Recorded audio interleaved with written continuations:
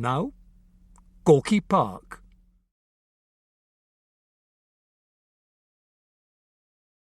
Moscow.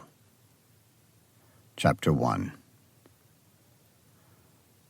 All nights should be so dark, all winters so warm, all headlights so dazzling. The van jacked, stalled, and quit on a drift, and the homicide team got out. Militia officers cut from a pattern of short arms and low brows, wrapped in sheepskin greatcoats. The one not in uniform was a lean, pale man, the chief investigator. He listened sympathetically to the tale of the officer who had found the bodies in the snow. The man had only strayed so far from the park footpath in the middle of the night to relieve himself. Then he saw them, himself half undone, as it were, and just about froze, too. The team followed the beam of the van's spotlight. The investigators suspected the poor dead bastards were just a vodka troika that had cheerily frozen to death. Vodka was liquid taxation, and the price was always rising. It was accepted that 3 was the lucky number on a bottle in terms of economic prudence and desired effect. It was a perfect example of primitive communism. Lights appeared from the opposite side of the clearing, shadow trees sweeping the snow until 2 black Volgas appeared. A squad of KGB agents in plain clothes were led from the cars by a squat, vigorous major called Priblida. Together, militia and KGB stamped their feet for warmth, exhaling drafts of steam. Ice crystals sparkled on caps and collars. The militia, the police arm of the MVD, directed traffic, chased drunks, and picked up everyday corpses. The Committee for State Security, the KGB, was charged with grander, subtler responsibilities, combating foreign and domestic intriguers, smugglers, malcontents. And while the agents had uniforms, they preferred anonymous plainclothes.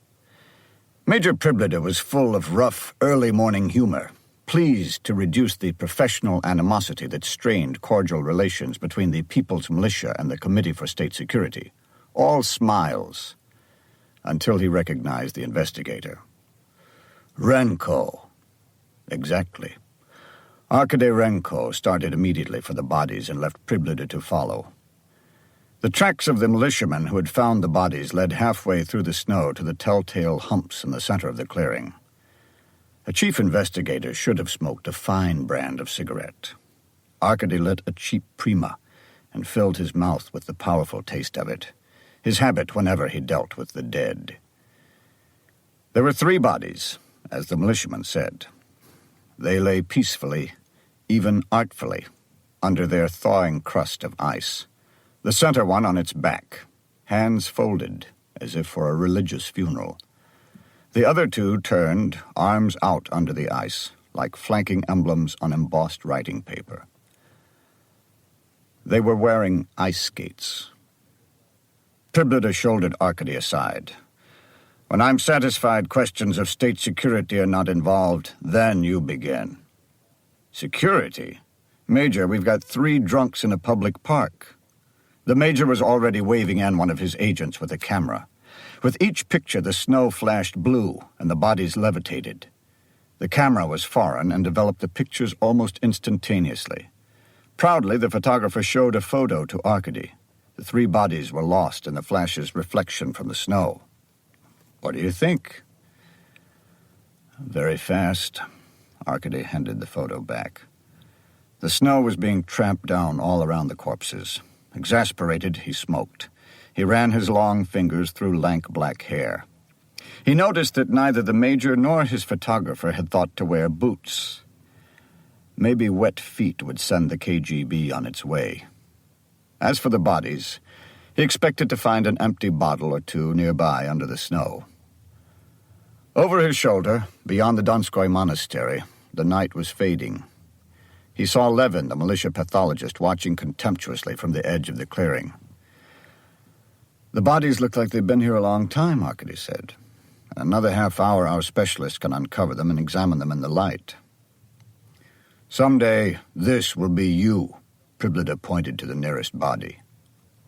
Arkady wasn't sure he'd heard the man correctly.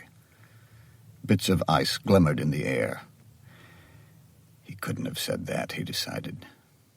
Priblida's face turned in and out of the light of the headlights, a card half up a sleeve, eyes small and dark as pips. Suddenly, he was discarding his gloves. "We're not here to be taught by you." Priblida straddled the bodies and began scooping away dog fashion, throwing snow left and right. A man thinks he is hardened to death. He's walked into hot kitchens covered from floor to ceiling in blood, is an expert, knows that in the summer people seem ready to explode with blood. He even prefers winter's stiffs. Then a new death mask pops out of the snow. The chief investigator had never seen a head like this before. He thought he would never forget the sight. He didn't know yet that it was the central moment of his life. "It's murder," Arkady said. Priblida was unperturbed. At once he was brushing snow from the other heads. They were the same as the first.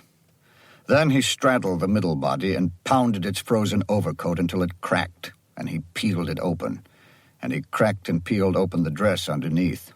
"No matter," he laughed. "You can tell she's a woman." "She was shot," Arkady said. Between her breasts, which were dead white, nipples and all, was a black entry wound. "You're destroying evidence, Major." Priblida cracked open the coats of the other two bodies. "Shot! All shot!" he exulted like a grave robber.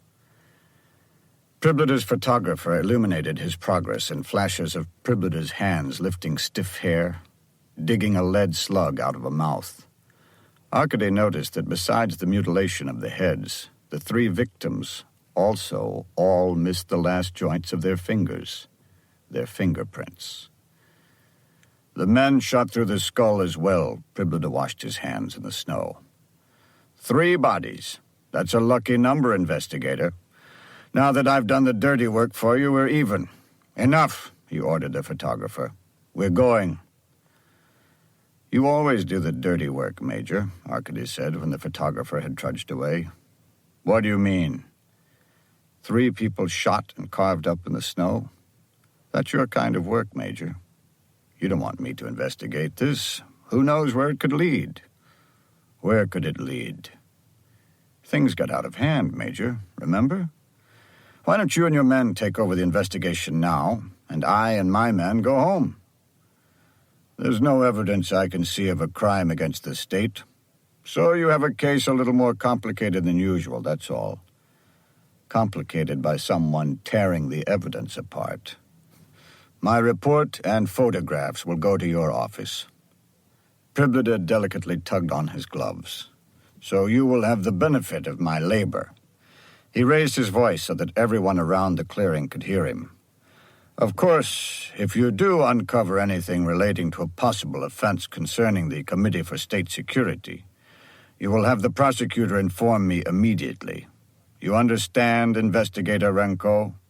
Whether you spend a year or 10 years, the minute you learn something, you'll call. I understand perfectly, Arkady answered as loudly. You have our complete cooperation. Hyenas, crows, blowflies, worms, the investigator thought as he watched Priblida's cars back away from the clearing. Night creatures. Dawn was coming up. He could almost feel an acceleration in the roll of the earth to the rising sun. He lit another cigarette to get the taste of Priblida out of his mouth. Filthy habit, like drinking, another state industry. Everything was a state industry, himself included. Even the snow flowers were starting to show at the least prompting of morning. At the edge of the clearing, the militiamen still gawked. They'd seen those masks popping out of the snow. It's our case, Arkady announced to his men. Don't you think we should do something about it? He got them moving at least a cordon off the area and had the sergeant radio from the van for more men, shovels, and metal detectors. A little sham of organization never failed to hearten the troops, he felt. So we're We're carrying on, Sergeant, until further notice." "Lovely morning," Levin sneered. The pathologist was older than the rest, a caricature Jew in the disguise of a militia captain. He had no sympathy for Tanya, the team's in situ specialist, who couldn't take her eyes from the faces. Arkady took her aside and suggested she start a baseline sketch of the clearing, then attempt a sketch of the position of the bodies. "Before or after they were assaulted by the good major?" Levin asked. "Before," Arkady said, as if the major were never here. The team biologist, a doctor, began searching for blood samples in the snow around the corpses. It was going to be a lovely day, Arkady thought. On the far embankment across the Moskva River, he saw the first stroke of light on the Defense Ministry buildings. The only moment of the day when those endless, dun-colored walls had a touch of life. All around the clearing, the trees emerged into the dawn as wary as deer. Now snow flowers started to show red and blue, bright as ribbons. A day when all winter seemed ready to melt. Fuck. He looked at the bodies again. The team photographer asked whether the KGB hadn't already taken pictures. "Yes, and they were fine for souvenirs, I'm sure," Arkady said, "but not for police work." The photographer, flattered, laughed. Good, Arkady thought. Laugh louder. A plainclothes detective named Pasha Pavlovich showed up in the investigator's office car. A 5-year-old Moskvich, not a sleek Volga like Pribda's. Pasha was half Tatar, a muscular romantic sporting a dark bowsprit pompadour. 3 bodies, 2 male, 1 female. Arkady got into the car. Frozen, maybe a week old, maybe a month, 5 months. No papers, no effects, nothing. All shot through the heart and 2 through the head as well. Go take a look at the faces. Arkady waited in the car. It was hard to believe that winter was over in the middle of April. Usually it hung on grimly into June. It could have hung on to these horrors a little longer. Except for yesterday's thaw, a militiaman's full bladder, and the way the moonlight hit the snow, Arkady could be in bed, his eyes closed. Pasha returned, pumped up with outrage. What kind of madman could do that? Arkady motioned for him to get back in the car. Priblada was here, he said, when Pasha was inside. Saying the words, he watched the subtle change in the detective, the little shrinking created by a few words, the glance out to the clearing and back to Arkady. The 3 dead souls out there were not so much a terrible crime as they were a sticky problem, or both, because Pasha was one of the good ones, and he already seemed more conscience-stricken than anyone else would be. It's not our kind of case, Arkady added. We do some work here, and they'll take it away from us. Don't worry. In Gorky Park, though, Pasha was upset. Very strange. Just do what I tell you, and we'll be fine.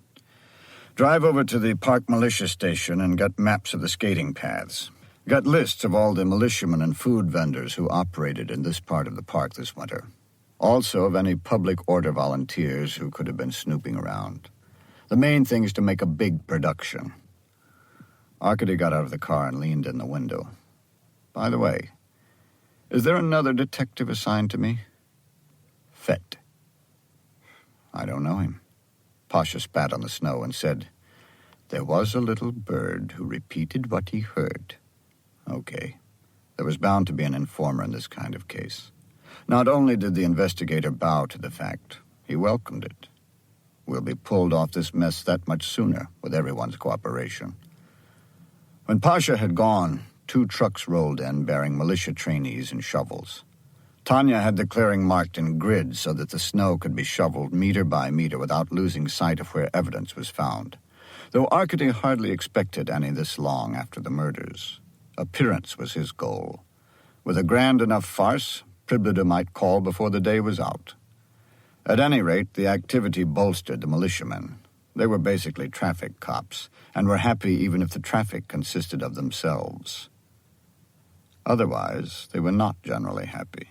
The militia enlisted farm boys right out of the army, seducing them with the incredible promise of living in Moscow, that residence denied even to nuclear scientists.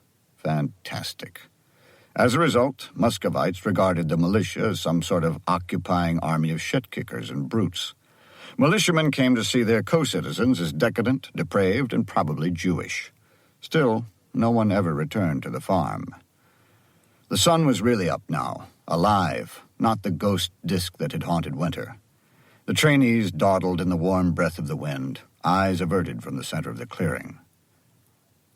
Why Gorky Park? The city had bigger parks to leave bodies in. Izmilovo, Dzerzhinsky, Sokolniki. Gorky Park was only 2 kilometers long, and less than a kilometer across at its widest point. It was the first park of the revolution, though, the favorite park. South, its narrow end nearly reached the university. North, only a bend of the river cut off a view of the Kremlin. It was the place everyone came to. Clerks to eat lunch, grandmothers with babies, boys with girls. There were a Ferris wheel, fountains, children's theaters, walks, and club pavilions hidden all through the grounds. In winter, there were 4 skating rinks and skating paths. Detective Fett arrived. He was nearly as young as the trainees, with steel-rimmed glasses and blue ball-bearing eyes. You were in charge of the snow, Arkady gestured to the growing piles. Melt it and search it. In which laboratory would the senior investigator want this process carried out, Fett asked. Oh, I think some hot water right where they are would do the job. Because this might not sound impressive enough, Arkady added, I want no snowflake unturned. Arkady took Fett's buff-and-red militia car and drove off, crossing the Krimsky Bridge to the north side of the city. The frozen river ached, ready to break. It was 9 o'clock. 2 hours since he'd been roused from bed. No breakfast yet, just cigarettes. Coming off the bridge, he waved his red ID at the militiaman directing traffic and sped through stopped cars, a privilege of rank. Arkady had few illusions about his work. He was senior homicide investigator, a specialist in murder in a country that had little well-organized crime and no talent for finesse. The usual victim of the ordinary Russian was the woman he slept with.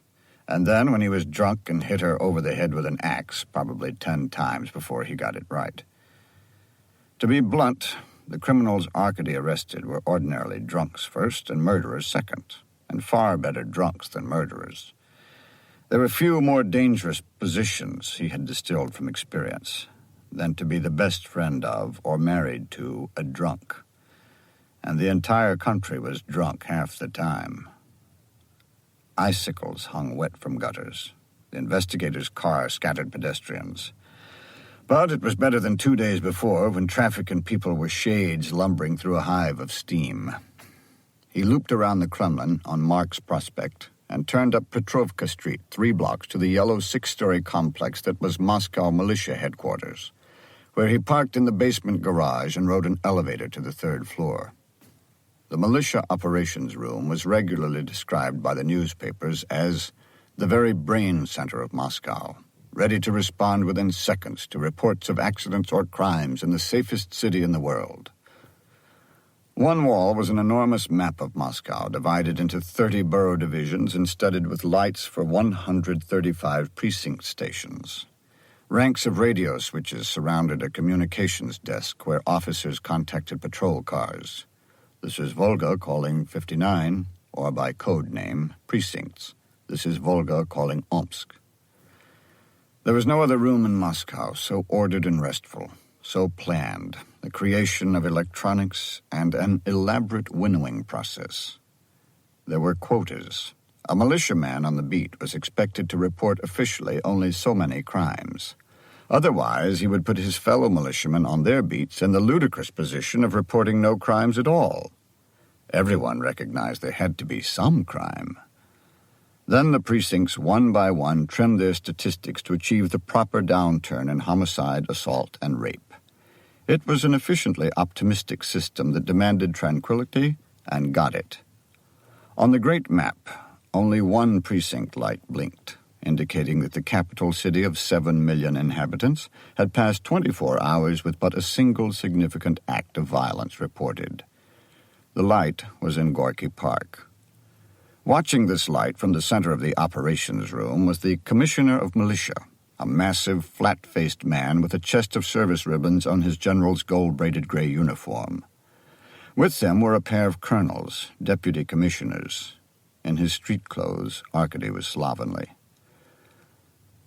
"Comrade General, Chief Investigator Renko reporting," Arkady said, according to ritual. Had he shaved, he asked himself. He resisted the temptation to run his hand over his chin.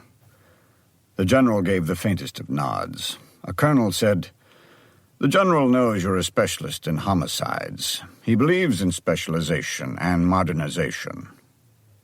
"The general wants to know your initial reaction to this matter," the other colonel said. "What are the chances of an early resolution?" "With the world's finest militia and the support of the people, I feel confident we will succeed in identifying and apprehending the guilty parties," Arkady answered forcefully. "Then why?" the first colonel asked. "Has there not even been a bulletin to all precincts for information about the victims?"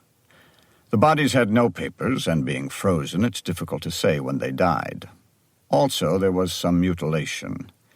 There will be no identification of the usual order." After a glance at the general, the other colonel asked, "There was a representative of state security at the scene?" "Yes." The general finally spoke. "In Gorky Park? That I don't understand." In the commissary, Arkady breakfasted on a sweet roll and coffee, then fed a 2-kopeck piece into a public phone and called. "Is Comrade Teacher Renko there?" "Comrade Renko is occupied in a conference with a committee from the district party." "Well, we were going to have lunch. Tell Comrade Renko. Tell her that her husband will see her tonight." For the next hour, he pulled the records on young Detective Fett, satisfying himself that the man had only worked on cases of special interest to the KGB. Arkady left headquarters through the courtyard fronting on Petrovka Street. Militia clerks and women returning from long shopping breaks picked their way around the limousines that filled the circular driveway. He waved at the guard box and walked to the forensic labs. At the autopsy room door, Arkady stopped to light a cigarette. "You going to puke?" Levin looked up when he heard the match strike. "Not if it will interfere with your work. Keep in mind, I'm not getting extra like some people." Arkady was reminding Levin that pathologists were paid 25% more than ordinary doctors who worked on the living. It was hazard pay, because nothing was so dangerously alive with toxic flora as a corpse. "Well, there's always a chance of infection," Levin said. "Just one slip of a knife. They're frozen. The only thing they can give you is a cold. Besides, you never slip. For you, death's just a bonus." Arkady inhaled until his nose and lungs were thoroughly corrupted with smoke. Ready, he entered an atmosphere of formaldehyde. The 3 victims may have been wildly dissimilar as personalities. As cadavers, they were uniquely 3 of a kind. Albino white, just a tinge of lividity around the buttocks and shoulders, skin raised in fat goosebumps, a hole above each heart, fingers without tips, and heads without faces. From scalp line to chin, and from ear to ear, all flesh was cut and removed, leaving masks of bone and black blood.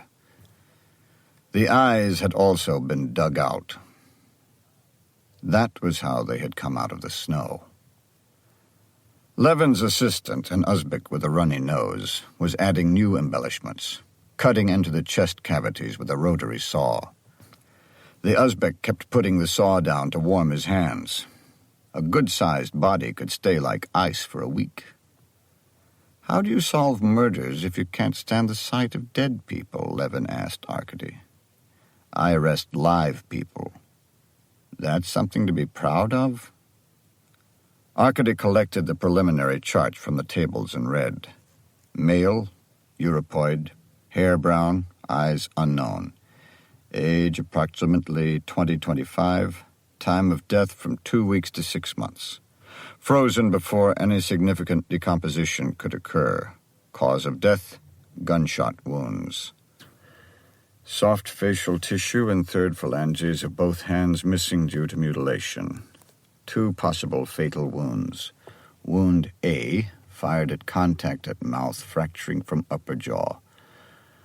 Bullet traveling at 45 degrees through brain and exiting high and posterior of skull. Wound B fired 2 centimeters left of sternum into heart, rupturing aorta. Bullet marked GP1-B, recovered loose in chest cavity. Male, Europoid, hair brown, eyes unknown, age approximately 20 to 30, time of death approximately 2 weeks to 6 months. Soft facial tissue and third phalanges lost to mutilation. 2 possible fatal wounds. Wound A fired at contact at mouth, fracturing upper jaw and breaking off incisors. Bullet traveling at diverted angle through brain, scoring inside posterior of skull, starting 5 centimeters above meningeal groove. Bullet marked GP2-A, recovered loose in skull cavity. GP2-A was the slug Priblida had dug out. Second wound, 3 centimeters left of sternum through heart region. Bullet marked GP2-B, recovered from inside left shoulder blade. Female, Europoid, hair brown, eyes unknown. Age approximately 20 to 23, time of death approximately 2 weeks to 6 months. Cause of death, gunshot wound 3 centimeters left of sternum into heart, rupturing right ventricle and superior vena cava. Exiting from back between third and fourth ribs 2 centimeters left of spine. Head and hands mutilated as males GP1 and GP2. Bullet marked GP3 found inside dress behind exit wound. No signs of pregnancy. Arkady leaned against a wall, smoking until he was almost dizzy, concentrating on the papers in his hands. "How did you get the ages?" he asked. "Lack of wear on the teeth? Then you've done a dental chart." "Done, but it won't help much. 1 steel boilerplate molar in the second male," Levin shrugged. The Uzbek handed over odontology charts, along with a box of broken incisors notated as the bullets had been. "One's missing." Arkady counted the teeth. "Pulverized. What's left is in another container. But there are some items of real interest that are not on the preliminary report, if you'd care to have a look. Clam gray cement walls, stains around the floor drains, aching fluorescent lights, white flesh and pubic roughs came into focus. The investigator's trick was to see and not see, but 3 dead people. "Look at us," the mask said. "Who killed us?" "As you see," Levin said, "the first male shows a heavy bone structure with well-developed musculature. The second male shows a slight physique and an old compound fracture of the left shin. Most interesting." Levin produced a feathery tuft between his fingers. "The second male dyed his hair. Its natural color is red. It will all be in the complete report. That I look forward to." Arkady left. Levin caught up at the elevator and slipped into the car with Arkady. He had been a chief surgeon in Moscow until Stalin shook Jewish doctors out of the trees. He held his emotions like gold in a fist. A sympathetic expression on him was out of place, a tick. "There must be another investigator to handle this," he told Arkady. "Anyone else. Whoever cut those faces and hands knew what he was doing. He's done it before. This is the Klyazma River all over again. If you're right, the major will take over the case by tomorrow. They won't let it get so far this time, that's all. Why are you so worried?" "Why aren't you?" Levin opened the doors. Before they shut, he repeated, "The Klyazma River all over again." Ballistics was a room with most of its space occupied by a 4-meter-long water tank. Arkady left the bullets and went on to the central forensic laboratory. A hall room of parquet floors, marble-topped tables, green chalkboards, and knee-high ashtrays embraced by lead nymphs. Separate tables were set aside for each victim's clothes, and different teams worked over the damp remains. In charge was a militia colonel with slick hair and plump hands called Lyudin. "Not much but blood so far," Lyudin beamed. Other technicians looked up at the investigator's arrival.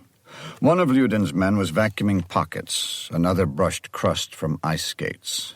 Behind them was a pharmacopoeia, colorful as candy in glass jars, reagents, iodine crystals, silver nitrate solutions, agar gels.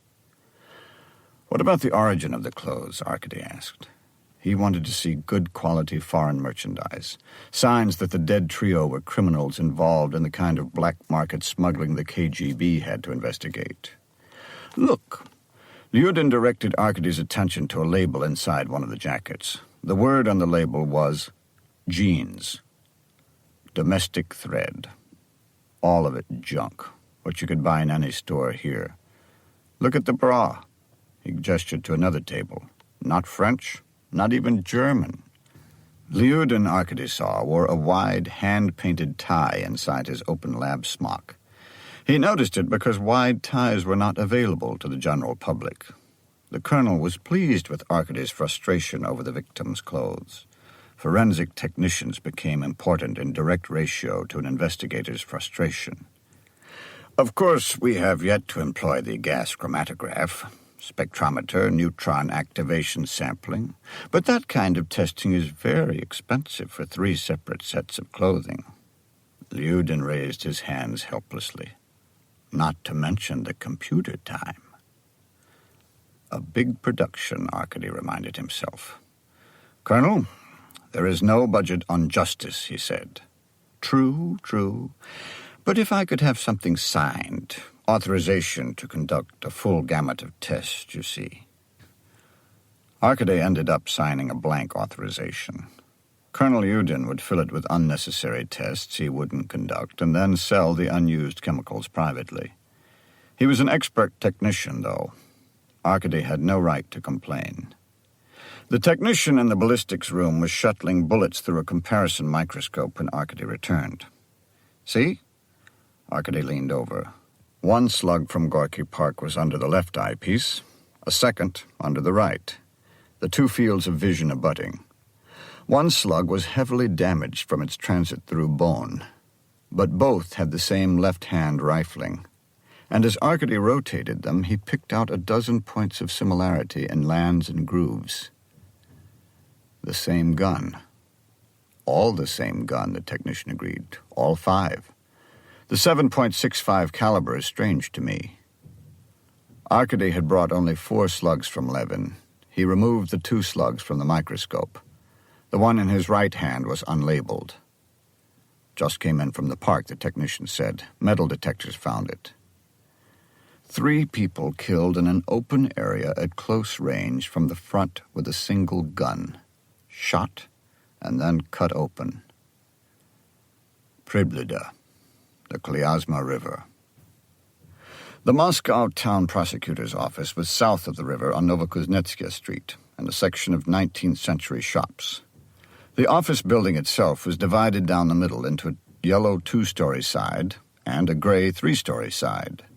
The investigators in the yellow half looked out onto a sad and tiny park where citizens called for interrogation could sit in despair.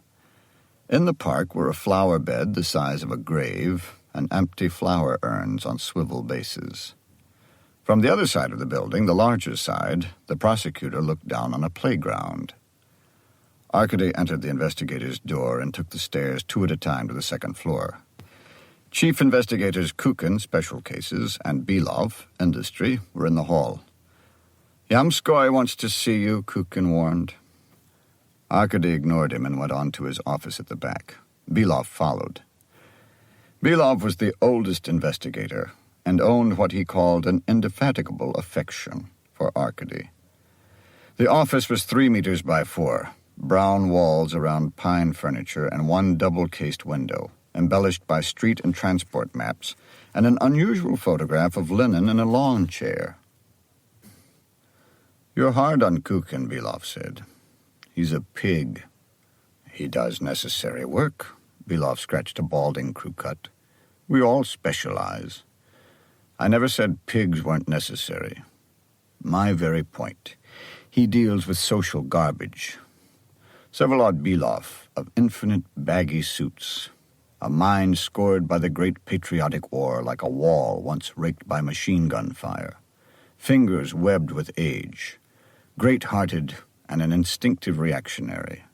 When Belov muttered about Chinese bandits, Arkady knew there was a mobilization at the border. When Belov mentioned kikes, synagogues were shut. When in doubt on any social issue, he could go to Belov. Uncle Siva, who dyes his hair and wears a sports jacket with a false foreign label? Bad luck, Belov commiserated. That sounds like musicians or hooligans, punk rock, jazz, that sort. You won't get any cooperation from them. Amazing. Hooligans, then, is your opinion. You'd know better than I with your intelligence.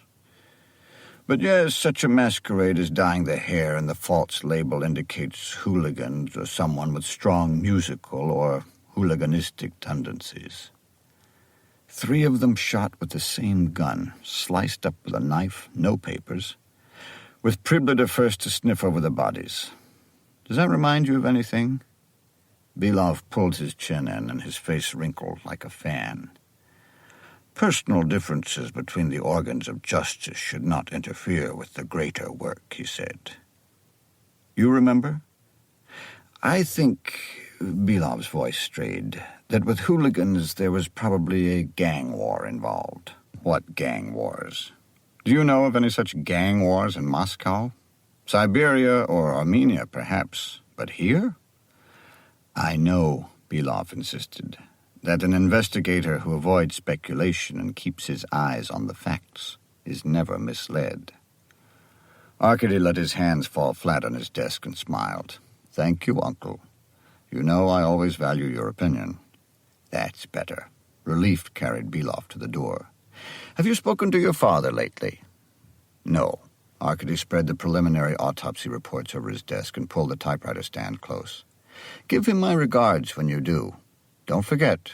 I won't. Alone, Arkady typed his preliminary investigation report. Moscow Town Prosecutor's Office, Moscow, RSFSR. Crime, homicide. Victims, 2 unidentified men, 1 unidentified woman. Location, Gorky Cultural and Recreational Park, Oktoberskaya region. Reporting party, militia. At 06:30, a militiaman making his round of the southwest corner of Gorky Park found what appeared to be 3 bodies in a clearing approximately 40 meters north of the footpath on a line with Donskoy Street and the river. At 07:30, militia officers of state security, and this investigator examined 3 frozen bodies.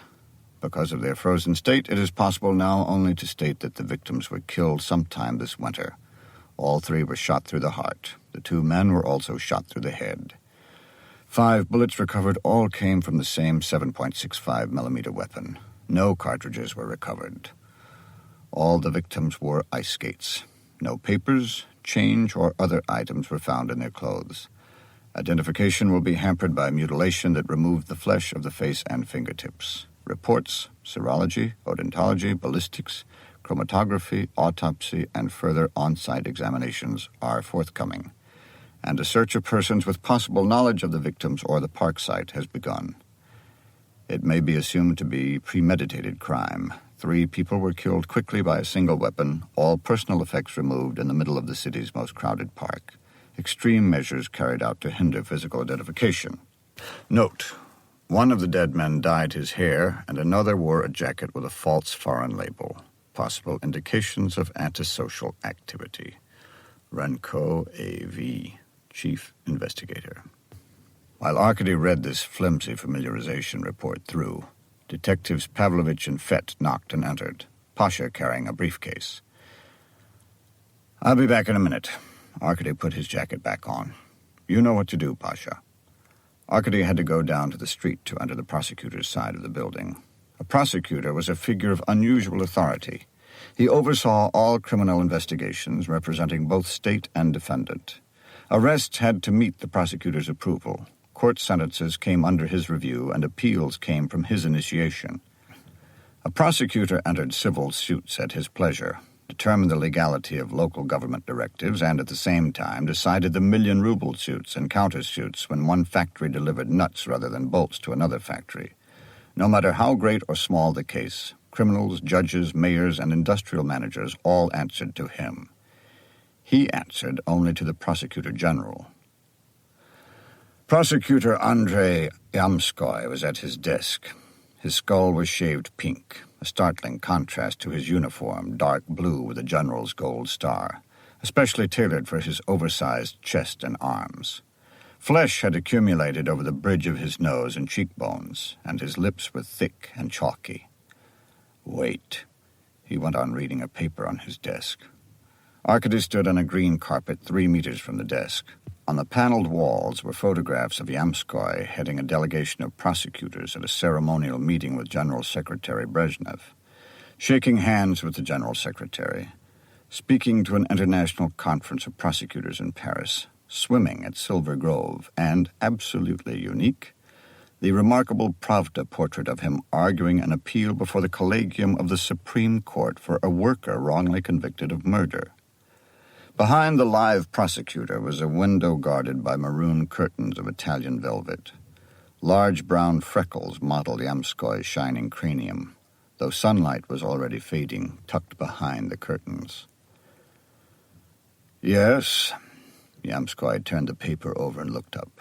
His eyes were pale like watery diamonds.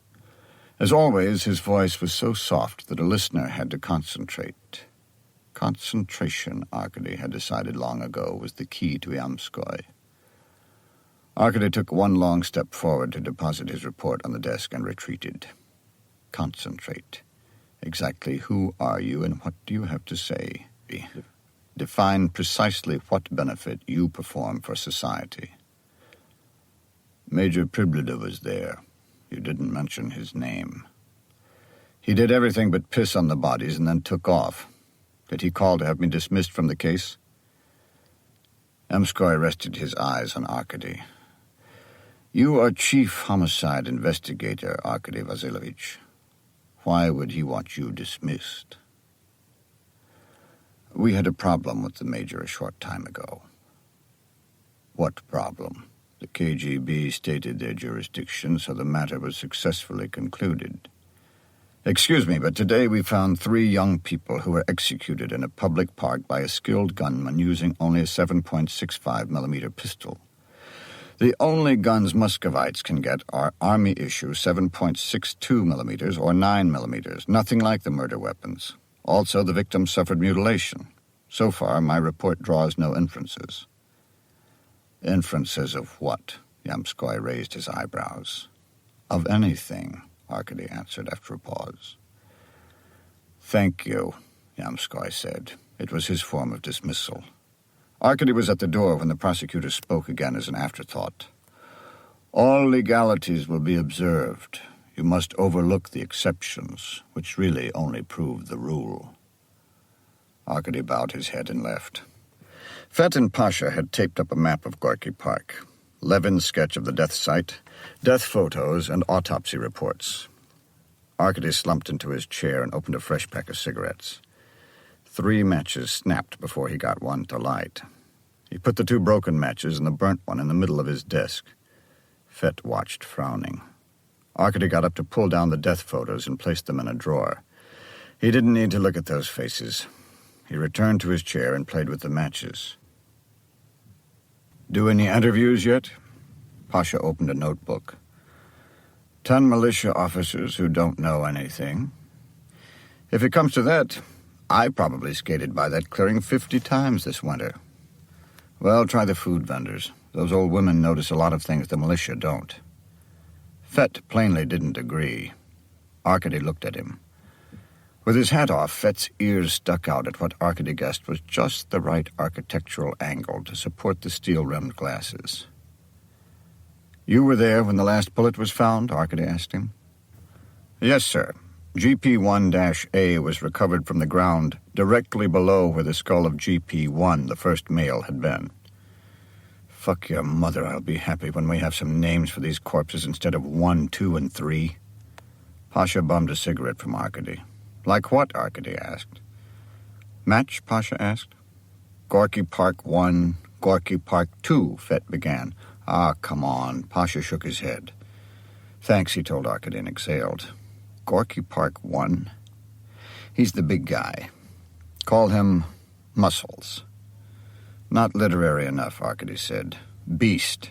Beauty for the woman, beast for the big guy, skinny for the little one. He really had red hair, Pasha said. Red. Beauty, beast, and red. Our first major decision, Detective Fett, Arkady said. Has anyone heard how forensics is doing on those ice skates? The skates could be a ruse, Fett suggested. It seems very hard to believe that 3 people could be shot in Gorky Park without other people hearing. The victims could have been shot elsewhere, then skates could have been put on them, and they could have been carried to the park at night. It's very hard to believe 3 people could be shot in Gorky Park without other people hearing, I agree, Arkady said. But it's impossible to get ice skates on dead feet. Try it sometime. Also, the one place you wouldn't want to try to sneak 3 dead bodies into at any time is Gorky Park. I only wanted to have your thoughts on that possibility, Fett said. Excellent work, Arkady assured him. Now let's find out what Lyudin's come up with. He dialed the Kozelny Street lab. On the 20th ring, the switchboard answered and put him through to Lyudin. Colonel, he got to say before he was disconnected. He dialed again. There was no answer at Kozelny Street. He looked at his watch. 4:20. Time for the operators to shut down the board in preparation for leaving work at 5. The detectives would want to go soon, too. Pasha to lift weights. Fett? Home to mother? Or Priblidev first? Maybe they were shot elsewhere and carried to the park at night. The investigator swept the matches aside. Fett sat up. You just said they weren't. Also, I remember we found the last bullet in the ground, proving they were shot there. Proving the victim, dead or alive, was shot through the head there. Arkady put one match back in the center of the desk. No cartridges were found. If an automatic pistol was used, the shells would have been ejected onto the ground. Well, he could have picked them up, Fett protested. Why? Bullets identify a firearm as well as shells. He could have fired from a distance. He didn't, Arkady said. Maybe he thought to pick them up because if anyone found them, they'd look for a body. He's carrying the gun in his coat, not waving it around. Arkady looked aside. The gun and the shells in its clip are warm to begin with. The ejected shells, heated more by the ejecting gases, would melt into the snow long before the bodies were covered by snow. I'm curious, though, he looked at Fett. Why do you think it was a single gunman? Well, there was a single gun. There was only one gun fired, so far as we know. Can you imagine how difficult it would be for a single killer to make 3 victims stand still at close range while he fired? Unless there were other gunmen with him? Why did the victims feel their situation was so hopeless they didn't even run for help? Well, we'll catch this murderer. We've only begun. And so many things always turn up. We'll catch the fat son of a bitch. Fett didn't ask, why fat? Anyway, Arkady concluded, it's been a long day. Your shifts are up. Fett was first out. There goes our little birdie, Pasha said as he followed. I hope he's a parrot. Alone, Arkady called headquarters on Petrovka to send a Republic-wide west of the Urals bulletin for information on crimes by firearm, just to keep the militia commissioner content. Then he tried calling the school again. Comrade teacher Renko, he was told, was leading a criticism session for parents and couldn't come to the phone. The other investigators were leaving, putting on their homebound expressions and pulling on their coats. They're earnest coats, Arkady thought as he watched from the top of the stairs. They're better than a worker's Soviet cloth. He wasn't hungry, but the activity of eating appealed to him. He felt like a walk. He got his coat and went out. He walked south all the way to the Paveletsky train station before his legs took him into a cafeteria where there was a buffet of white fish and potatoes awash in vinegar. Arkady moved on to the bar and ordered a beer. The other stools were occupied by railroad workers and young soldiers quietly drunk on champagne. Sullen faces between malachite bottles. A slice of bread with butter and sticky gray caviar came with Arkady's beer. What's this? From heaven, the manager said. There is no heaven. Maybe we're there now, the manager smiled with a full set of steel teeth. His hand darted out to push the caviar closer to Arkady. Well, I haven't read today's paper, Arkady conceded. The manager's wife, a gnome in a white uniform, came out of the kitchen. When she saw Arkady, she broke into a smile so powerful it filled out her cheeks and drew attention to her lively eyes, that she seemed almost beautiful.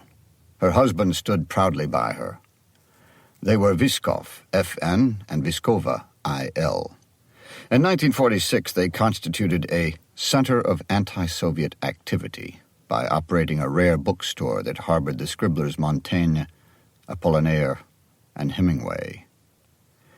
Interrogation with prejudice left Viskov crippled and his wife mute, a suicide attempt with lie, and they were given what was jokingly called at the time 25-ruble notes. 25 years hard labor in the camps, a humor of the time when security and the militia were one and the same institution. In 1956, the Viskovs were released and even offered the chance to operate another bookstore, though they declined. "You were in charge of a cafeteria by the circus, I thought," Arkady said. "They found out my wife and I were both working there against regulations. She only comes in here to help on her own time," Viskov winked. "Sometimes the boy comes in to help as well." "Thanks to you," Comrade Viskova mouthed. God, Arkady thought, an apparatus accuses two innocent people, abducts them to slave camps, tortures them, rips out the heart of their adult lives, and then when one man from the apparatus treats them with the rudiments of decency, they're fountains of joy. What right did he have to a kind word from them? He ate his caviar, drank his beer, and got out of the cafeteria as quickly as politeness allowed. Gratitude was a dog at his heel. After a few blocks, he slowed because the hour was one of his favorites. The evening maternal black, windows small and bright, the faces on the street bright as windows. At this time of day, he felt he could have been in any Moscow of the past 5 centuries, and he wouldn't have been surprised by the sound of hooves in mud. In a store window, shabby dolls were small, perfect pioneers. A battery-driven Sputnik circled a moon-shaped lamp that urged, "Look to the future." Back at his office, Arkady sat in front of his cabinet and went through his files. He began with crimes by firearm. Murder. A lathe operator returns home to find his wife screwing a naval officer, and in the ensuing struggle, the worker uses the officer's gun on its owner. The court took into consideration that the officer should not have been carrying a gun, that the defendant was attested by his union to be a diligent laborer, and that he repented his act. Sentence, 10 years deprivation of freedom. Aggravated murder. 2 black marketeers fall out over division of profits. And both are amazed, one fatally, when a rusty Naguryn pistol works. Profit is the aggravating circumstance. Sentence, death. Armed assault. Some assault. A boy with a wooden replica of a gun removes 2 rubles from a drunk. Sentence, 5 years. Arkady went through his straight homicide files, searching for crimes he might have forgotten. Murders that displayed careful planning and cold boldness. In knives, hatchets, bludgeons, and manual strangulation, however, there was little care or coolness. In 3 years as a deputy investigator and 2 as chief investigator, he'd encountered fewer than 5 homicides that rose above childlike stupidity, or following which the murderer hadn't presented himself or herself to the militia drunkenly boastful or rueful. The Russian murderer had great faith in the inevitability of his capture. All he wanted was his moment on stage. Russians won wars because they threw themselves before tanks, which was not the right mentality for a master criminal. Arkady gave up and shut the file. "Boychik." Nikitin opened the door without knocking and inserted his head, followed with his body, and sat on Arkady's desk. The chief investigator for government liaison had a round face and thinning hair, and when he was drunk his smile screwed his eyes into oriental slits. Working late? Did Nikitin mean Arkady was working hard, too hard, futilely, successfully? That Arkady was smart, a fool? Nikitin conveyed it all. "Like you," Arkady said. "I'm not working, I'm checking on you. Sometimes I think you never learned anything from me." Ilya Nikitin was chief homicide investigator before Arkady, and when sober, the best investigator Arkady had ever known. Except for the vodka, he would have been a prosecutor long ago. But saying, except for the vodka, in Nikitin's case, was like saying, except for food and water. Once a year, yellow with jaundice, he was sent to a spa in Sochi. You know, I always know what you're up to, Vasilovich. I'm always looking out for you and Zoya. One weekend, when Arkady was away, Nikitin had tried to get Zoya into bed. On Arkady's return, Nikitin immediately got himself shipped to Sochi, from which he had daily sent long, penitent letters. Want some coffee, Ilya? Someone has to protect you from yourself. Excuse me, Vasilovich. Nikitin insisted on using the patronymic in a condescending fashion. But I am just maybe, now I know you disagree, just a little more intelligent or experienced, or at least closer to some high sources than you. This is not a criticism of your record, because your record is well known and could hardly be improved. Nikitin's head tilted to one side, grinning, a strand of wet hair sticking to his cheek, exuding hypocrisy like an animal's smell. It's just that you don't see the larger picture. Good night, Ilya. Arkady put on his overcoat. I'm only saying there are wiser heads than yours. Our purpose is to reconcile. Every day I reconcile government policy with socialist legality. A directive goes out to raise workers' houses to construct cooperative apartments that workers can't afford, a seeming breach of workers' rights. Yamskoy consults me, the party consults me, Mayor Promislov consults me, because I know how to reconcile this seeming contradiction. There is no contradiction, Arkady led Nikitin into the hall. Between workers and state, this is the workers' state. What benefits the state benefits them. By tearing down their houses, we protect their rights. See? Reconciled. I don't see. Arkady locked up. Well, from the correct point of view, there are no contradictions, Nikitin whispered hoarsely down the stairs. That's what you'll never understand. Arkady took an office car to the Inner Circle Highway and headed north.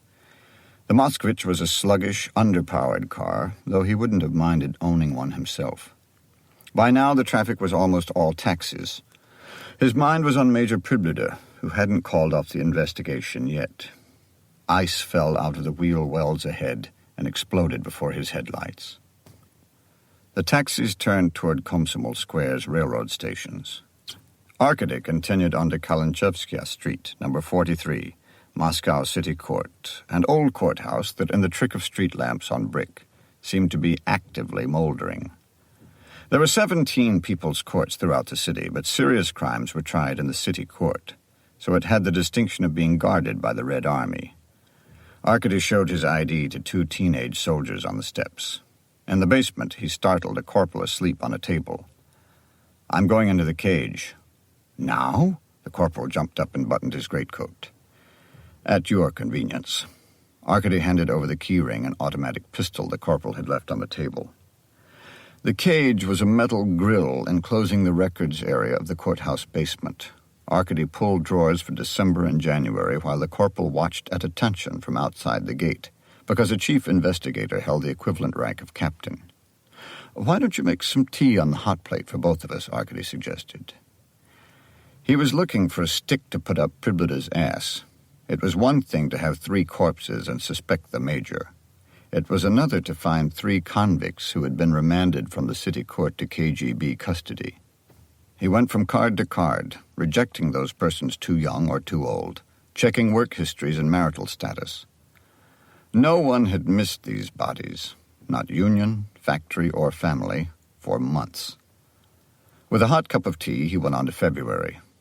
One problem was that while major crimes, murder, assault, and robbery, were all tried in city court, certain cases the KGB had just as much interest in, those of political dissidents and social parasitism, were sometimes heard in the People's Court, where public attendance was more easily controlled. The basement walls shone with condensation. The city was laced with rivers, the Moskva, Seton, Kamenka, Sasenka, Yalza, and skirting the northern edge of the city limits, the Klyazma. 6 weeks before, 2 bodies had been found on a bank of the Klyazma, 200 kilometers east of Moscow, near Bugolubovo, a village of potato farmers. The nearest town was Vladimir, but no one on the Vladimir prosecutor's staff would undertake the investigation. They were all sick. The prosecutor general had assigned the chief homicide investigator from Moscow. It was cold. The victims were 2 young men with white faces and frosted lashes, fists stiff on the rime of a bank. Their mouths were strangely agape, and their coats and chest cut open. Terrible wounds that had barely bled. Levin's autopsy determined that the murderer had dug out the bullets that actually killed the victims. Levin also found flecks of rubber and red paint on the dead men's teeth, and sodium aminate in their blood. At which point Arkady understood the delicate illness which prostrated local investigators. Outside the village of Bugolubovo, invisible on maps though containing more occupants than the village, was the Vladimir Isolator, a prison for political convicts whose ideas were too infectious even for work camps. And sodium aminate was an isolator narcotic used to calm these dangerous souls.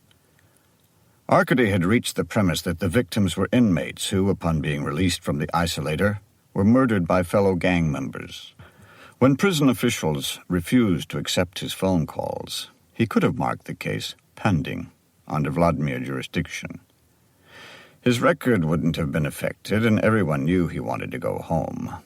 Instead, he dressed in his chief investigator's uniform, presented himself at the prison, demanded and read the release log, and found that while no inmates had been recently released, the day before the bodies were found, 2 men had been placed in the custody of a Major Priblida for interrogation by the KGB. Arkady phoned Priblida, who bluntly denied receipt of the prisoners. Again, the investigation could have come to a halt. Instead, Arkady returned to Moscow, went to Priblida's office in the KGB's shabby Petrovka Street branch, and found on the major's desk 2 red rubber balls bearing elliptical scars. Arkady left a chit for the balls and took them to the forensic lab, where their marks matched point by point the victim's teeth. Priblida must have taken the 2 drugged inmates directly to the river's edge, stuffed the rubber balls into their mouths to stifle any outcry, shot them, picked up the spent shells, and with a long-bladed knife removed the evidence of the slugs. Maybe he thought it would look as if they'd been stabbed to death. Dead, they'd hardly bled. The torn bodies froze quickly. Arrest had to be approved by the prosecutor. Arkady went to Yamskoy with the homicide charge against Priblida and a request for a warrant to search Priblida's office and home for firearms and a knife. Arkady was with the prosecutor when the call came that, for reasons of security, the KGB was taking over the investigation of the bodies found by the Klyazma. All reports and evidence were to be forwarded to Major Priblida. The walls wept. Besides surface rivers, ancient underground rivers burrowed through the city, blind and unseen currents with lost directions. Sometimes in winter, half the basements in Moscow cried. Arkady replaced the files. Did you find what you wanted? The corporal stirred. No. The corporal saluted encouragingly. Things always look better in the morning, they say. By regulations, Arkady should have returned the car to the office lot. He drove home. It was after midnight when he rolled into a courtyard off Taganskaya, on the east side of town. Rough wooden balconies stood out from the second floor. His apartment was dark. Arkady let himself in the communal entrance, climbed the stairs, and unlocked his door as quietly as he could. He undressed in the bathroom, brushed his teeth, and carried his clothes out with him. The bedroom was the largest room of the apartment. A stereo was on the desk. He lifted the record from the turntable and read its label in the shadowy light from the window. Aznavour à l'Olympia. Beside the record player were 2 water glasses and an empty wine bottle. Zoya was asleep, her long golden hair over her shoulder in a single braid. The perfume Moscow Night scented the sheets. As Arkady slid into bed, her eyes opened. It's late. Sorry. There was a murder. 3 murders. He watched the thought finally register behind her eyes. Hooligans, she murmured. That's why I tell the children not to chew gum. First it's gum, then rock music, then marijuana, and... He expected her to say sex. And murder. Her voice trailed away, her eyes closed. The brain barely roused enough to enunciate its cardinal rule, and now safely unconscious again. The enigma he slept with. In a minute, fatigue overcame the investigator, and he was asleep too. Asleep, he was swimming through black water, downward toward blacker water in smooth, powerful strokes. Just as he thought of turning toward the surface, he was joined by a beautiful woman with long, dark hair and a pale face.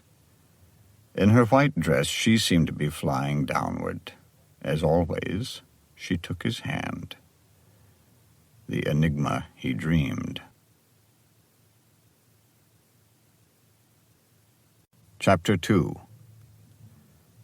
Naked, Zoya peeled an orange. She had a broad child's face, innocent blue eyes, a narrow waist and small breast with nipples as tiny as vaccination marks. Her pubic hair was shaved to a narrow blonde stripe for gymnastics. Her legs were muscular, and her voice was high and strong. Experts tell us that individuality and originality will be the keynotes of the Soviet science of the future. Parents must accept the new curriculum and the new math, both of which are progressive strides in the building of an even greater society. She stopped to watch Arkady looking at her and drinking his coffee on the windowsill. You could at least exercise. Although he was tall and thin, a roll of fat showed through his undershirt when he slouched. His uncombed hair drooped. It malingered, he thought, like its owner.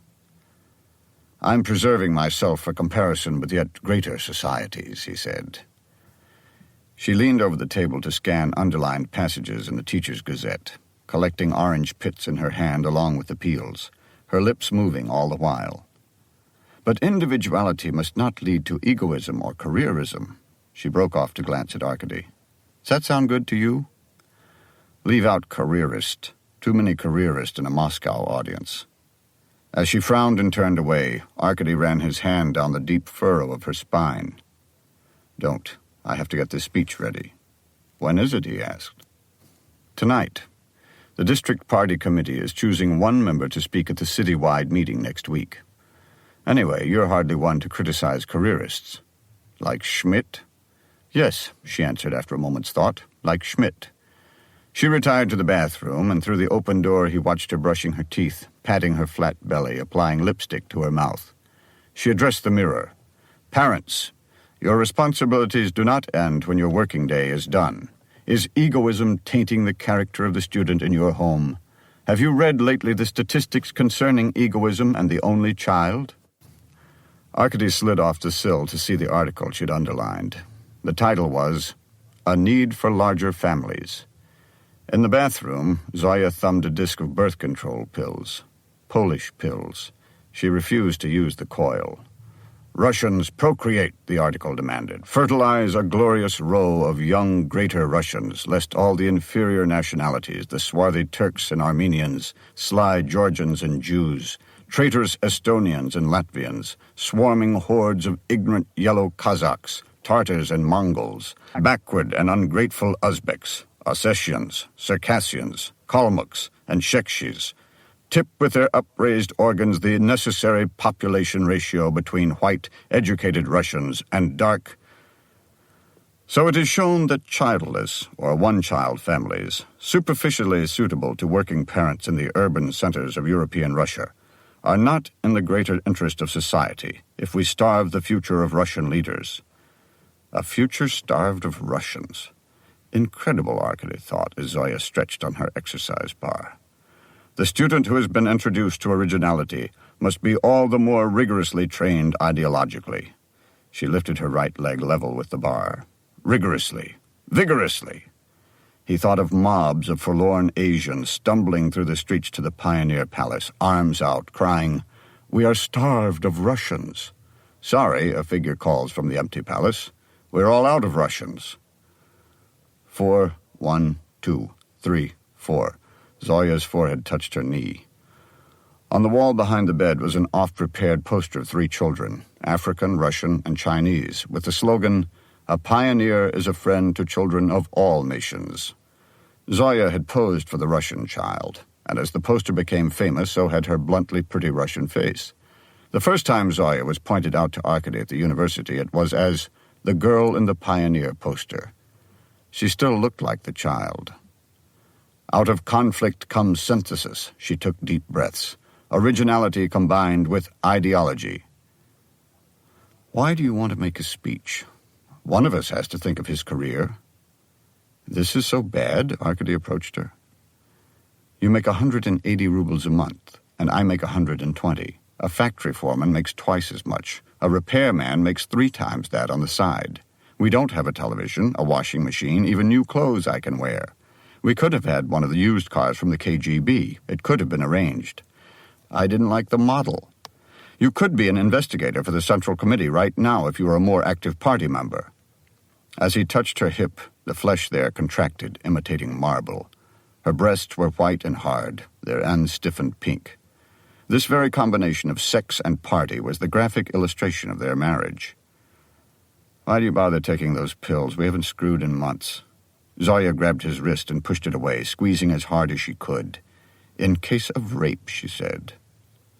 Children around the courtyard's wooden giraffe peeked out of snowsuits and caps as Arkady and Zoya got into the car. On Arkady's 3rd try, the ignition turned over and he backed into Taganskaya. "Natasha asked us to go to the country tomorrow." Zoya stared at the windshield. "I told her we would." "I told you about that invitation a week ago and you didn't want to," Arkady said. Zoya pulled her muffler over her mouth.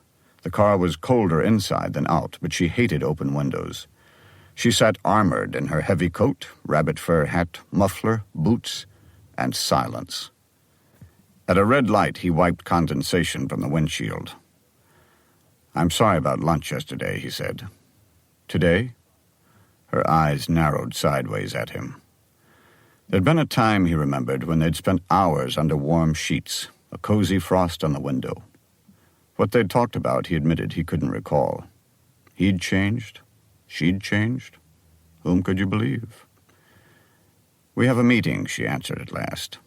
"All the teachers, all day? Dr. Schmidt and I, to plan the gymnastic club's part of the parade." Ah, Schmidt. Well, they had so much in common. He was, after all, secretary of the party district committee, advisor to Zoya's Komsomol council, gymnast. Mutual labor was bound to engender mutual affection. Arkady fought the impulse for a cigarette, because it would have made the picture of a jealous husband too complete. Students were filing in when Arkady reached school 457. Though the kids were supposed to be uniformed, most wore their red pioneer bandanas with neat hand-me-downs. "I'll be late." Zoya hopped quickly out of the car. "All right." She clung to the car door a moment longer. "Schmidt says I should divorce you while I can," she added and shut the door. At the school entrance, the students shouted her name. Zoya looked back once to the car and Arkady, who was lighting a cigarette. Clearly a reversal of Soviet theory, he thought, from synthesis to conflict. The investigator turned his mind to the 3 murders in Gorky Park. He approached them from the point of Soviet justice. Justice, as much as any school, was educational. For example, usually drunks were merely held overnight in a drying-out station and then shoved toward home. When the number of drunks in the gutters, despite the rising cost of vodka, simply got to be too much, an educational campaign about the horrors of alcohol was launched. That is, drunks were thrown in jail. Pilferage in factories was constant and enormous. It was the private enterprise side of Soviet industry. Ordinarily, a factory manager so clumsy as to be caught was quietly given 5 years. But during a campaign against pilferage, he was loudly ordered shot. The KGB was no different in its fashion. The Vladimir isolator served as an educational function for hardcore dissidents. But only the grave can correct the hunchback. And so for the worst enemies of the state, there was an ultimate lesson. Arkady had finally learned that the two bodies found by the Klyazma River were a pair of recidivist agitators, fanatics of the most dangerous sort. Jehovah's Witnesses. There was something about religion that turned the state into the frothing maw of a rabid dog. God wept. God wept, Arkady said to himself, although he didn't know where he'd picked up the expression. The whole upsurge in religiosity, the market in icons, the restoration of churches had the government whirling like a paranoid. Putting missionaries into prison was simply feeding them converts. Better a stern lesson, a red rubber ball to stifle them. The sort of anonymous end that best generated ominous rumors. Even the frozen river bent to an educational purpose. Gorky Park, though, was no far-off riverbank. It was the purest heart of the city. Even Priblida must have visited Gorky Park as a fat child, a gross picnicker, a grunting suitor.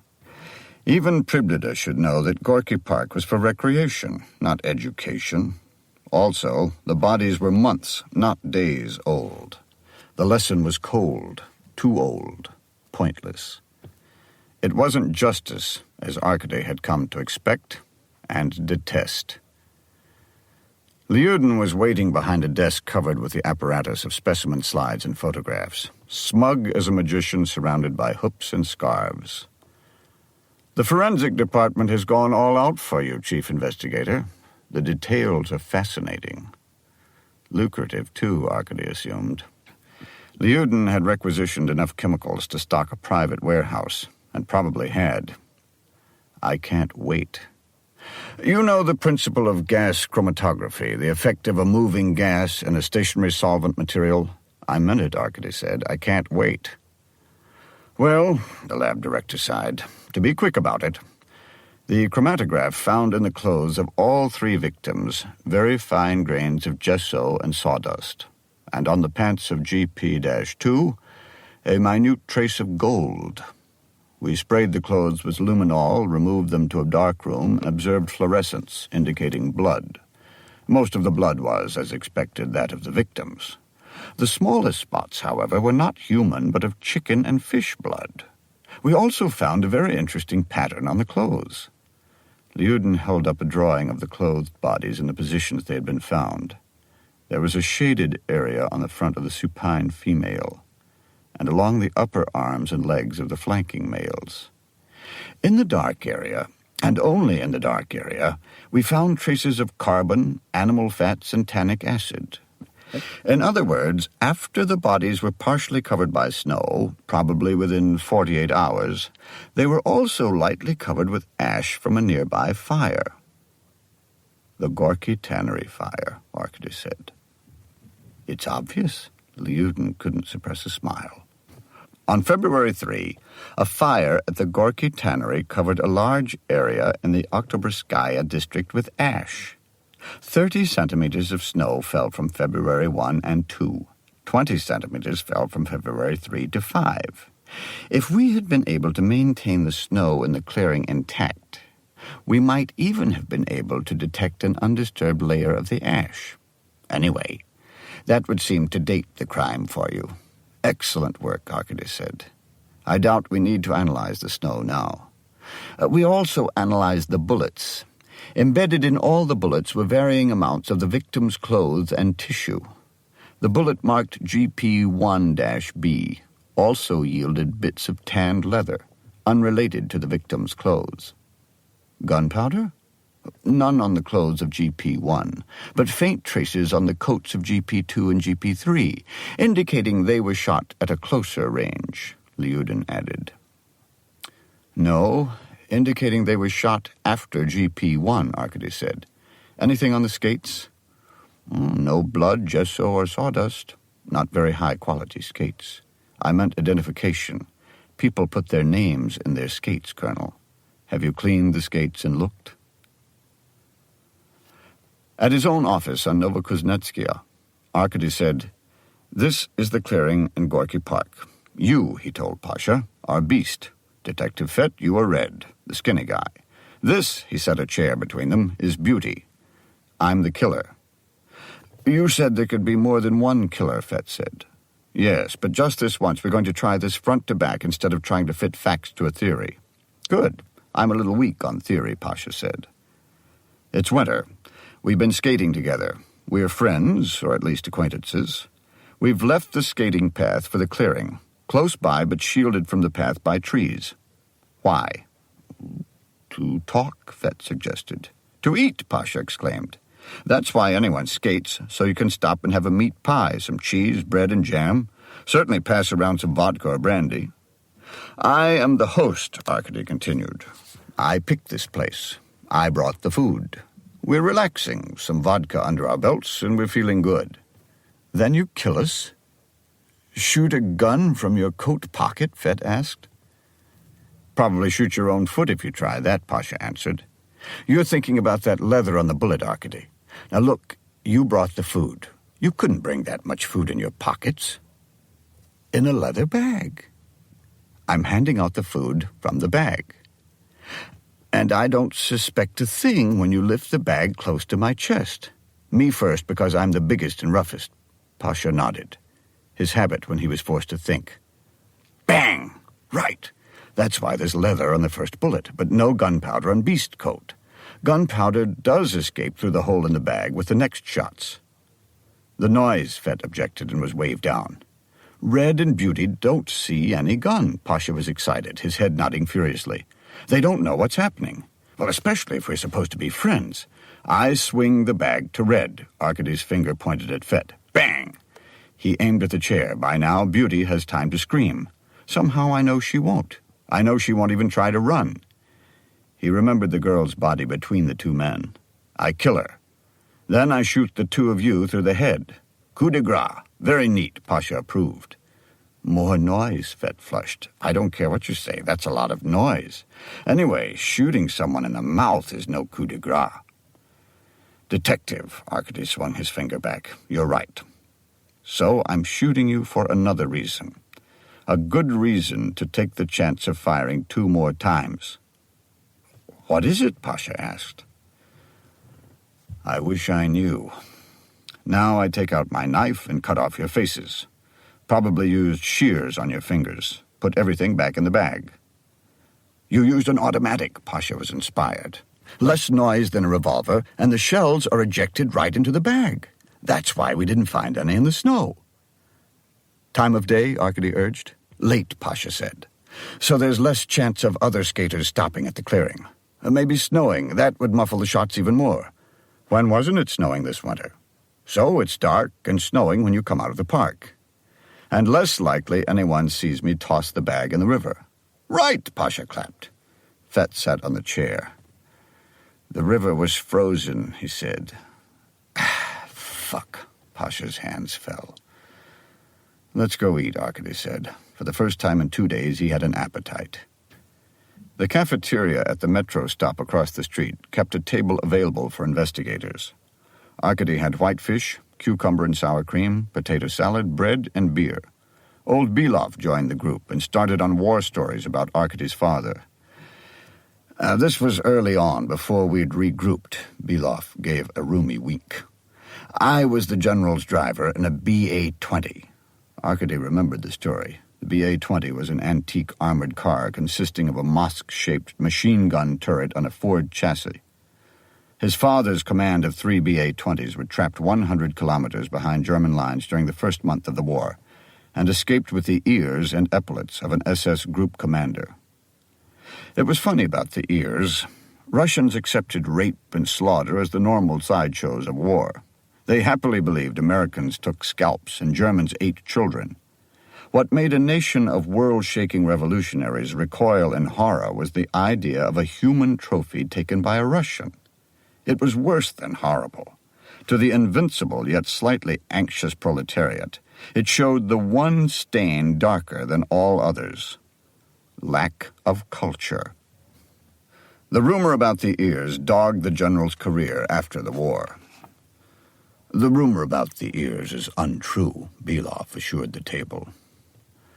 Arkady remembered the ears. They used to hang like shriveled pastries on the wall of his father's study. You really want me to talk to all those vendors? Pasha rolled a cold cut on his fork.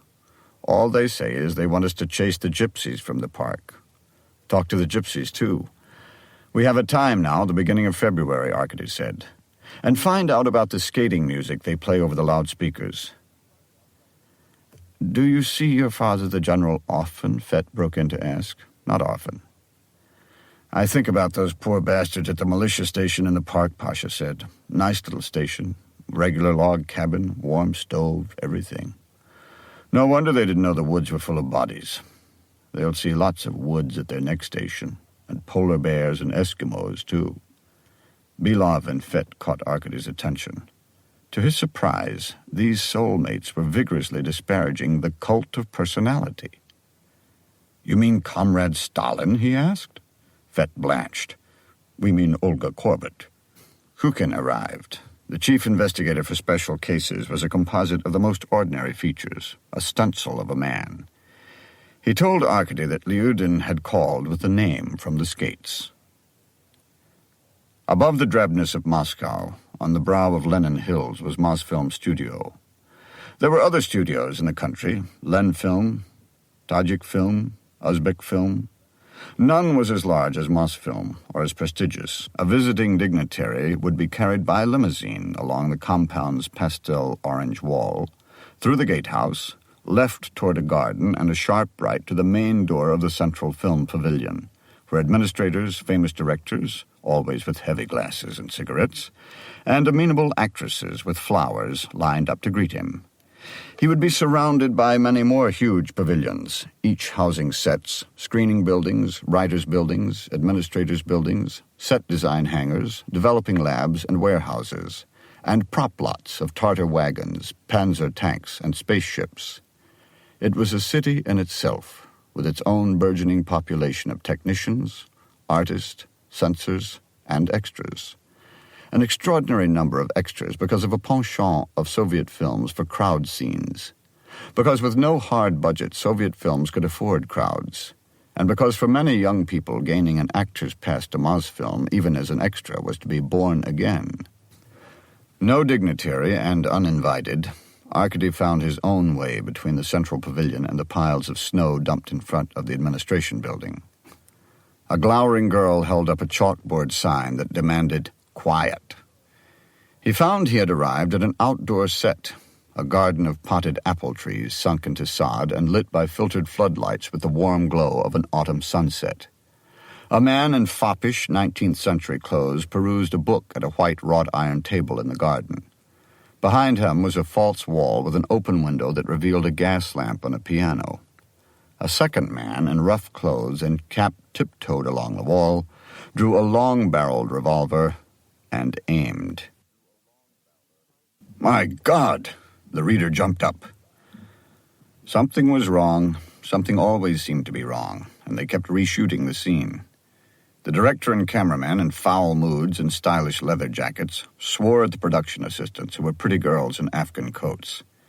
They all displayed a mixture of boredom and tension. The crowd was interested. Anyone in the immediate vicinity with nothing better to do, electricians, chauffeurs, Mongols in body paint, little ballerinas as timid as overbred dogs, watched in rapt silence at the drama of filming, so much more interesting than the drama that was being filmed. My God, you frightened me, the reader tried again. Standing as inconspicuously as possible by the generator truck that powered the lights, Arkady had ample time to find the wardrobe assistant. She was tall, had dark eyes, fair skin, and brown hair drawn back in a bun. Her Afghan coat was shabbier than the other girls and short, revealing her wrists. Standing motionless, holding a script, she had the stillness of a photograph. As if she felt Arkady's eyes, she looked toward him, and her gaze gave him the sense of being momentarily illuminated. She turned her attention back to the scene in the garden, but not before he'd seen the mark on her right cheek. In the militia picture, the mark was gray. He saw now that it was a blue discoloration, small but striking, because she was beautiful.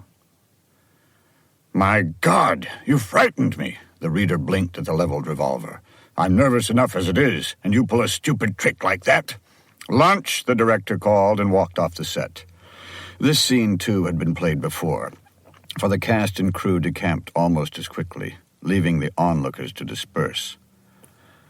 Arkady watched the wardrobe assistant place dust cloths over the garden table and chairs, pull up a wilting flower, and turn down the gas lamp on the piano.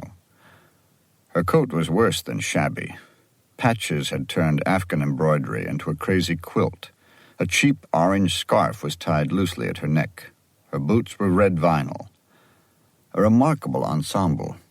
Yet she carried it off with such self-possession that another female seeing her might say, "Yes, that's how I should dress, right out of a trash can."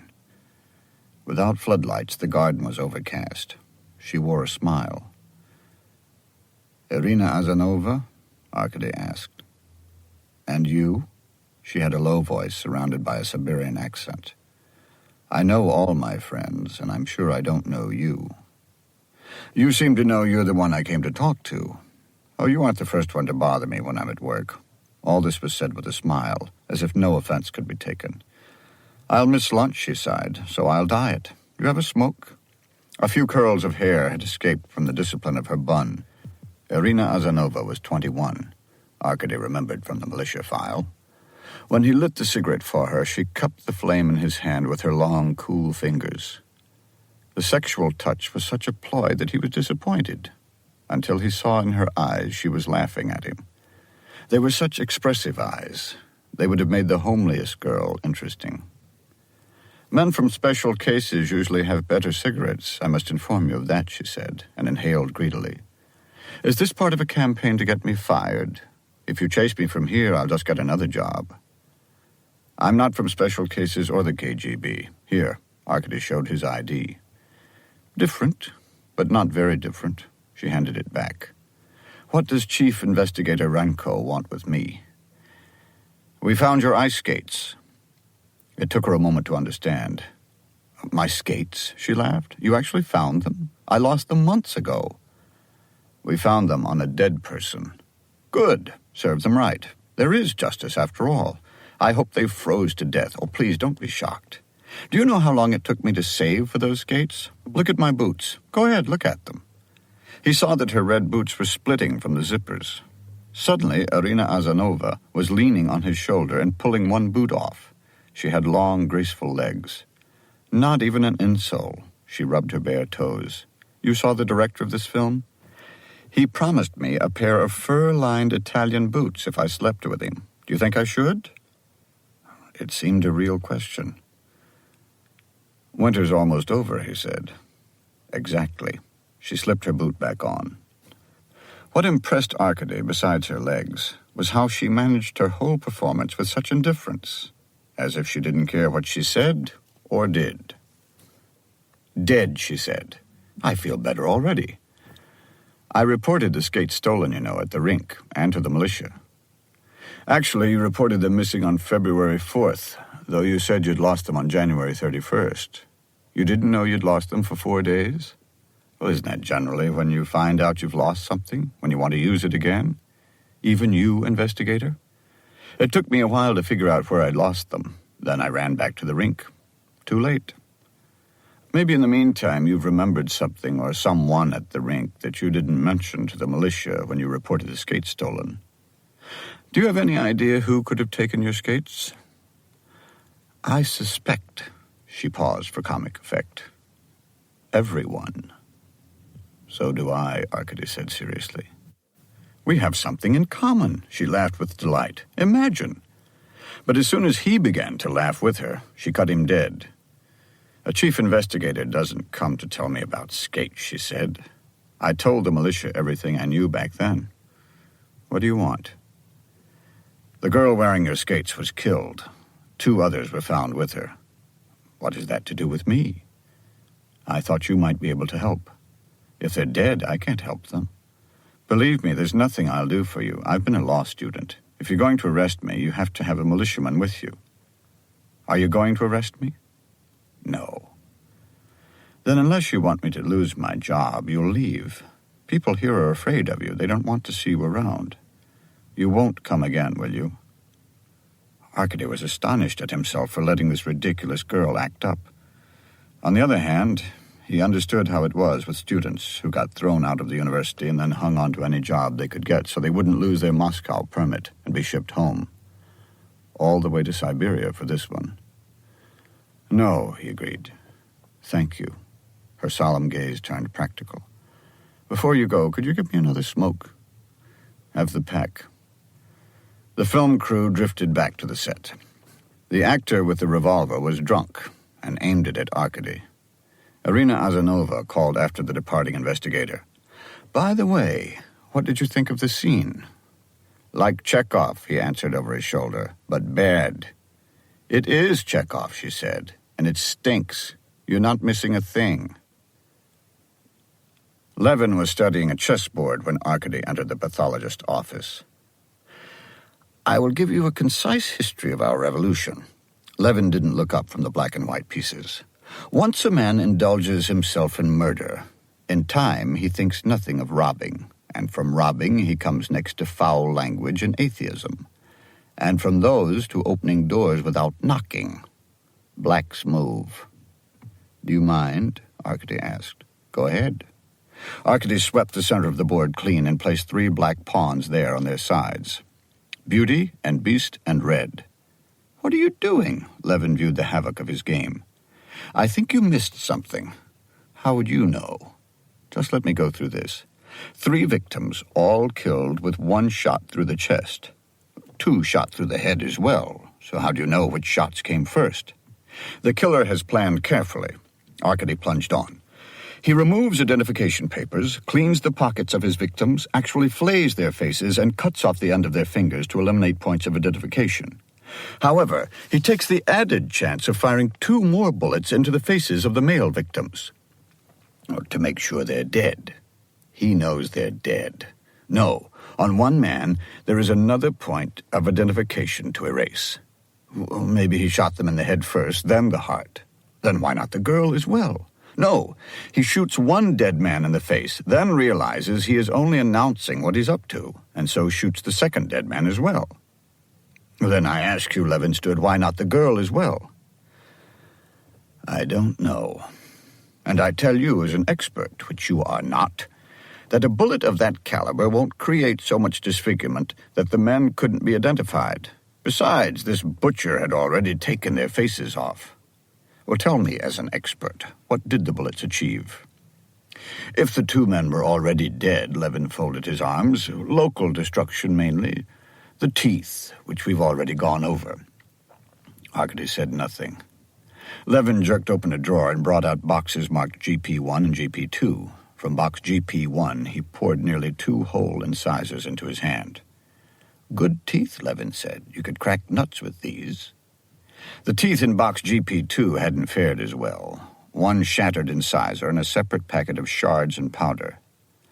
Most of 1 tooth was lost in the snow. However, what we analyzed shows enamel, dentin, cementum, dehydrated pulp, tobacco stain, and lead traces. A filling, Arkady asked. 9 grams, Levin used slang for a bullet. Satisfied? This was Red, the boy who dyed his hair, wasn't it? GP2, for God's sakes. Red was downstairs in a cool metal drawer. They wheeled the body into the autopsy room. Arkady puffing on a cigarette. Give me some light, Levin elbowed him back. I thought you hated this work. The center of the upper jaw was a hole framed by brown secondary incisors. With a pick, Levin prodded bits of the jaw onto a damp glass slide. When deposits covered the slide, he marched to a microscope on a work table. Do you ever know what you're looking for? Or do you simply guess, he asked Arkady. I guess, but nobody robs an empty safe. Whatever that means. The pathologist applied an eye to the microscope, while he stirred the broken bone. Starting with an eyepiece of 10x, he rotated the objective lenses. Arkady pulled up a chair and sat with his back to the corpse, while Levin removed from the slide 1 granule of bone at a time. I sent a report to your office that you probably haven't seen, Levin said. The fingertips were clipped off with shears. There is distinct and opposite grooving of the wounds. The facial tissue is not removed with a scalpel. The cuts aren't that fine. In fact, there's a heavy scoring of the bone. I'd say a big knife, maybe a hunting knife, and extraordinarily sharp. A fine dust remained on the slide. Here, take a look. Magnified 200 times, the dust was an ivory rubble interspersed with pink timber. What is it? Gutta perca. The tooth broke up the way it did because it was dead and brittle. He had root canal work, and the gutta perca was inserted in place of the root. I didn't know that was done. It isn't here. Dentists in Europe don't use gutta perca. Only the Americans. Levin sneered at Arkady's grin. Luck is nothing to be proud of. I'm not proud. Back at Novokuznetskaya, still in his overcoat, Arkady typed, "Report on Gorky Park homicides. Pathological analysis of victim GP2 ascertains remnants of a gutta perca pin in the upper middle right incisor root canal. The pathologist states this is a technique not characteristic of Soviet or European dentistry. It is usual in the USA. GP2 is also the victim who disguised himself by dyeing his red hair to brown." He added his signature and the time, rolled the report out, separated his carbon, and carried the original next door as tenderly as a commutation of sentence. Yamskoy was out. Arkady laid the report in the middle of the prosecutor's desk. When Pasha returned in the afternoon, the investigator was in his shirt sleeves, leafing through a magazine. The detective set down his tape machine and slumped into a chair. "What's this, early retirement?" "Not retirement, Pasha. A balloon. A bubble drifting heavenward. An eagle soaring free. In short, a man who has successfully evaded responsibility." "What are you talking about? I just broke the case. There is no case for us anymore." Arkady described the dead man's teeth. "An American spy? Who cares, Pasha? Any dead American will do. Priblida will have to take jurisdiction now, and the credit. Let's name a day for him. This affair should have been his from the start. A triple execution isn't our kind of case. I know the KGB, those prick twisters. After we do all the work.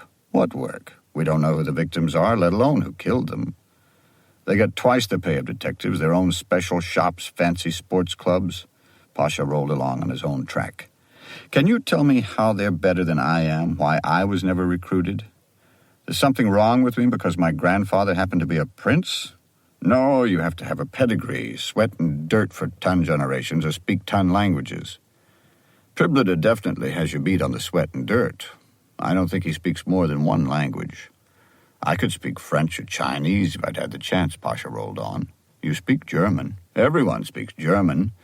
No, it's typical, the story of my life. Now they'll take the credit when we've unmasked what, some tooth. Fuck your mother." It was the national expression of exasperation, not an insult. Arkady left Pasha in his funk and went to Nikitin's office. The chief investigator for governmental directives wasn't in. With a key from Nikitin's desk, Arkady unlocked a wooden safe which contained a city telephone directory and 4 bottles of vodka. He took only 1. "So, you'd rather be a snot-nosed prick-twister than a good detective," he told Pasha as he returned. Inconsolable, the detective stared at the floor. Arkady poured out 2 glasses of the vodka. "Drink up." "To what?" Pasha muttered. "To your grandfather, the prince," Arkady offered. Pasha flushed with embarrassment. He stared through the open door at the hall. "To the Tsar," Arkady added. "Please," Pasha shut the door. "Then drink." After a few drinks, Pasha wasn't so forlorn. They saluted the forensic detection of Captain Levin, the inevitable triumph of Soviet justice, and the opening of the sea lanes to Vladivostok. "To the only honest man in Moscow," Pasha suggested. "Who?" Arkady asked, expecting a joke. "You," Pasha said, and drank. Actually, Arkady looked at his own glass. What we've been doing the past 2 days hasn't been too honest. Looking up, he saw the detective's newly revived spirits start to sag. "Anyway, you said you broke the case today. Tell me how." Pasha shrugged, but Arkady insisted, as he knew the detective wished him to.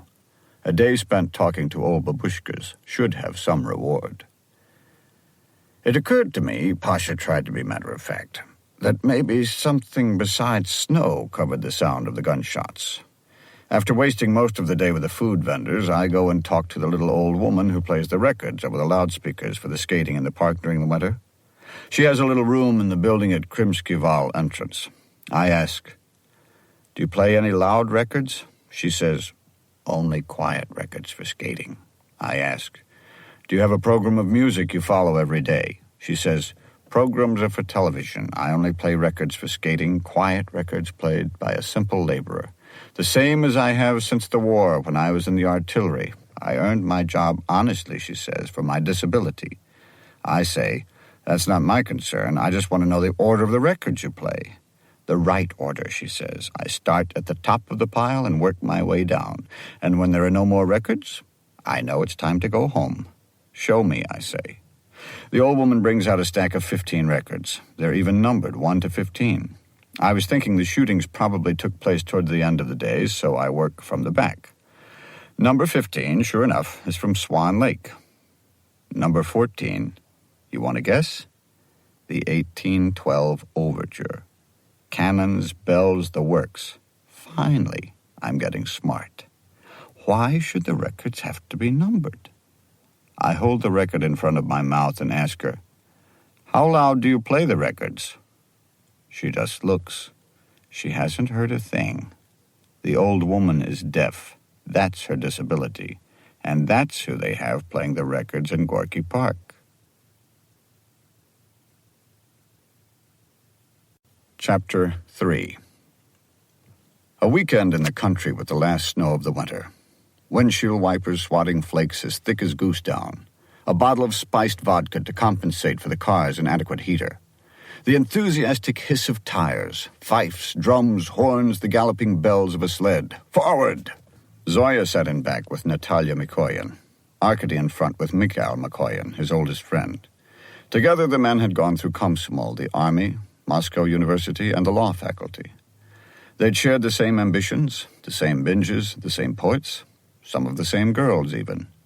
Slight and baby-faced under a mop of dark curls, Misha had gone directly from the law faculty to the Moscow City Collegium of Advocates. Officially, defense lawyers received no more than judges, say 200 rubles a month. Unofficially, clients paid double or more, which was why Misha could afford good suits, a ruby ring on his little finger, furs for Natasha, a house in the country, and a two-door Ziguli in which to get there. Natasha, dark and so delicate that she could wear children's clothes, contributed her pay as a Novosti press agency writer and 1 abortion a year. She couldn't use the pill, though she supplied her friends. Not too much baggage on this sled. Forward! The Dachau was 30 kilometers east of Moscow. As usual, Misha had invited 8 or so friends to share the house. When the host's carload entered, stomping snow off their boots, arms laden with bread, jars of herring, and bottles of liquor, they were greeted by a young couple waxing skis and a fat man in a tight sweater trying to light the fireplace. More guests followed. A director of educational films and his mistress. A ballet dancer trailed duck-like by his wife. Skis fell, it seemed, continuously from the sofa. Men in one room, women in another. The late arrivals changed into outdoor gear.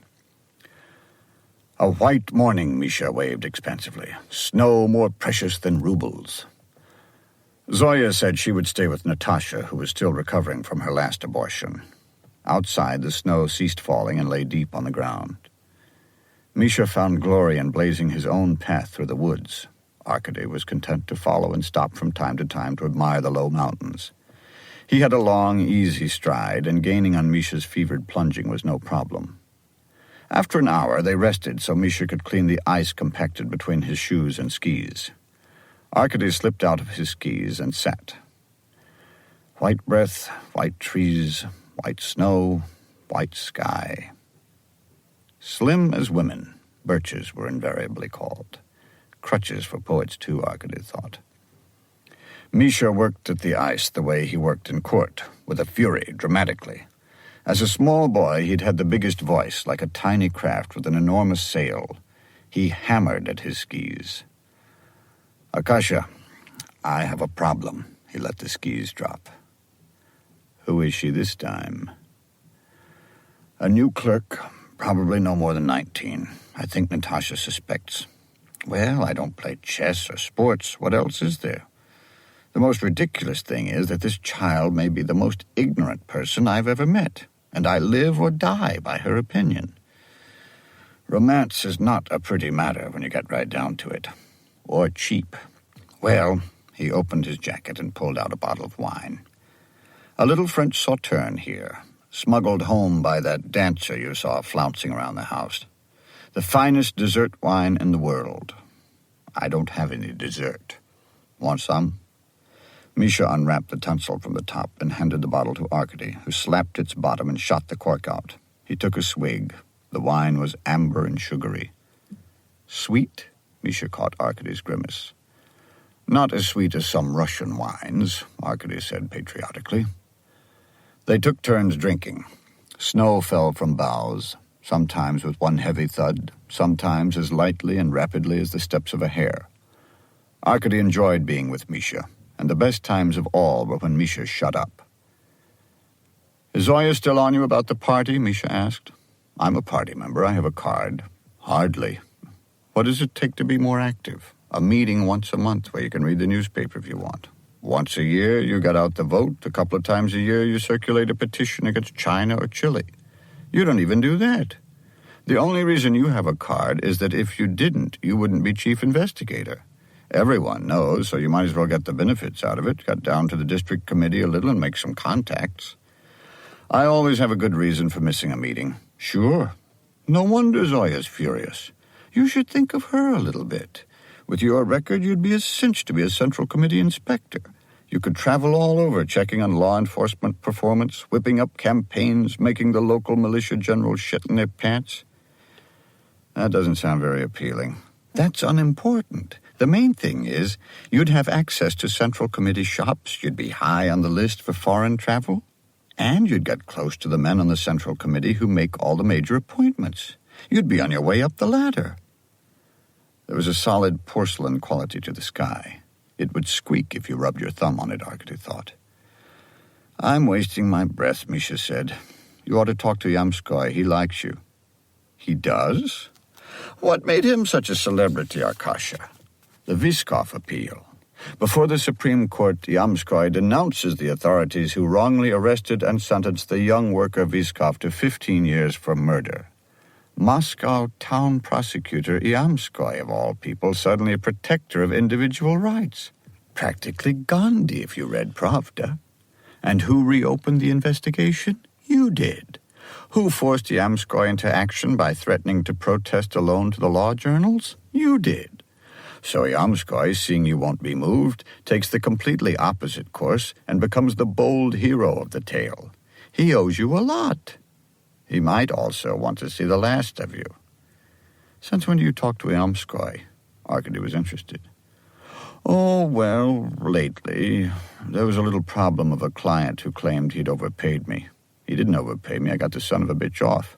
Anyway, the prosecutor has been surprisingly understanding. Your name came up. The episode was touch and go. Let's leave it at that. Misha overcharged so much that an acquitted man complained. Arkady had never put the word venal by his friend before. Misha himself seemed depressed by his confession. I actually got the son of a bitch off. Do you know how rarely that happens? You know what you're doing when you engage a defense lawyer? You're paying a man to come before the court and disassociate himself from you. True. That's what almost always happens. After all, you wouldn't be on trial if you weren't guilty.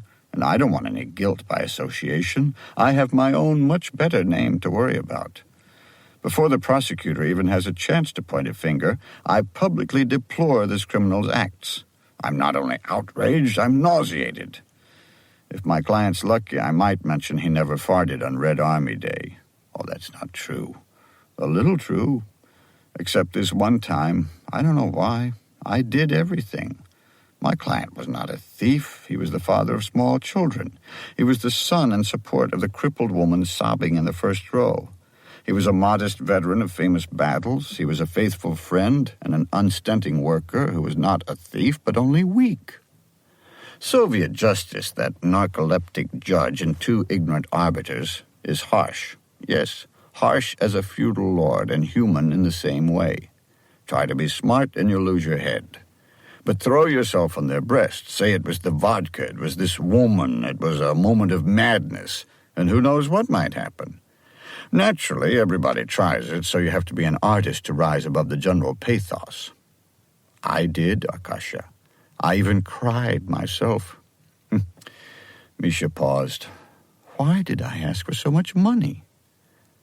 Arkady tried to think of something to say. I ran into Viskov's parents 2 days ago, he offered. His father manages a cafeteria near Pavletsky Station. What a story their lives have been.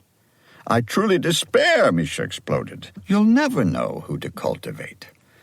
2 days ago, I was lunching at the Writers' Union with the eminent historian Tomaszewski. The small craft that was Misha was often a new tack with a fresh wind. Now, that's the sort of man you should know. Respected, charming, hasn't produced a piece of work in 10 years. He has a system, which he explained to me. First, he submits an outline for a biography to the Academy to be absolutely sure his approach is consistent with party policy. A crucial first step, as you'll see later. Now, the person he studies is always an important figure, that is, someone from Moscow. Hence, Tomaszewski must do his Russian research close to home for 2 years. But this historical character also traveled, yes, lived for some years in Paris or London. Hence, Tomaszewski must do the same, apply for and receive permission for foreign residence. 4 years have passed. The Academy and the party are rubbing their hands in anticipation of the seminal study of the important figure by the eminent Tomaszewski. And now Tomaszewski must retire to the solitude of a dacha outside Moscow to tend his garden and creatively brood over his cartons of research. 2 more years pass in seminal thought. And just as Tomaszewski is about to commit himself to paper, he checks with the Academy again, only to learn that party policy has totally about-faced. His hero is a traitor, and with regrets all around, Tomaszewski must sacrifice his years of labor for the greater good. Naturally, they are only too happy to urge Tomaszewski to start a new project to plow under his grief with fresh labor. Tomaszewski is now studying a very important historical figure who lived for some time in the south of France. He says there's always a bright future for Soviet historians, and I believe him. Abruptly, Misha changed the subject again, and his voice dropped. I heard about those bodies in Gorky Park, that you had another run-in with Major Priblida. Are you crazy? When they returned, everyone but Natasha was gone. Zoya left with some people from the dacha down the road, she told Arkady. Someone with a German name. She means Schmidt. Misha sat by the fire to work on the ice in his boots. You must know Schmidt, Arkasha, from Moscow. He just took over the place down the road. Maybe he's Zoya's new lover. Reading Arkady's face, Misha saw the truth. His mouth open, his face red, he held his dripping boot. Do that in the kitchen, Misha, Natasha said, and pushed Arkady down on the couch and poured glasses of vodka for herself and him while her husband stumbled out. He's a silly man, she nodded toward the kitchen. He didn't know what he was saying. Arkady took the vodka in 2 swallows. That's his method. He never knows what he's saying. He says everything, so he has to be right some of the time. You know what you're saying, though, Arkady asked. Natasha had a quietly arch sense of humor. The softest dark shadows around her eyes made them appear brighter by contrast. Her neck was so thin that she put him in mind of a starving child, an odd thing to become for a woman in her 30s. I'm Zoya's friend. I'm your friend. Actually, I'm more Zoya's friend. Actually, I've been telling her to leave you for years. Why? You don't love her. The fact is, if you loved her, you would make her happy. If you loved her, you'd do what Schmidt does. They were meant for each other. She poured more for Arkady and herself. If you care for her at all, let her be happy. Let her be finally happy. Natasha started to giggle. She tried to keep a straight face, but her pretty lips kept curling. She'd been as much of a clown as Misha when they'd all been at school. Because the fact is, you find her very boring. She had 2 or 3 good years when you made her interesting all by yourself. Now, even if I admit it, she's boring. And you're not.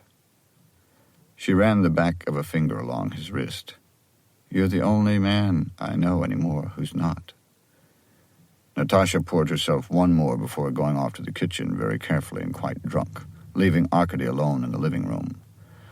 The room was hot, so was the vodka. Misha and Natasha had touched up the place with icons and quaint wooden figurines, and in the gold leaf of the icons were reflections of the fire. Do for Zoya what Schmidt did for her? Arkady opened his wallet and took out a small red booklet with a profile of Lenin on the cover. On the left was his name, photograph, and party district. On the right, his dues stamps. He noticed that he was 2 months behind. On the last page, a selection of inspirational precepts, the famous party card. There is only one way to succeed. There is only one thing. There is nothing else, Zoya had said. She was naked when she'd said it. The contrast between her card and her skin was something he remembered. He looked at an icon. It was of a Madonna, a virgin. The Byzantine face, especially the eyes gazing back, reminded him not of Zoya, nor of Natasha, but of the girl he'd met at Mosfilm. To Irina, he raised his glass. By midnight, everyone had returned, and everyone was drunk. There was a buffet of cold pork and sausages, fish, blini, cheeses and breads, pickled mushrooms, even pressed caviar. Someone was shouting poetry. At the other end of the room, couples hopped to a Hungarian version of the Bee Gees. Misha was stricken with guilt and couldn't keep his eyes off Zoya sitting close to Schmidt. "I thought we were going to spend this weekend together," Arkady said the one time he got Zoya alone in the kitchen. "How did Schmidt get into it?" "I invited him." She carried out a bottle of wine. To Zoya Renko, Schmidt raised his glass at her return. Selected yesterday by her district committee to speak on new challenges in education before the entire city committee, making us all very proud. Especially, I'm sure, her husband. Arkady came out of the kitchen to find everyone looking at him except Schmidt, who was winking at Zoya. Natasha saved Arkady from more confusion by handing him a drink. A sentimental Georgian crooner slipped down on the turntable, and Schmidt and Zoya rose to dance. They'd danced before, Arkady could tell. Balding but trim, Schmidt was very smooth on his feet, with a muscular wedge-shaped jaw accustomed to leading. He had the thick neck of a gymnast and the black-rimmed glasses of a party thinker. His hand almost covered Zoya's back as she leaned into him.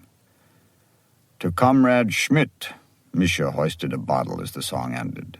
To Comrade Schmidt we drink a toast, not because he's gained a sinecure at a district committee doing crossword puzzles and selling office supplies on the side, because I can remember once taking home a paper clip myself. Misha spilled some vodka and nodded happily at everyone, only getting started. We drink to him not because he attends party conferences at beach resorts in the Black Sea, because last year I was allowed to fly to Murmansk. We drink not because the district committee buys him cases of fine wine, because we all get to stand in line for a warm beer from time to time.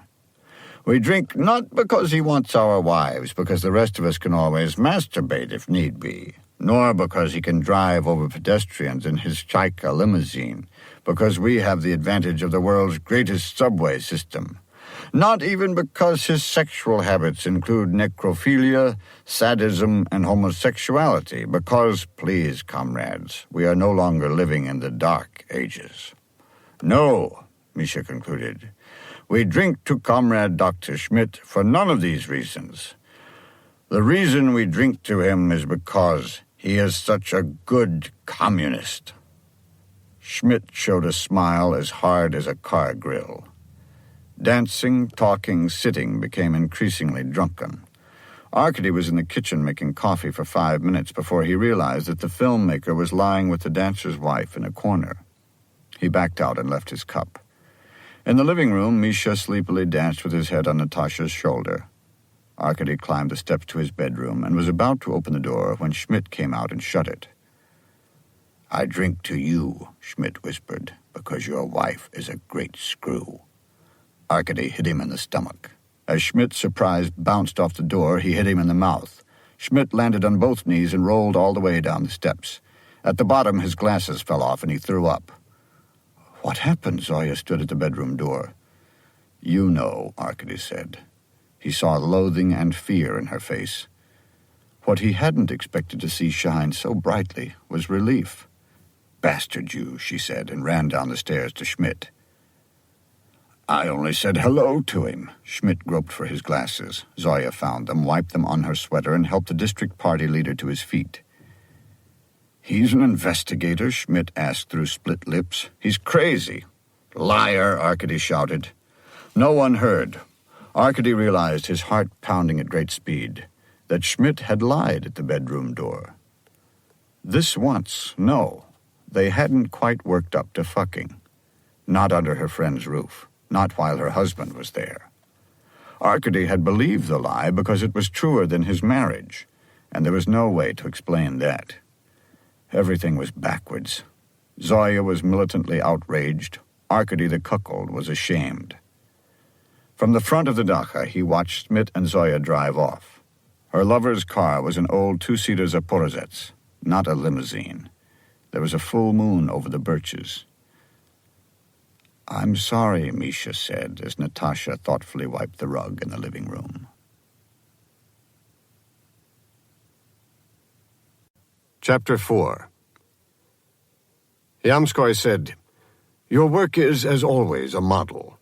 The discovery of this victim's dental work, coming as quickly as it did, was a bombshell.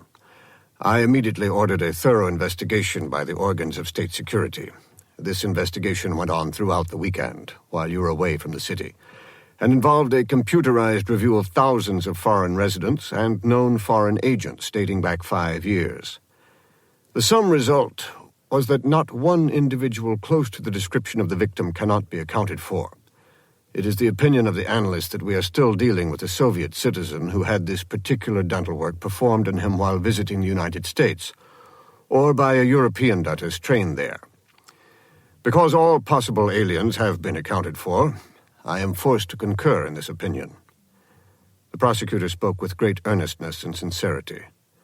Brezhnev had the same gift that set the style, a direct, low-keyed reasonableness that had taken so much into account that its authority was self-evident, and there was no sense in argument. Argument, in fact, would be a betrayal of the air of reasonableness so generously set. I'm in the position, Arkady Vasilyevich, of determining whether I, as prosecutor now, insist that the KGB assume responsibility of this investigation or allow you to continue your fine work. The merest chance that there might be foreign involvement is disturbing. Clearly, there is the possibility of your investigation being cut short. That being the case, why not have them initiate their inquiry now? Yamskoy paused as if he were considering the question. There is more involved, though. At one time, there would have been no question. The MVD would have investigated Russian or foreigner alike, in the same basket, without discrimination, without public trial, arrested them, and sentenced them without the slightest regard for socialist legality. You know what I'm talking about. Beria and his clique. These were excesses carried out by a handful of men, but we cannot turn our faces. The 20th Party Congress dragged these excesses into the daylight and instituted the reforms under which we now operate. The MVD militia now is strictly limited to interior criminal matters. The KGB, likewise, is strictly limited to matters of national security. The role of prosecutors in overseeing and protecting the rights of citizens has been reinforced, and the independence of investigators has been articulated. Socialist legality is built upon this division of powers so that no Soviet citizen can ever again be deprived of his full rights in open court. So, what happens if I take the case away from an investigator and hand it to the KGB? It's a step backward. This particular victim probably was Russian. Didn't he have other dental work, a steel molar that was distinctly Russian? There's no doubt the other two victims were Russian. The perpetrators of this crime and the wide variety of people touched by this inquiry are Russian.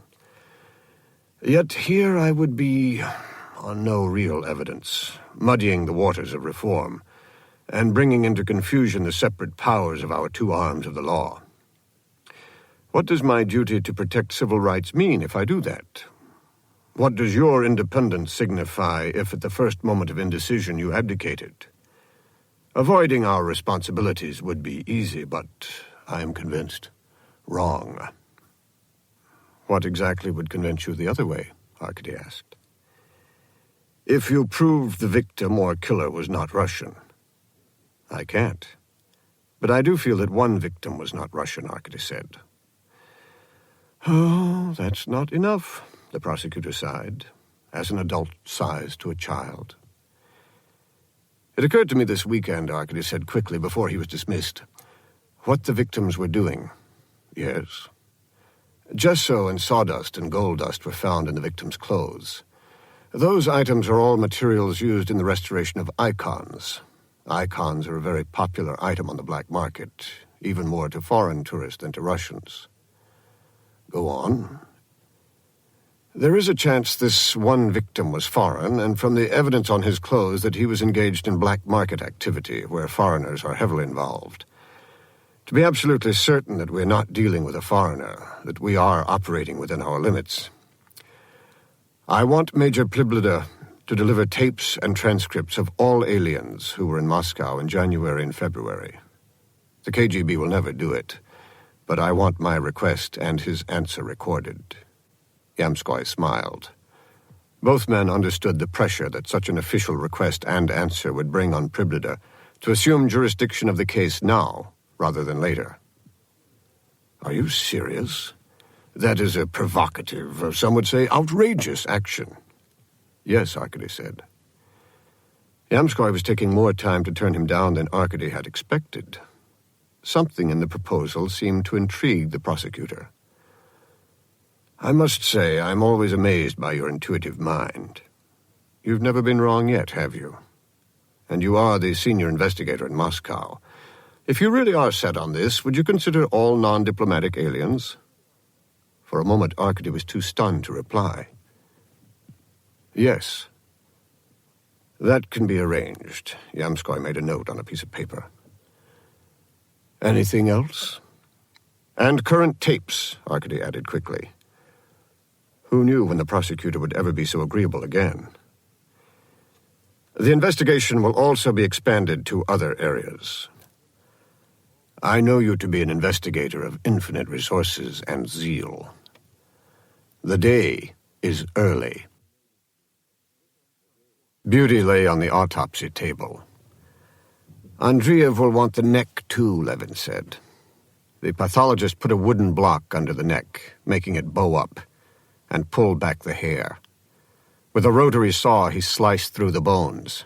The smell of burning calcium spread.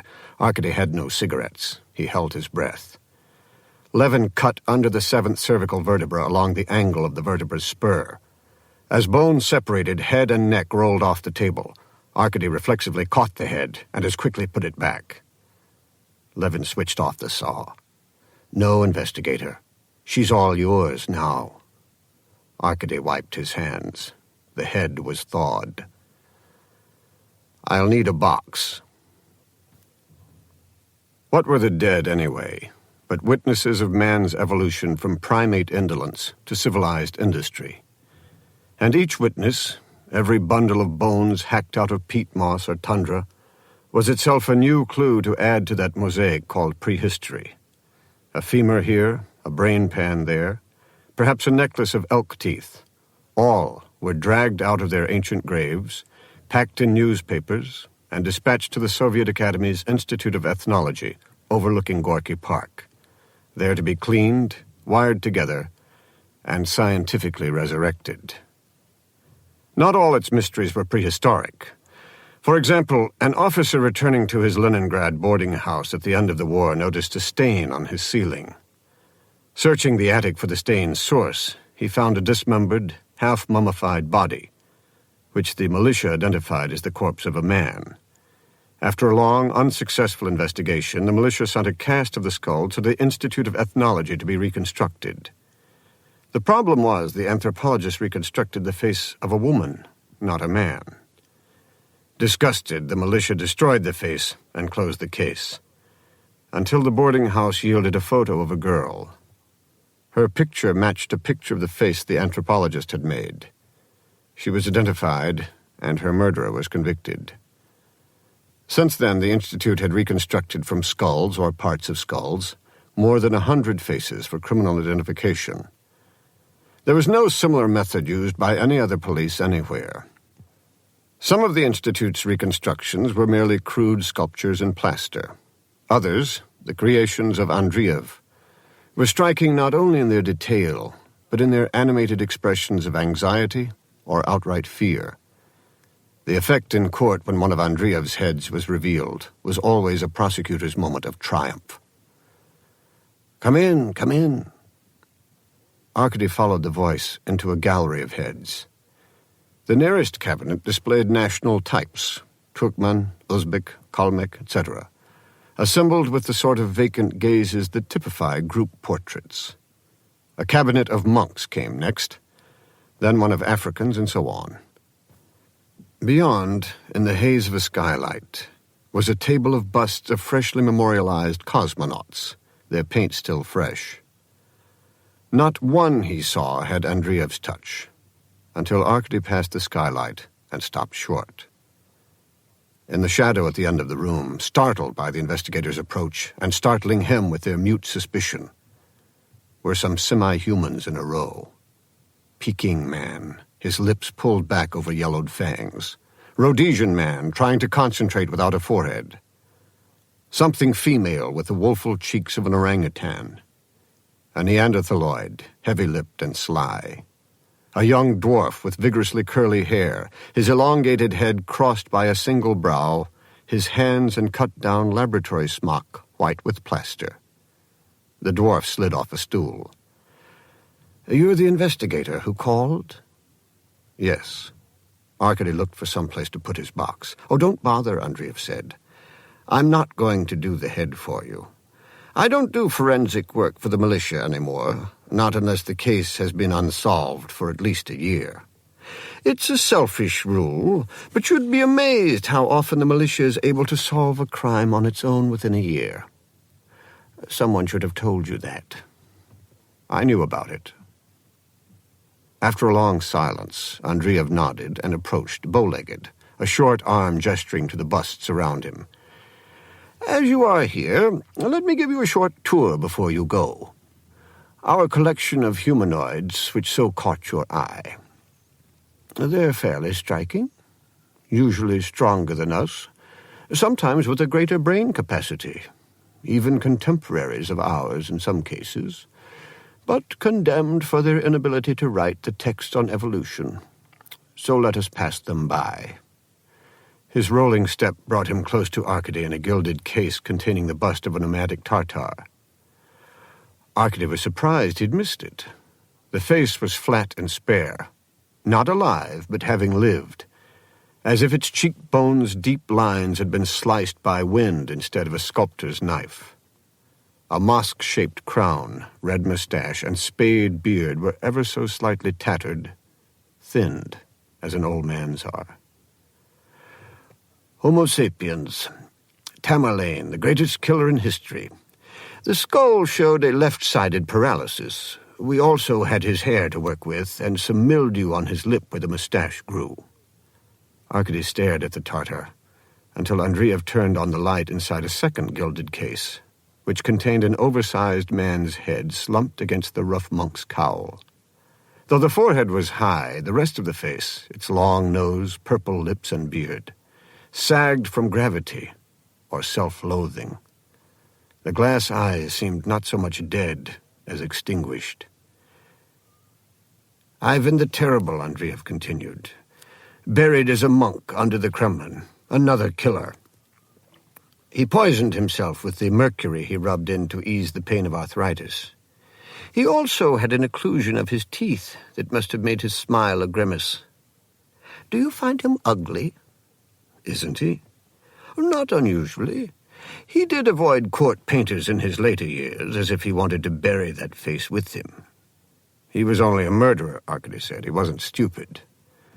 The two men were now near the door Arkady had entered through. He was aware the gallery tour was at its end. He made no move to leave, and Andreev began studying him, You're Renko's son, aren't you? I've seen his picture many times. I don't see much of him in you. I had a mother, too. Sometimes that is a distinction.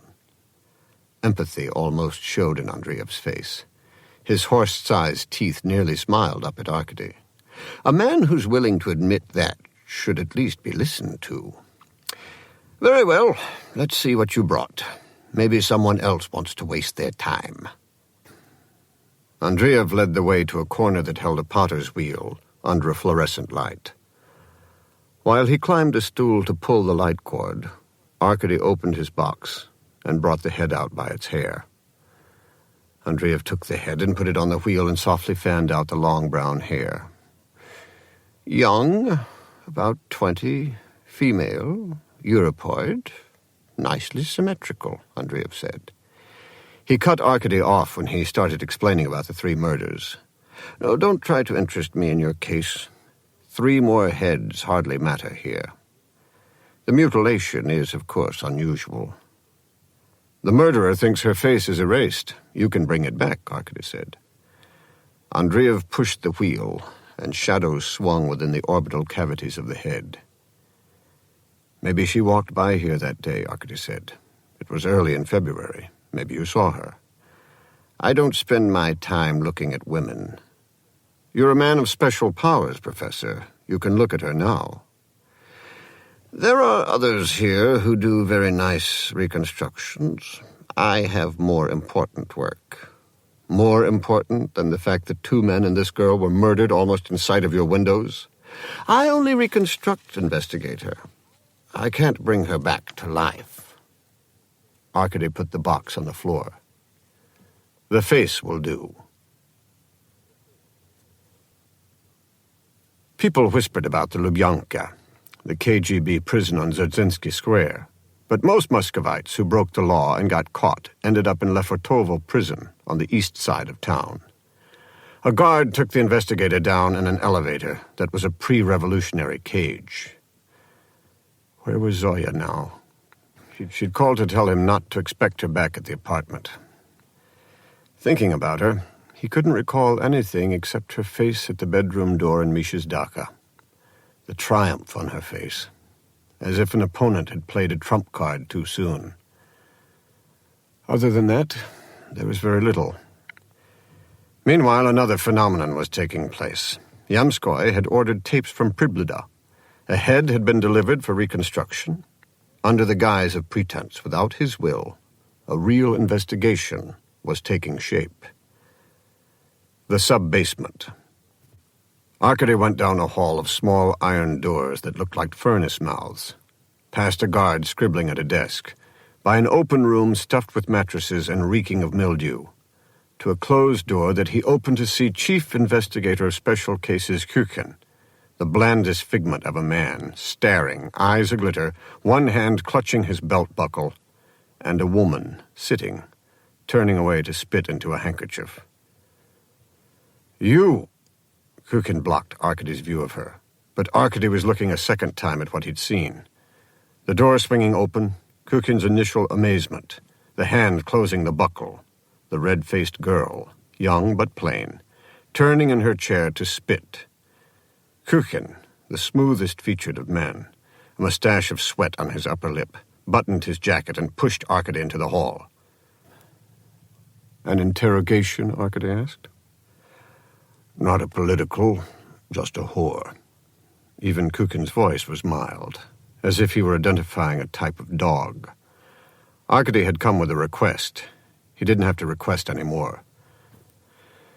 Give me the key to your files. Fuck off. The prosecutor would be very interested in how you carry out an interrogation. Arkady put out his hand for the key. You don't have the nerve. Arkady's hand closed on the crotch of Kukin's pants and on the softening prick, the prick of special cases inside the pants, and squeezed Kukin to his tiptoes so that the 2 men could see eye to eye. I'll kill you for this, Renko. Wait and see, Kukin said huskily.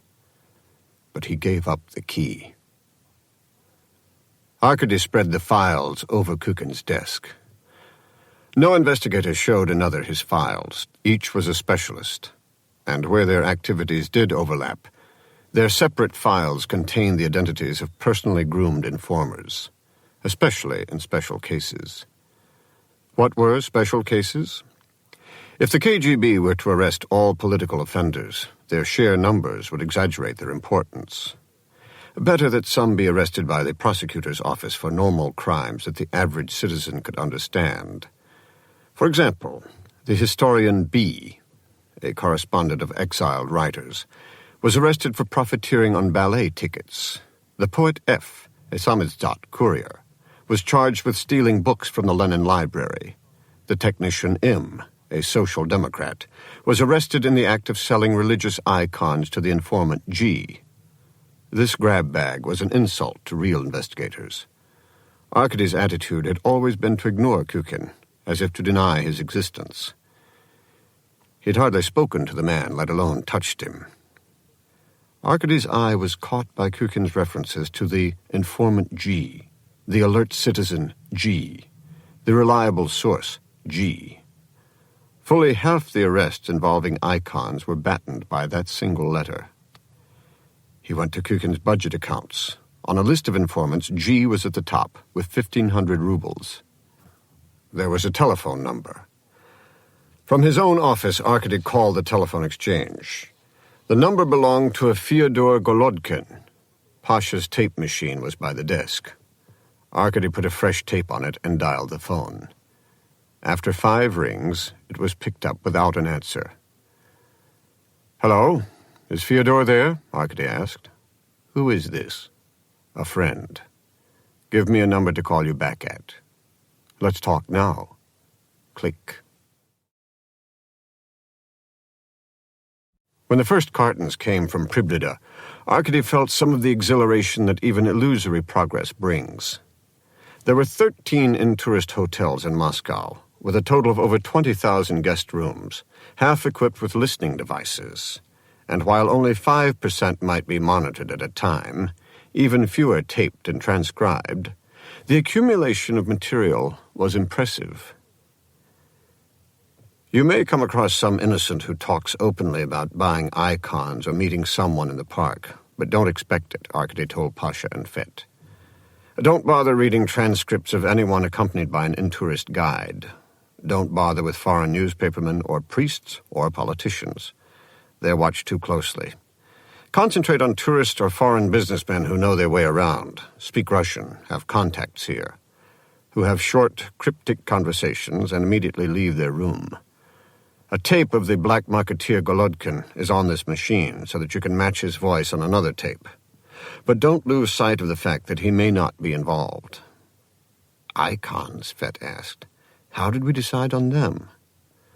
Marxist dialectic, Arkady answered.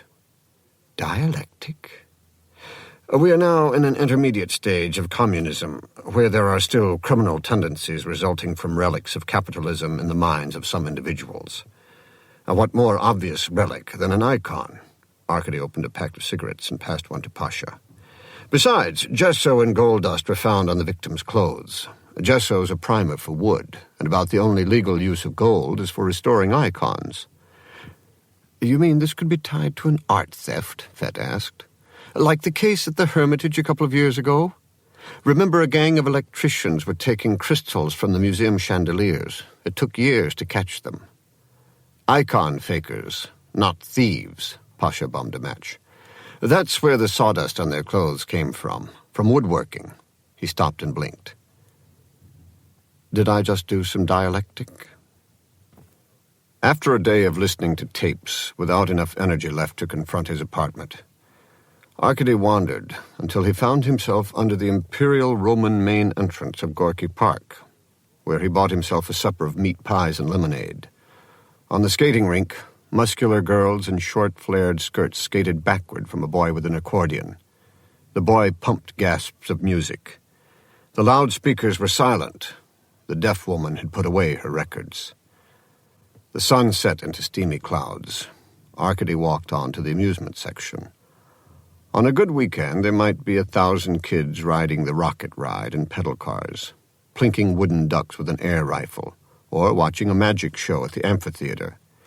He'd come often enough himself as a kid with the then-Sergeant Belov, as a wise guy with wise guy Misha and all the other wise guys in their group.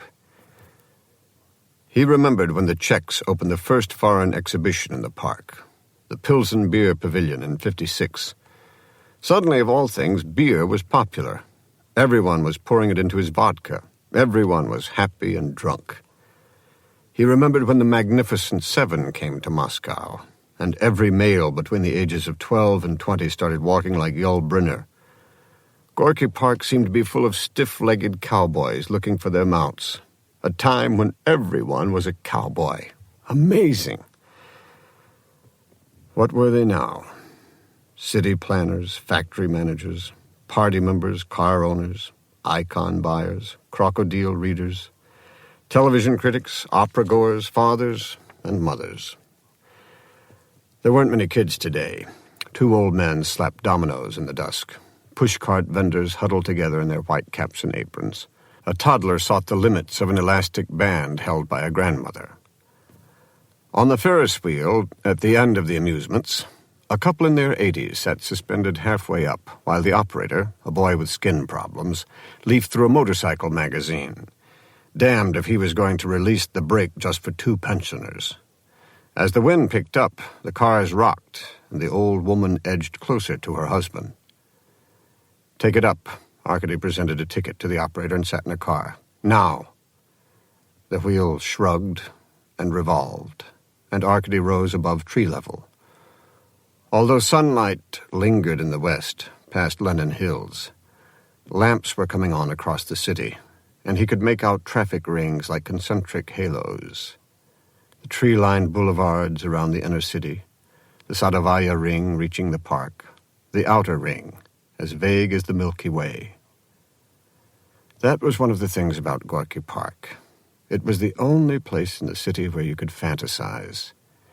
You had to have a special pass to join the fantasies of Mosfilm, but everyone was welcome in the park. At one time, Arkady had planned to be an astronomer. All he had left of that period was a wrinkle of useless information on the cortex.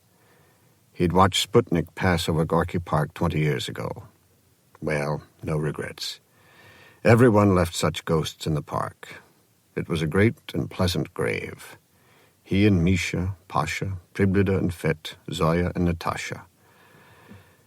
It offended him that someone had left bodies in it. Round again. The ancient couple a few cars ahead rode without a word, the way pre-revolutionaries often did when they came to the capital. It was the great patriotic war crowd who were larded with enough self-confidence to push and shout, while their grandchildren sat outside the cathedrals of the Kremlin and picked their noses. The salute of heirs. He shifted to get comfortable against the metal seat. Below, the park rose into hills, ran by the militia station, and divided into romantic walks, off one of which, 40 meters north of the footpath, on a line with Donskoy Street and the river, 3 people had been killed. Despite the growing dark, he found the clearing because a figure stood in the middle of it with a flashlight. On the next pass by the ground, Arkady jumped off. It was half a kilometer to the clearing, and he began running in long strides, alternately skidding on ice and regaining his balance. The path twisted uphill. Zoya was right. He should have exercised. Stupid cigarettes. He reached the militia station just as cozy as Pasha had described, but empty. Not even a car around. So he kept on moving as the path became steeper. Consciously, he pulled his knees up and elbows back in some sort of rhythm, out of beat with the slap of his shoes and the rasp of his windpipe. After 300 meters of sprinting, his stride was as short as a baby's. He felt as if he'd run for hours. The path leveled just as side stitches started tugging, and it would probably only be Detective Fett doing some homework, he told himself. Where the militia van had turned off the path 4 days before, he slowed woodenly, following the tracks to the clearing. Ice popped underfoot. The light was gone. The searcher was gone, or smart enough to block the light from the path. There was no definition to help, because the clearing, stripped of snow, was totally black. No sounds. He moved from tree to tree around the clearing, stopping in a crouch, staring. He was about to move again when a beam of light shone on the shallow trench from which the bodies had been removed. Arkady was about 10 meters into the clearing when the light disappeared. "Who's there?" he called. Someone ran the other way. Arkady followed. The clearing sloped down to a copse of trees, he knew. Beyond that would be a steep bank, some bowers for chess tables, another path, trees, then a jump down to the Pushkinskaya Key Road and the river. "Stop! Militia!" he shouted. He couldn't shout more and run, too. He was gaining. The footsteps ahead were heavy, a man's. Though Arkady was once issued a gun, he never carried it. The cops neared, leaping forward like the crest of a wave. The fugitive reached the trees first, breaking through branches. There'd be lights on the lower path, Arkady thought, and many lights on the Key Road. He put his arms out as he reached the trees. He ducked when he heard an arm drawing back, but it wasn't a punch. It was a kick at his groin. As his breath rushed out, he grabbed for the foot and got a fist in the neck. He swung and missed. Another kick knocked him back. His second swing hit a stomach that was round and hard. A shoulder pinned him against a tree while fingers stabbed his kidneys. Arkady's mouth found an ear and bit.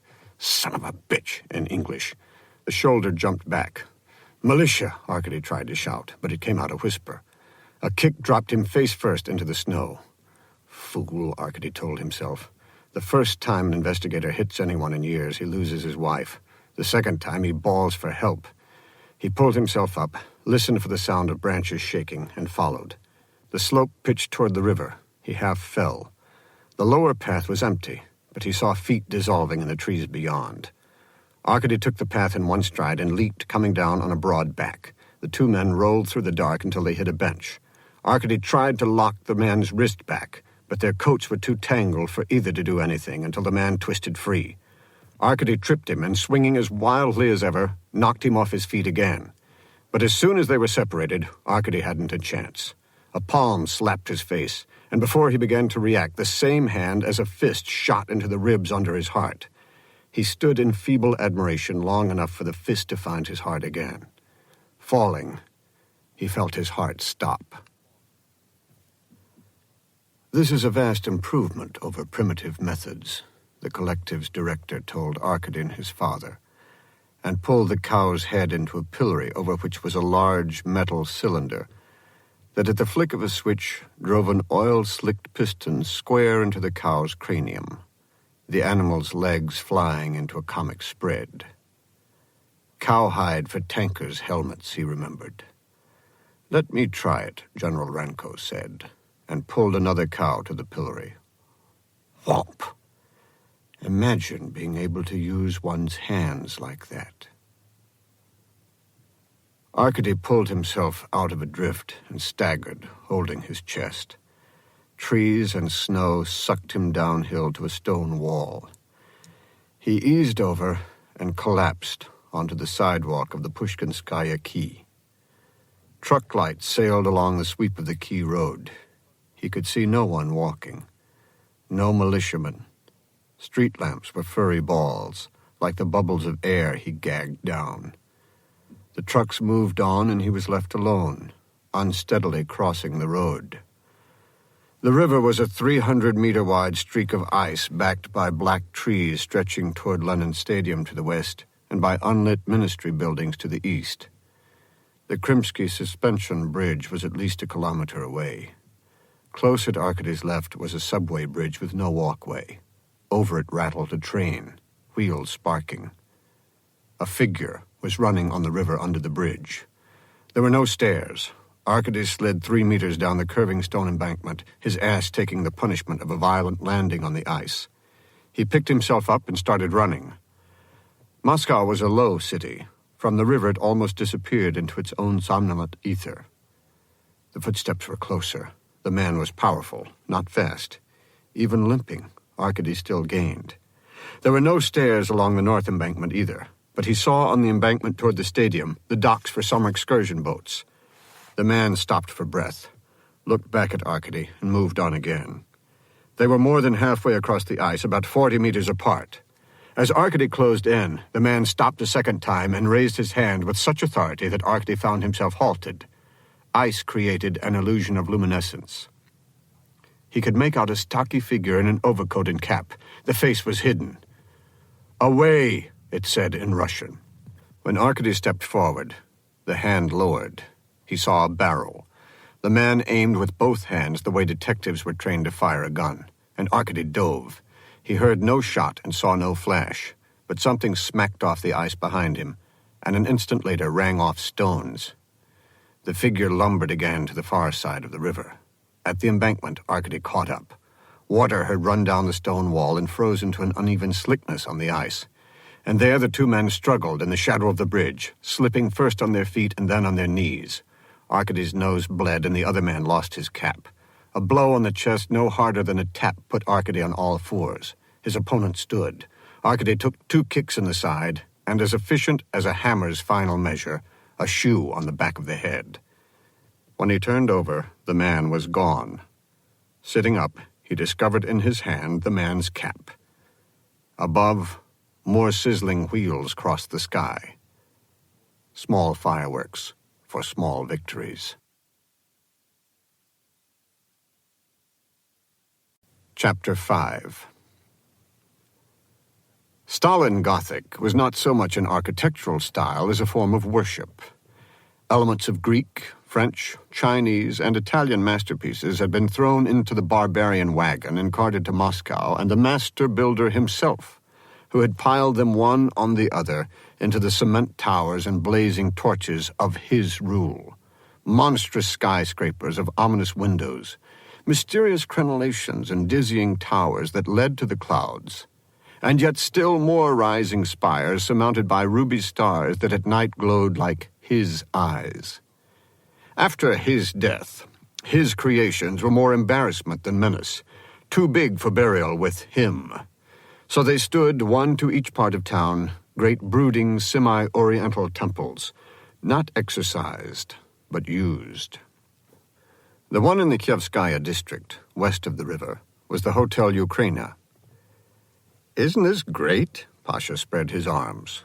Arkady looked down from the 14th floor of the Ukraina at the broad boulevard of Kutuzovsky Prospect, and across Kutuzovsky's traffic at the obescent buildings of the diplomatic and foreign correspondent complex with its center courtyard and militia kiosk.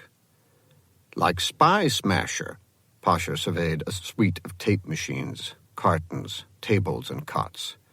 "You really swing some weight, Arkady." Actually, it was Yamskoy who had moved the base of the investigation, citing the lack of space in Arkady's own office. There was no mention of who had occupied the suite before, though there was a poster of blonde airline stewardesses of the Democratic German airline taped to a wall. Even Detective Fett was impressed. "Detective Pavlovich is taking the German tourists and Golodkin, the man you suspect of dealing in icons. I'm familiar with the Scandinavian languages. When I was considering a naval career, I thought they would be useful," Fett confided. "Is that so?" Arkady rubbed his neck. His whole body ached from the beating he had taken the night before. He couldn't honestly call it a fight. It ached to fish for a cigarette, and it gave him a headache to consider being attached to a headset. His army career had consisted of sitting in a radio shed on the fraternal socialist side of Berlin and listening to Allied transmissions. A duller job couldn't be imagined, yet his 2 detectives clearly shared a commonality of bliss. After all, here they were in a luxury hotel with their feet resting on a carpet instead of beating a sidewalk. "I'll take English and French," she said. The phone rang. It was Lyudin reporting on the cap lost by the man who had beaten up the chief investigator. "The cap is new, Russian manufacture of cheap serge, and it contained 2 gray hairs. A protein analysis of the hairs indicates the cap's wearer to be Europoid male with blood type O. A pomade on the hair was lanolin-based, of foreign manufacture. Casts of the man's heel prints from the park showed the unworn factory imprint of new shoes, also Russian. We also have your heel prints. Worn? Badly." Arkady hung up and looked at his shoes.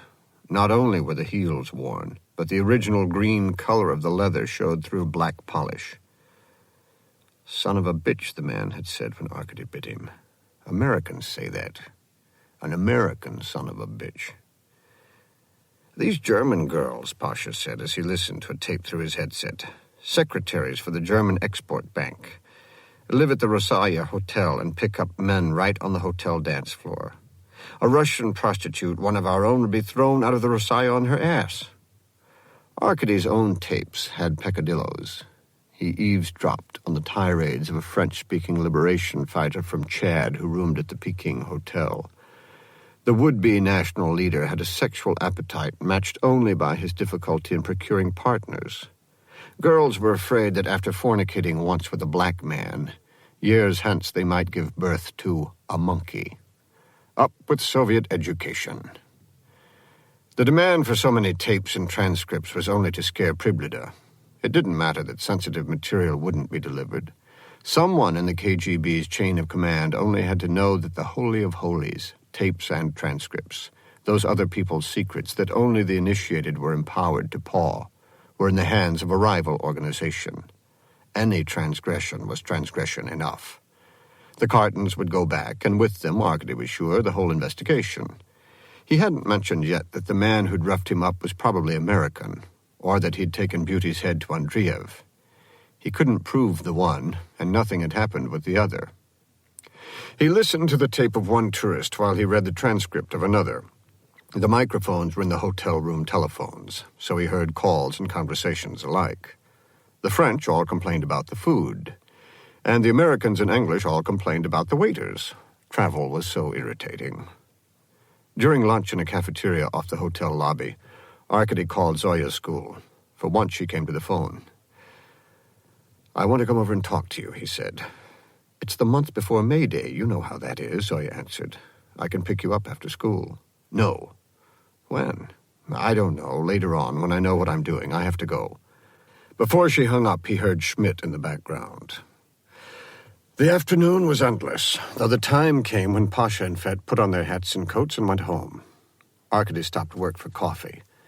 In the dark, he made out two more of his skyscrapers close by. Moscow University to the south and the Foreign Ministry right over the river. Their ruby stars glowed to each other. Alone, listening again to tapes, he heard his first familiar voice. The tape was of an American's party given on January 12th at the Rossaya Hotel. The voice was that of a Russian guest, an angry woman. Chekhov, naturally. Always relevant, they say, because of his critical attitude toward the petty bourgeoisie, his deep-rooted democratic feelings, and his absolute faith in the strength of the people. The truth is, in a Chekhov film, you can dress the actresses in decent hats instead of scarves. Once a year, they want a film with nice hats. Arkady recognized the voice of Irina Azanova, the girl at Mosfilm. There was a dulcet protest against her from the actresses present. Latecomers arrived. "Yevgeny, now what did you bring me?" A door closed. "A late Happy New Year, John." "Gloves. How thoughtful. I shall wear these." "Wear them, show them off. Come by tomorrow and I'll give you 100,000 to sell." The American's name was John Osborne. His room at the Rossaya was just off Red Square, most likely a real suite with cut flowers. The Ukraina was a railway station in comparison with the Rossaya. Osborne's Russian was good and strangely suave, but Arkady wanted to hear the girl again. More voices rushed onto the tape. "Wonderful performance." "Yes, I gave a reception for her when the whole ballet company came to New York, dedicated to her art." "With the Moiseyev?" "Wonderful energy." Arkady listened to more welcomes, toasts to Russian art, questions about the Kennedys. There was nothing more from Irina Azanova. He felt his eyelids grow heavy, as if he were an unseen guest buried beneath warm coats in the drone of half-heard words, 4-month-old echoes of a room and faces he'd never seen. The flapping of tape in his earphones snapped him to attention. On the chance that Irina Azanova would speak again, Arkady turned over the tape. The same party, later. Osborne speaking. "The Gorky tannery already gives me ready-made gloves. 10 years ago, I did try to import leather. Calfskin I could undercut the Spanish and Italians with. Fortunately, I checked the goods in Leningrad. I'd been given stomach linings. Tripe. I traced the shipment back to a cattle collective in Alma Alta, which had shipped on the same day my calfskins to Leningrad and soup tripe to Bagvozdino." Bagvozdino? But the American wouldn't know about the prison camp there, Arkady thought. They contacted the authorities in Bagbozdino, who said their shipment had arrived, been made into soup, and devoured with gusto. So the collective was vindicated. I must not have tripe, because certainly Russians would not eat gloves. I lost $20,000, and now never order soup east of Moscow. A nervous silence was followed by nervous laughter. Arkady smoked and found he had laid 3 matches before him on the table. I can't understand why you people ever defect to the United States. For money? You would learn that Americans, no matter how much money they have, always find something finally that they can't buy.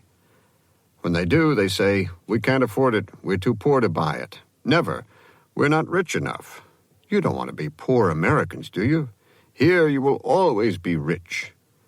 The pages from the file on Osborne were onion skin, with the KGB seal embossed in red. John Dusan Osborne, citizen, USA, born 16/5/20 in Tarrytown, New York, USA. Non-party member, unmarried. Current residence, New York, New York. First entry to USSR, 1942 at Murmansk with Lend-Lease Advisory Group. Resided 1942 through 44 in Murmansk and Arkhangelsk. On assignment from U.S. Foreign Service as transportation advisor, during which time the subject performed significant services to the anti-fascist war effort. The subject resigned from the Foreign Service in 1948 during a period of rightist hysteria and initiated a private career in the importation of Russian furs. The subject has sponsored many goodwill missions and cultural exchanges and is a yearly visitor to the USSR. The second page of the dossier mentioned offices of Osborne Fur Imports Incorporated and Osborne Fur Creations Incorporated in New York, Palm Springs, and Paris, and listed Osborne's visits to Russia over the past 5 years. His last trip had been from January 2nd to February 2nd. There was a penciled note crossed out, but Arkady could read, "Personal reference, I.V. Mendel, Ministry of Trade." The third page said, C. Annals of Soviet-American Cooperation in the Great Patriotic War, Pravda, 1967. Also, C. Department 1. Arkady recalled Mendel. The man was one of those lobsters who molted and grew fatter with each season. First as supervisor of relocation for kulaks, then wartime commissioner for the Murmansk region, next director of disinformation for the KGB, and finally, his claws as great as dredges, deputy minister of trade. Mendel had died last year, but Osborne was sure to have more friends of the same species. It's your humility that makes you charming. A Russian feels inferior to anyone but an Arab or another Russian. Russian giggles proved Osborne's point. It was the worldly tone that seduced them. Anyway, he was a safe foreigner. When in Russia, a wise man stays away from beautiful women, intellectuals, and Jews. Or, to put it more simply, Jews. A sadistic pearl with the one necessary element, Arkady conceded, a grain of truth. His much-amused audience was wrong, however. The dossier notation, Department 1, stood for the KGB's North American Bureau. Osborne was no agent. No tapes would have been passed on if he were. Osborne, the notation meant, was simply cooperative, a patron of Russian arts and an informant on Russian artists. No doubt more than one dancer basking in his hospitality had uttered statements in New York that found a second audience in Moscow.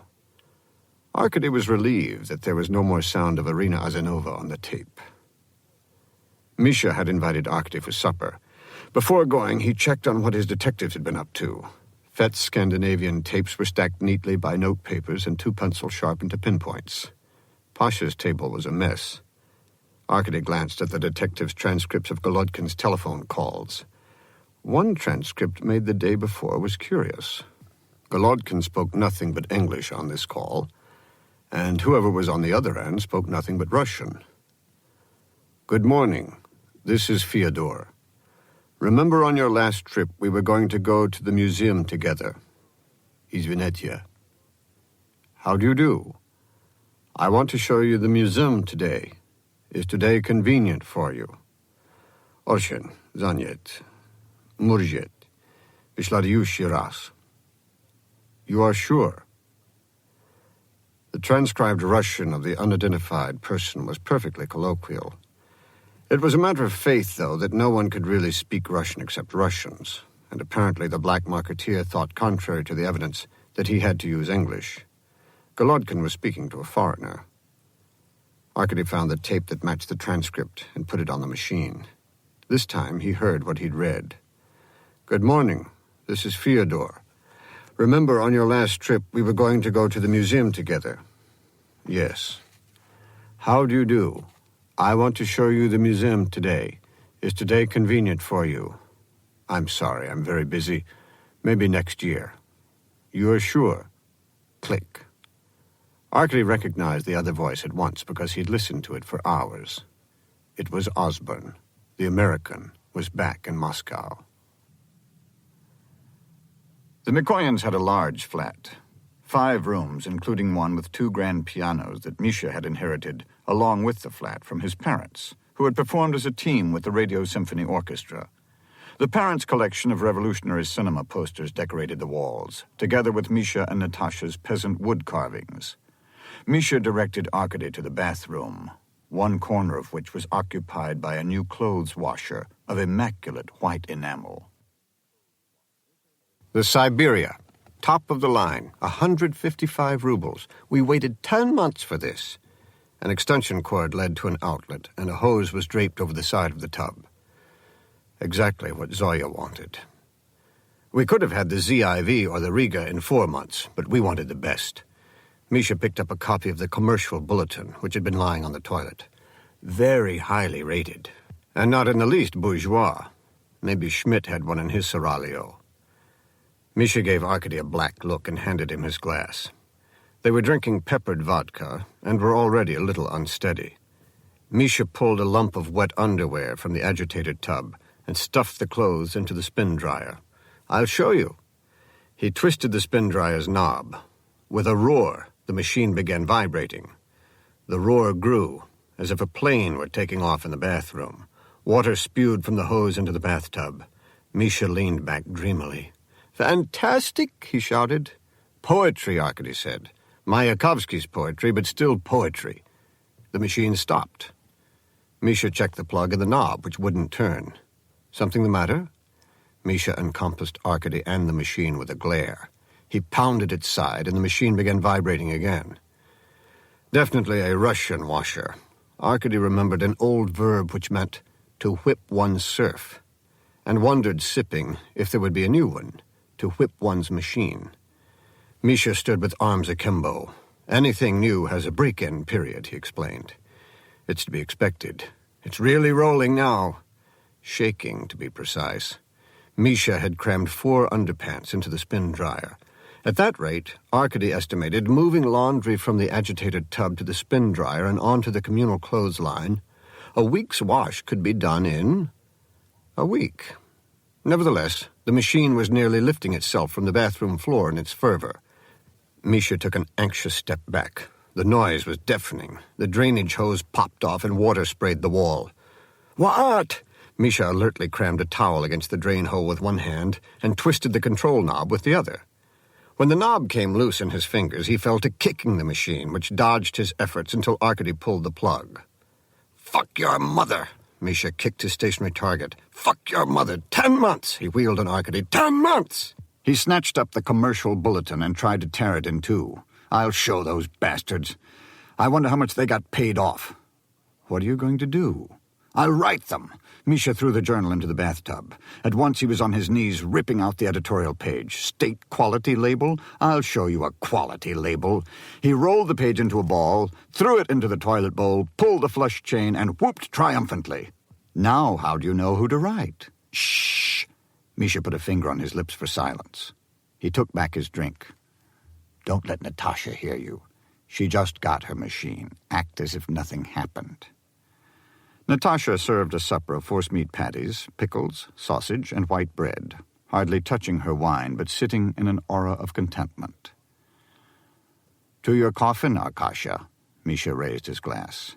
which will be lined with embroidered silk, have a satin pillow, your name and titles on a gold plate, and silver handles set in the finest cedar 100 years old from a tree I will plant in the morning." He drank, pleased with himself. "Or," he added, "I could just order it from the Ministry of Light Industry. That should take about as long." "I'm sorry about the supper," Natasha told Arkady. "If we had someone else to shop, you know." "She thinks you're going to pump her about Zoya. We refuse to get in the middle between you two," Misha said, and turned to Natasha. "Have you seen Zoya? What did she say about Arkasha?" "If we had a bigger refrigerator," Natasha explained, "or one with a freezer." They talked about refrigerators, clearly. Misha rolled his eyes at Arkady. "Incidentally, you don't happen to know any murderer repairmen who owe you a favor?" Natasha cut her meat patty into small sections. "I know some doctors," she smiled. Her knife stopped as her eyes finally picked up the control knob lying by Misha's plate. "A little problem, love," Misha said. "The washer isn't quite working." "That's all right. We can still show it to people." She seemed genuinely content.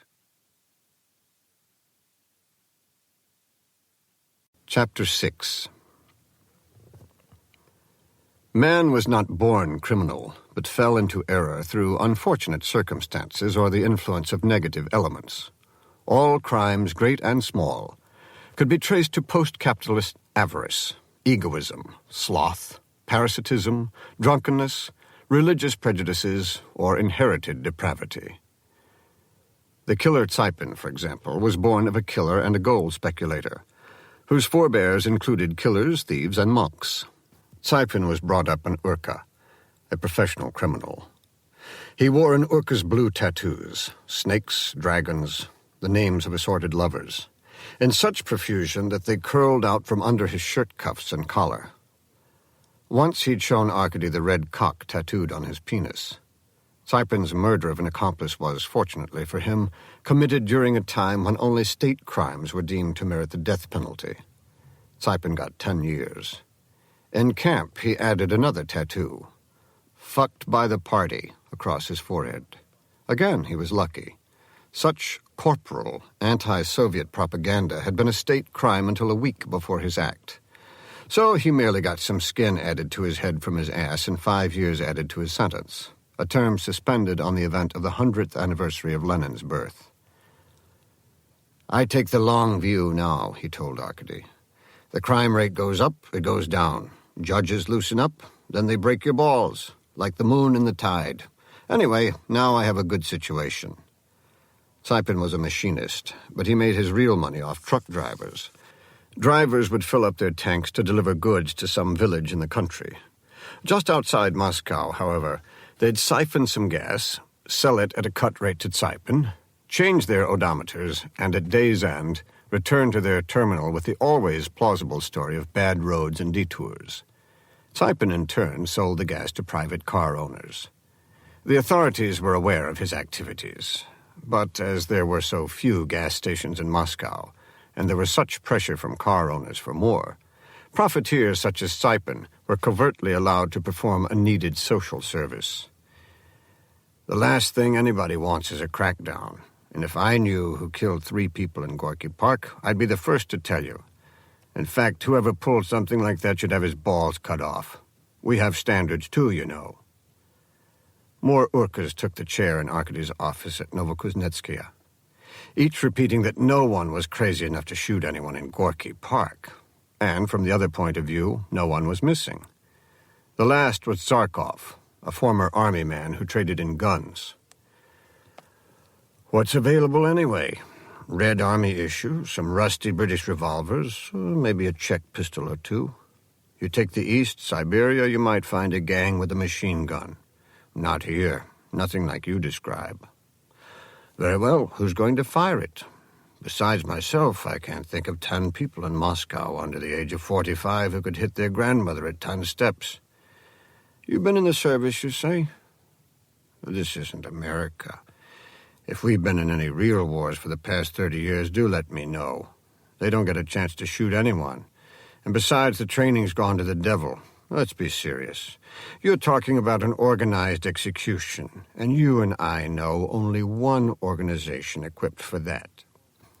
In the afternoon, Arkady kept calling Zoya's school until they told him she'd left for the Union of Teachers Athletic Club.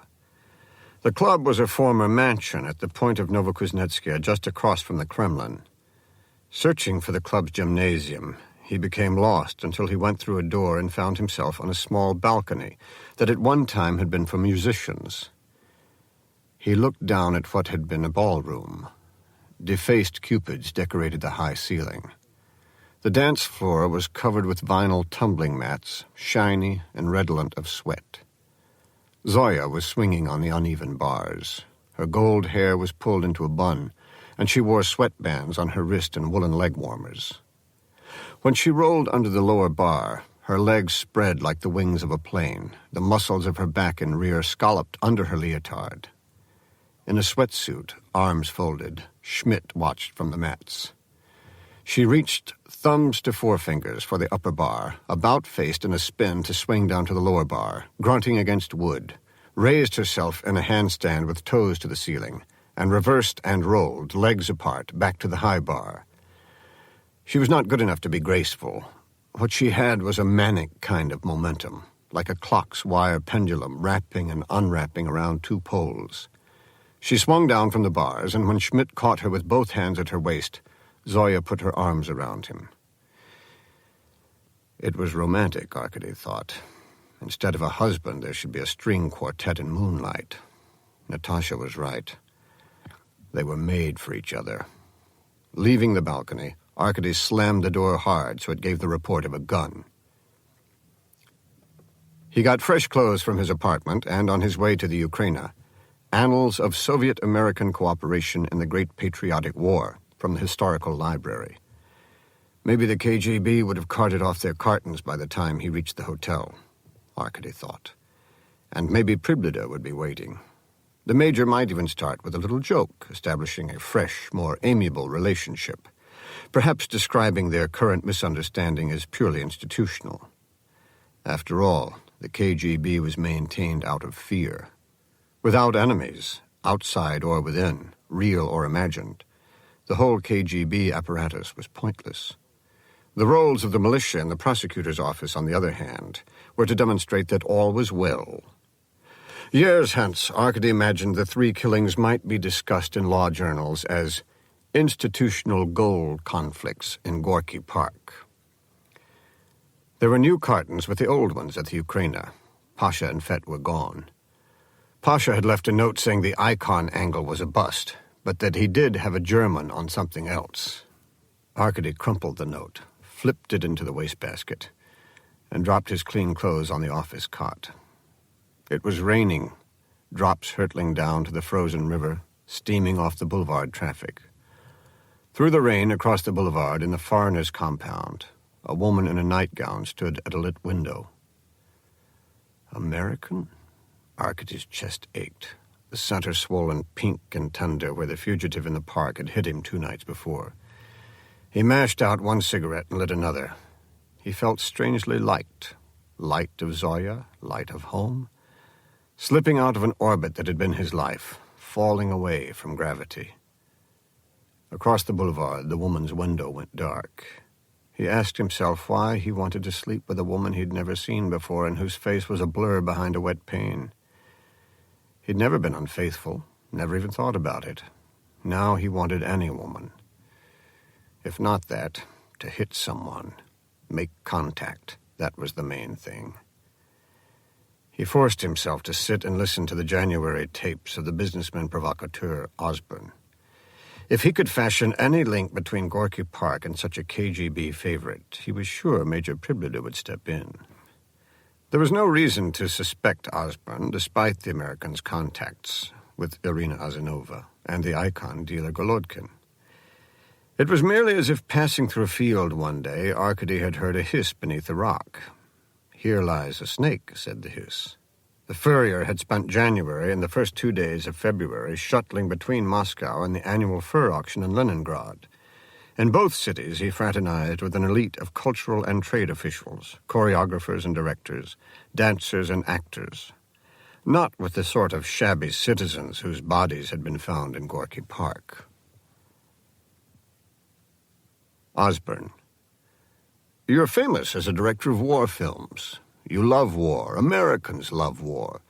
It was an American general who said, "War is heaven." In the annals of Soviet-American cooperation in the Great Patriotic War, Arkady found Osborne mentioned twice. During the siege, most foreign nationals vacated the port. One who did not was the American Foreign Service officer J.D. Osborne, who worked shoulder to shoulder with Soviet colleagues to minimize the destruction of goods on the docks. Throughout the most intense shellings, General Mendel and Osborne could be found on the outskirts of the city laboring under fire to supervise the almost immediate repair of damaged tracts. The intent of Roosevelt's so-called Lend-Lease policy was fourfold: to prolong the struggle between the fascist aggressors and the defenders of the Soviet homeland until both combatants were drained of blood, to delay opening a second front while he bargained for peace with the Hitler Gang, to place the fighting Soviet people in unending financial debt, and to reestablish Anglo-American hegemony throughout the world. It was individual Americans who had the vision to strive for a new global relationship.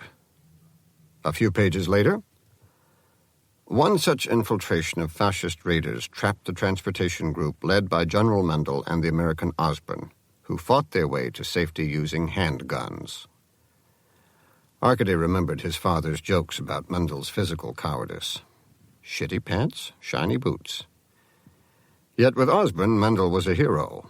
Mendel had gone to the Ministry of Trade in 1947, and shortly after, Osborne received a license for the export of furs. Detective Fett suddenly popped into the office. "I thought since you were here, investigator, I might listen to more of my tapes," he said. "It's late." "Wet out, Sergei?" "Yes." Fett laid his dry overcoat on a chair and sat down at a machine. Well, we're not even being that subtle, Arkady thought. The young man went through the motions of balancing his glasses on his knob of a nose and laying out his sharpened pencils. Probably there was a microphone in the office, and they'd got fed up with listening to a man reading and listening on his own headset, and ordered poor Fett into the breach. That showed real interest. Very good. Fett hesitated. "What is it, Sergei?" Familiarity made Fett uncomfortable. The detective shifted like a small locomotive gathering steam. "This approach, investigator." "It's after hours. Call me comrade."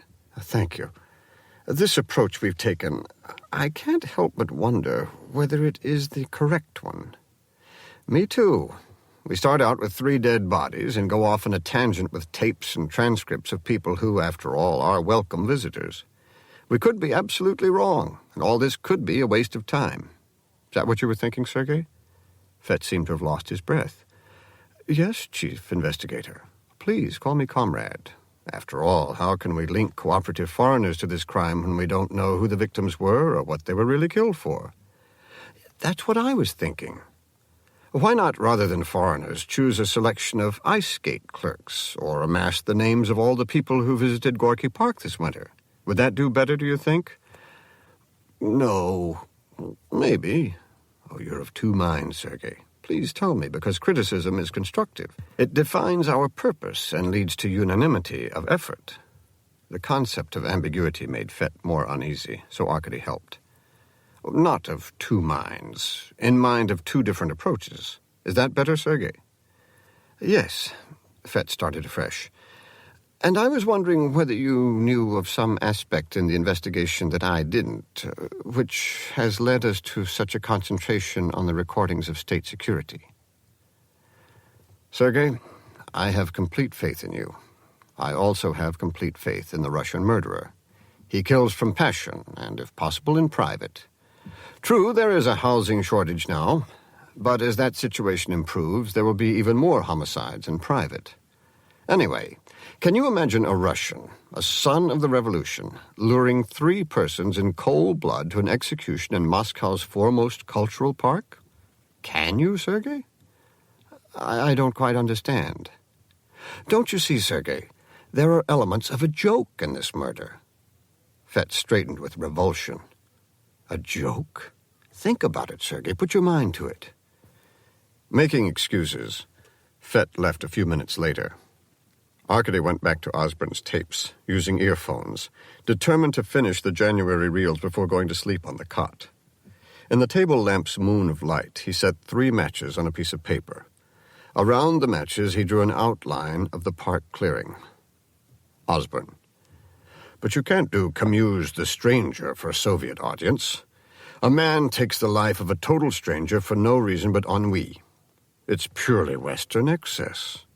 Middle-class comfort leads inevitably to ennui and unmotivated murder.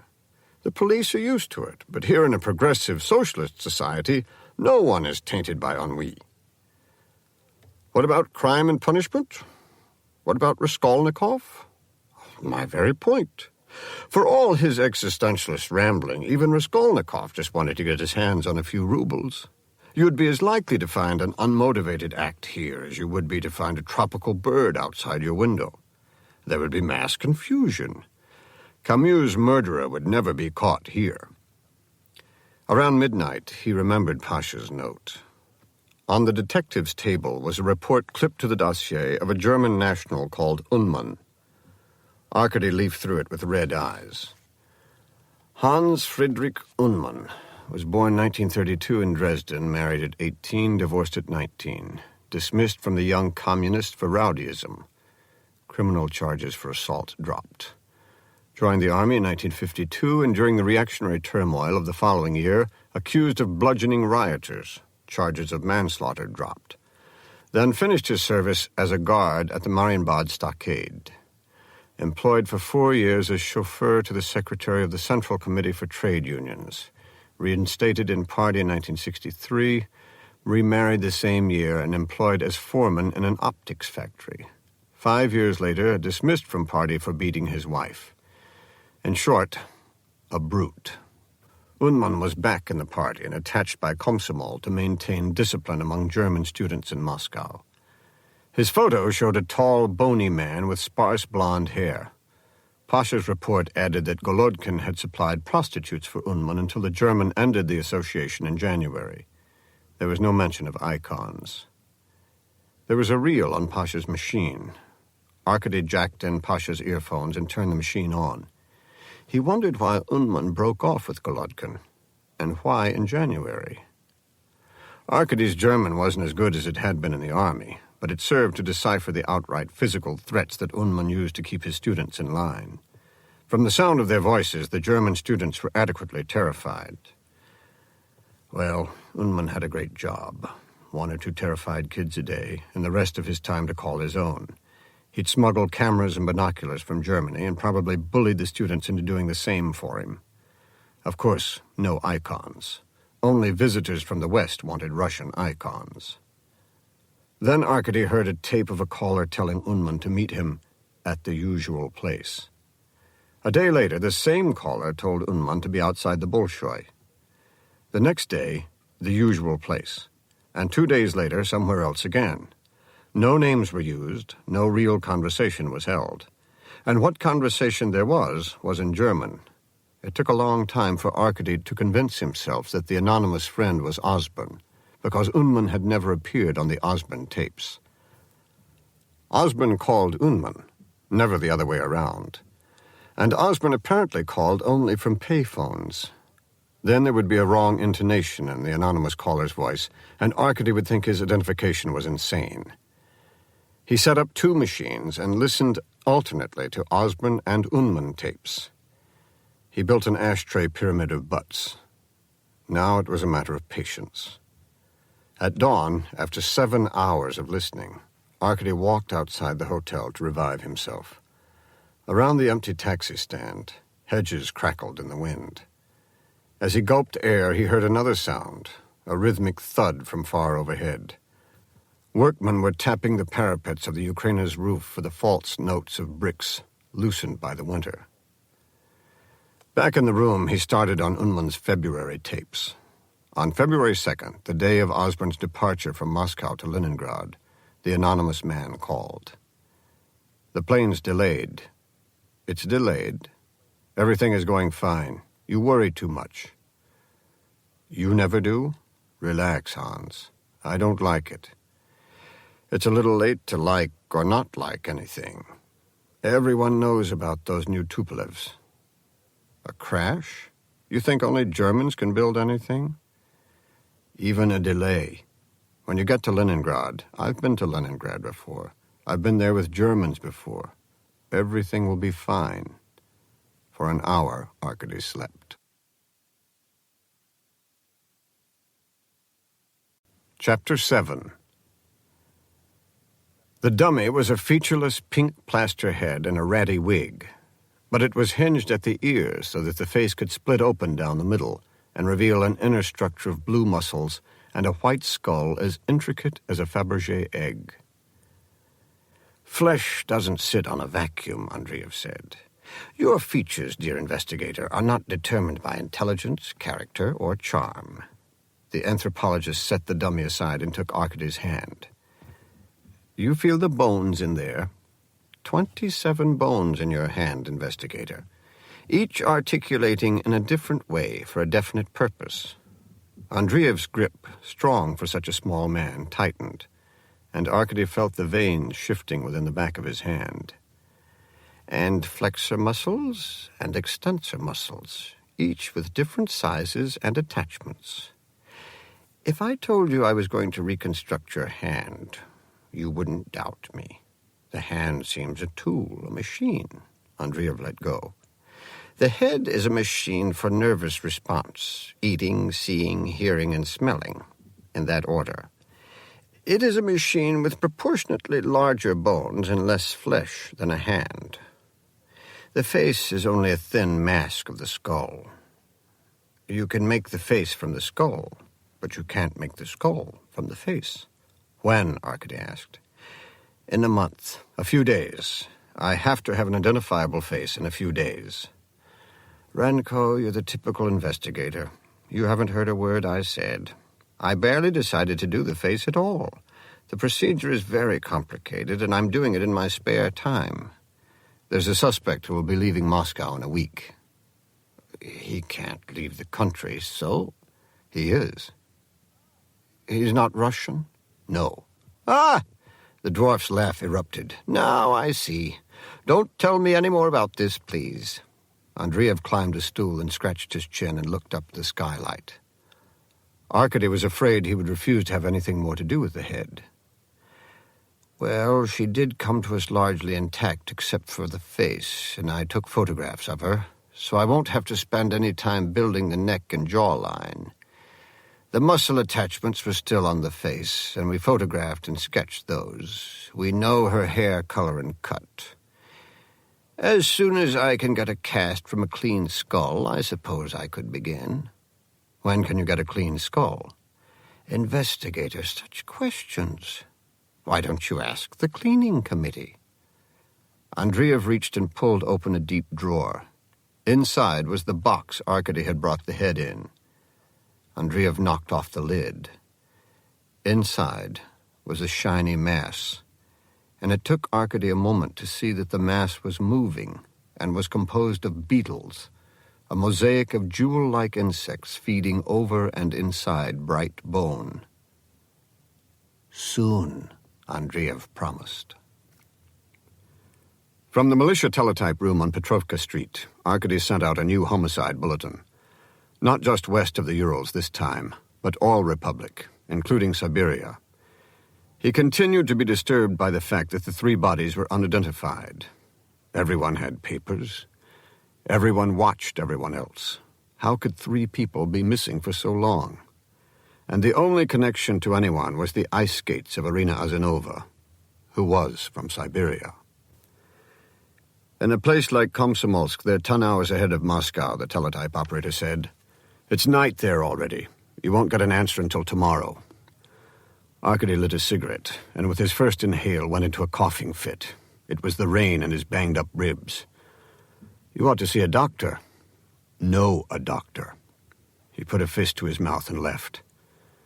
When Arkady arrived, Levin was in the autopsy room working over a body with maroon lips. Seeing him hesitate at the door, the pathologist wiped his hands and came out. Suicide. Gas. plus cutting both wrists and the neck, Levin said. New joke. Secretary Brezhnev calls Premier Kosygin into his office and says, Alexei, my dearest comrade and oldest friend, I've just heard a disturbing rumor that you are Jewish. But I'm not, Premier Kosygin answers with shock. Secretary Brezhnev takes a cigarette from his gold case, lights it, nods. Levin's narrow head mimicked all this, and says, Well, Alexei, think about it. Old joke. New version. You're fixated on Jews, Arkady said. I'm fixated on Russians. The chill of the basement sent Arkady into another coughing fit, and Levin relented. Come with me. They went up to Levin's office, where, to Arkady's amazement, the pathologist broke out a bottle of real cognac and 2 glasses. Even for a chief investigator, you look awful. I need a pill. Renko, the hero worker. Here. The sugary cognac was soaked up by the mass alongside Arkady's heart. Nothing seemed to reach his stomach. How much weight have you lost recently? Levin asked. How much sleep have you had? You have pills. For fever, chills, runny nose? For your work? A painkiller. Kill it yourself. You don't know fear when you have it? Not the hero worker. Levin leaned forward. Drop the case. I'm trying to shift it, not shift it. Drop it. Shut up. Coughing again, Arkady set his glass down and bent over, holding his ribs. He felt Levin's icy hand slip into his shirt and run over the tender swelling in the middle of his chest. Levin hissed. By the time Arkady's fit was done, Levin had moved to the chair behind his desk and was writing on a slip of paper. This will inform the prosecutor's office that you have a coagulated mass resulting from contusions and hemorrhage of the chest cavity and need medical observation in case of perinemia and peritonitis, not to mention the possibility of a broken rib.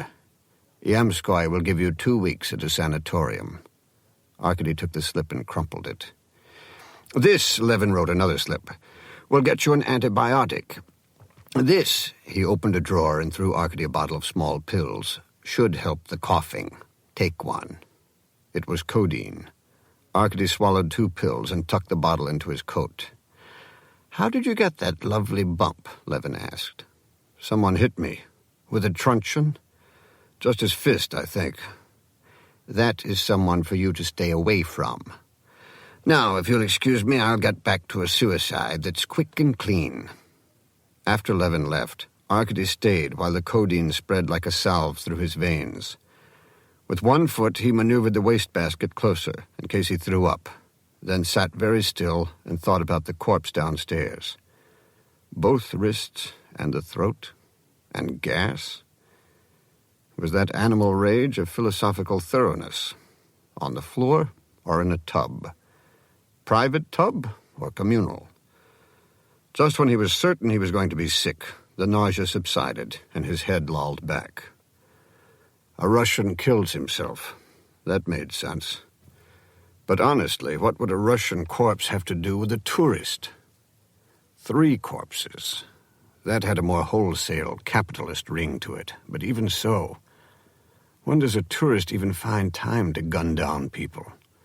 For what Russian treasure worth stealing? From another viewpoint, what threats could 3 poor workers make against a man who could simply get on a plane and fly away to America, Switzerland, the moon? So why was he pursuing such a theory, let alone conceiving it? To hand the case to the KGB? To thumb his nose at the KGB? Or, getting personal, to prove to someone that being a mere investigator actually amounted to something, perhaps even a hero, as Levin suggested. Maybe that someone would leave Schmidt and come home. Yes, to all questions. There remained one more intriguing possibility, that the investigator himself had discovered, by accident, the way a man passes a mirror and suddenly notices he is unshaven, his overcoat worn at the collar. How shabby his work was. Or worse, how pointless. Was he a chief investigator or a processor of the dead? An adjunct of the morgue, his paperwork the bureaucratic substitute for last rites? A small point that, and merely indicative of socialist reality. After all, only Lenin lives. More important, career-wise, everyone was right. Unless he became a party apparatchik, he'd gone as far as he ever would. Here and no further. Was it possible? Did he have the imagination to create some elaborate case full of mysterious foreigners, black marketeers, and informers? A whole population of fictitious vapors rising off 3 corpses? All of it a game of the investigator against himself? There was a certain plausibility to that. He fled the morgue for the rain, walking with his head pulled into his shoulders. At Dzerzhinsky Square, crowds were running for the metro station. There was a stand-up cafeteria next to the children's store across the square from the Lubyanka. He had to put something in his stomach, and he was waiting for the traffic to pass when he heard his name called. "Over here!" A figure came from under a low archway to pull Arkady out of the rain. It was Yamskoy, a blue trench coat over his prosecutor's uniform, a gilded hat on his shaved head. "Comrade Justice, do you know our extremely talented chief investigator Renko?" Yamskoy brought Arkady over to an old man. "Son of the general." The justice had little eyes set close to a sharp nose. "The same." "Very pleased to meet you." The justice gave Arkady a small, knobby hand. In spite of the justice's reputation, Arkady was impressed. There were only 12 justices on the Supreme Court. "My pleasure. I was on my way to the office." Arkady took a step back toward the street, but Yamskoy held on to his arm. "And you've been working since before the sun came up." "He thinks I don't know his hours," Yamskoy told the justice. "The most creative worker and the hardest worker. Don't the two always go together?" "Enough. The poet lays down his pen, the killer lays down his axe, and even you, investigator, must rest from time to time. Come with us." "I have a lot of work to do," Arkady protested. "You want to shame us? I won't have it." Yamskoy swept the justice along as well. The archway led to a covered passageway Arkady had never noticed before. 2 militiamen wearing the insignia of the Internal Security Division stood aside. "Besides, you don't mind if I show you off a little, do you?" The passageway led to a courtyard of gleaming Chaika limousines, more expansive with each stride. Yamskoy led the way through an iron door into a hall lit by crystal fixtures in the shape of white stars, down a carpeted stairway, and into a wood-paneled room of narrow mahogany stalls. The star-shaped fixtures on this level were red, and running the length of the room was a photograph of the Kremlin at night, a red flag twisting above the green cupola of the old Senate.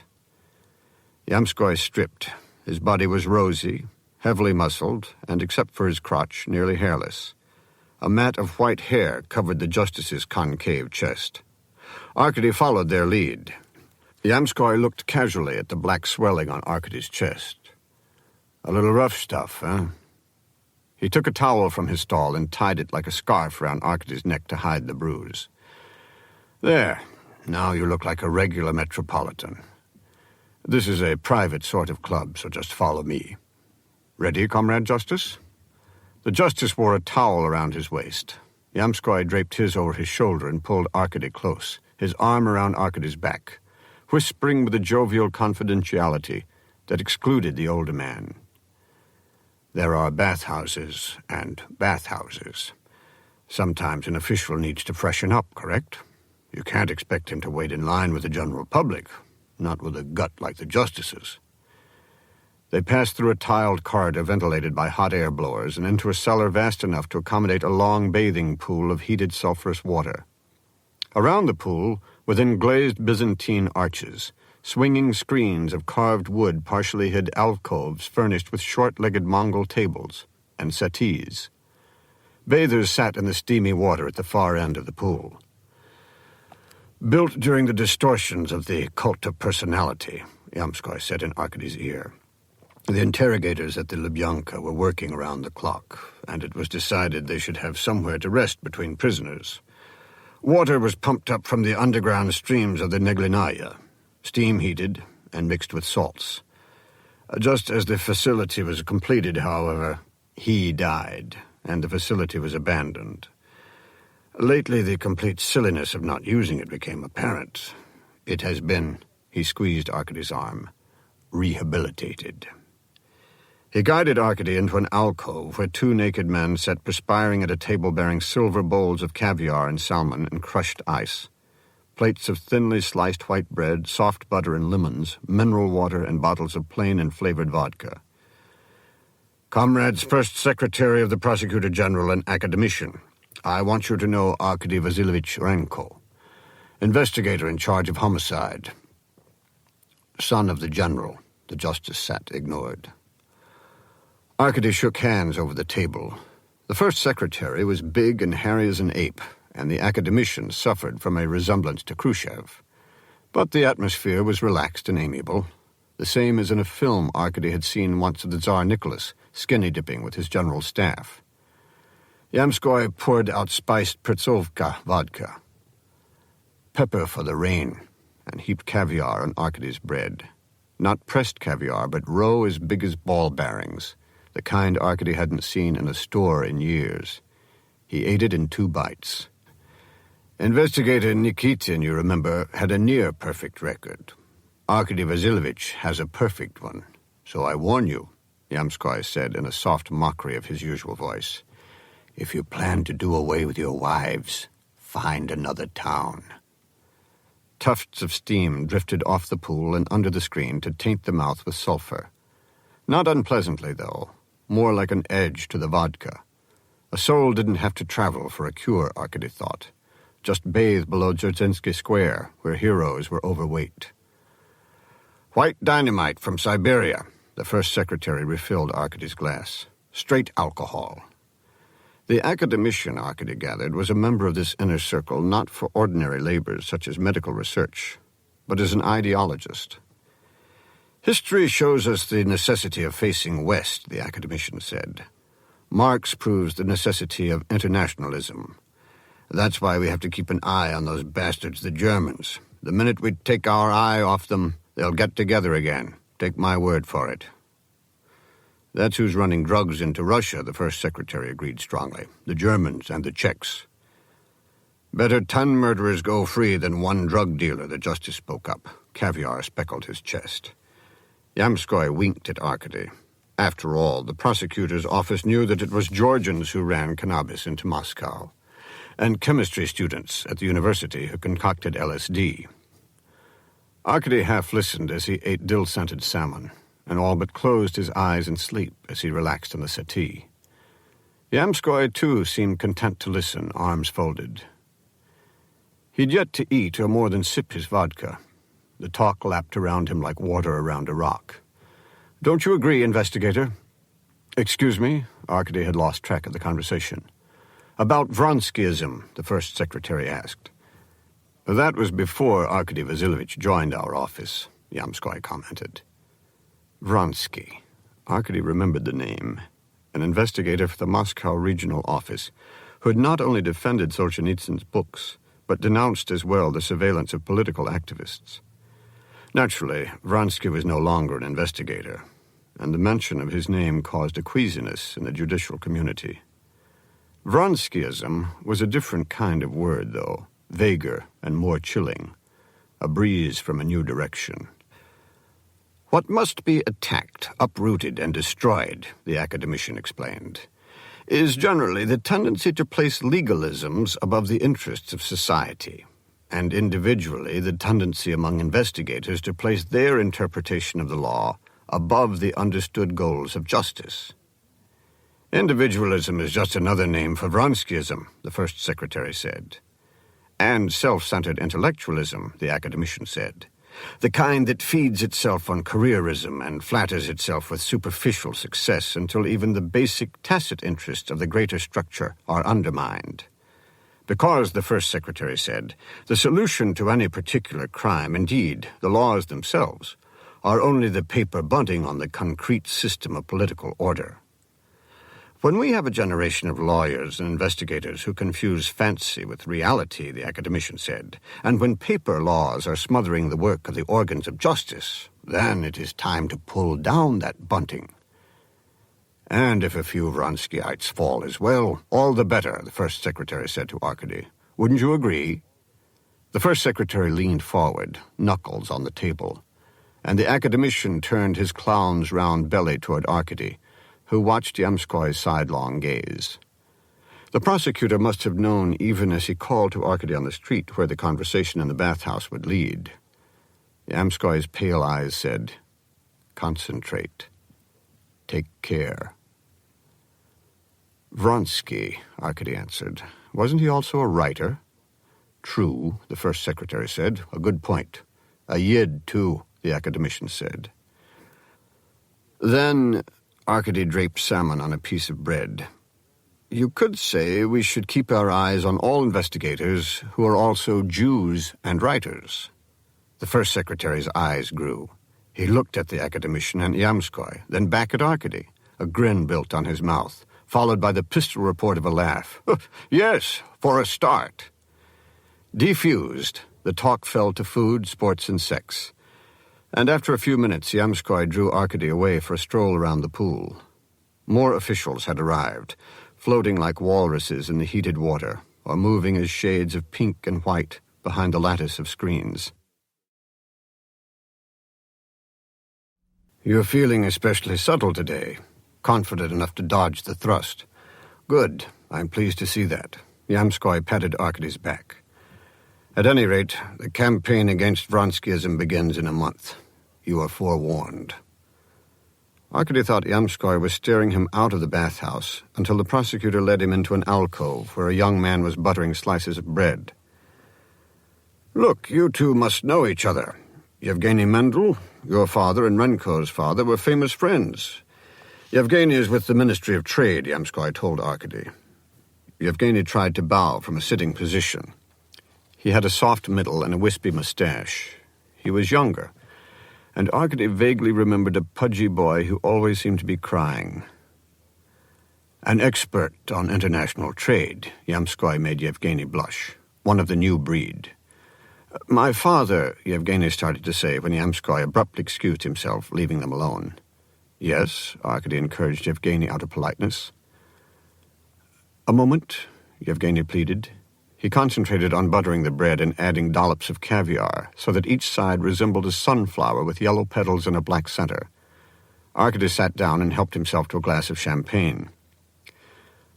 "American companies in particular," Yevgeny glanced up from his artwork.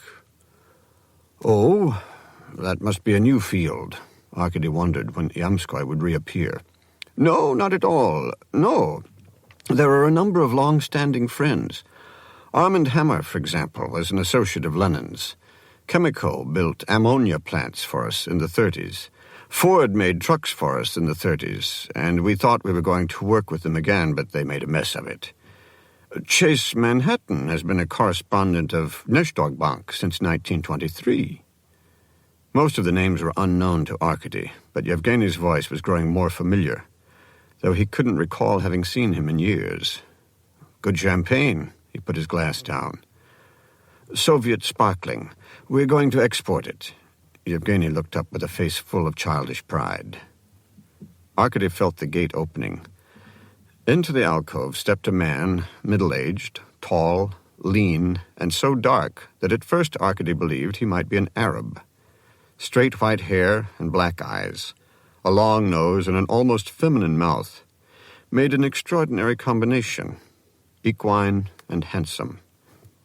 On the hand carrying his towel, he wore a gold signet ring. Arkady saw now that his skin was leathery, tanned rather than dark, tanned everywhere. "Absolutely gorgeous." The man stood over the table, and water dripped off him onto the arranged bread, like perfectly wrapped presents. "I won't dare eat one." He regarded Arkady without curiosity. Even his eyebrows seemed groomed. His Russian was excellent, as Arkady had known, but the tapes had missed the quality of animal assurance. "Someone from your office?" the man asked Yevgeny. "This is Arkady Renko.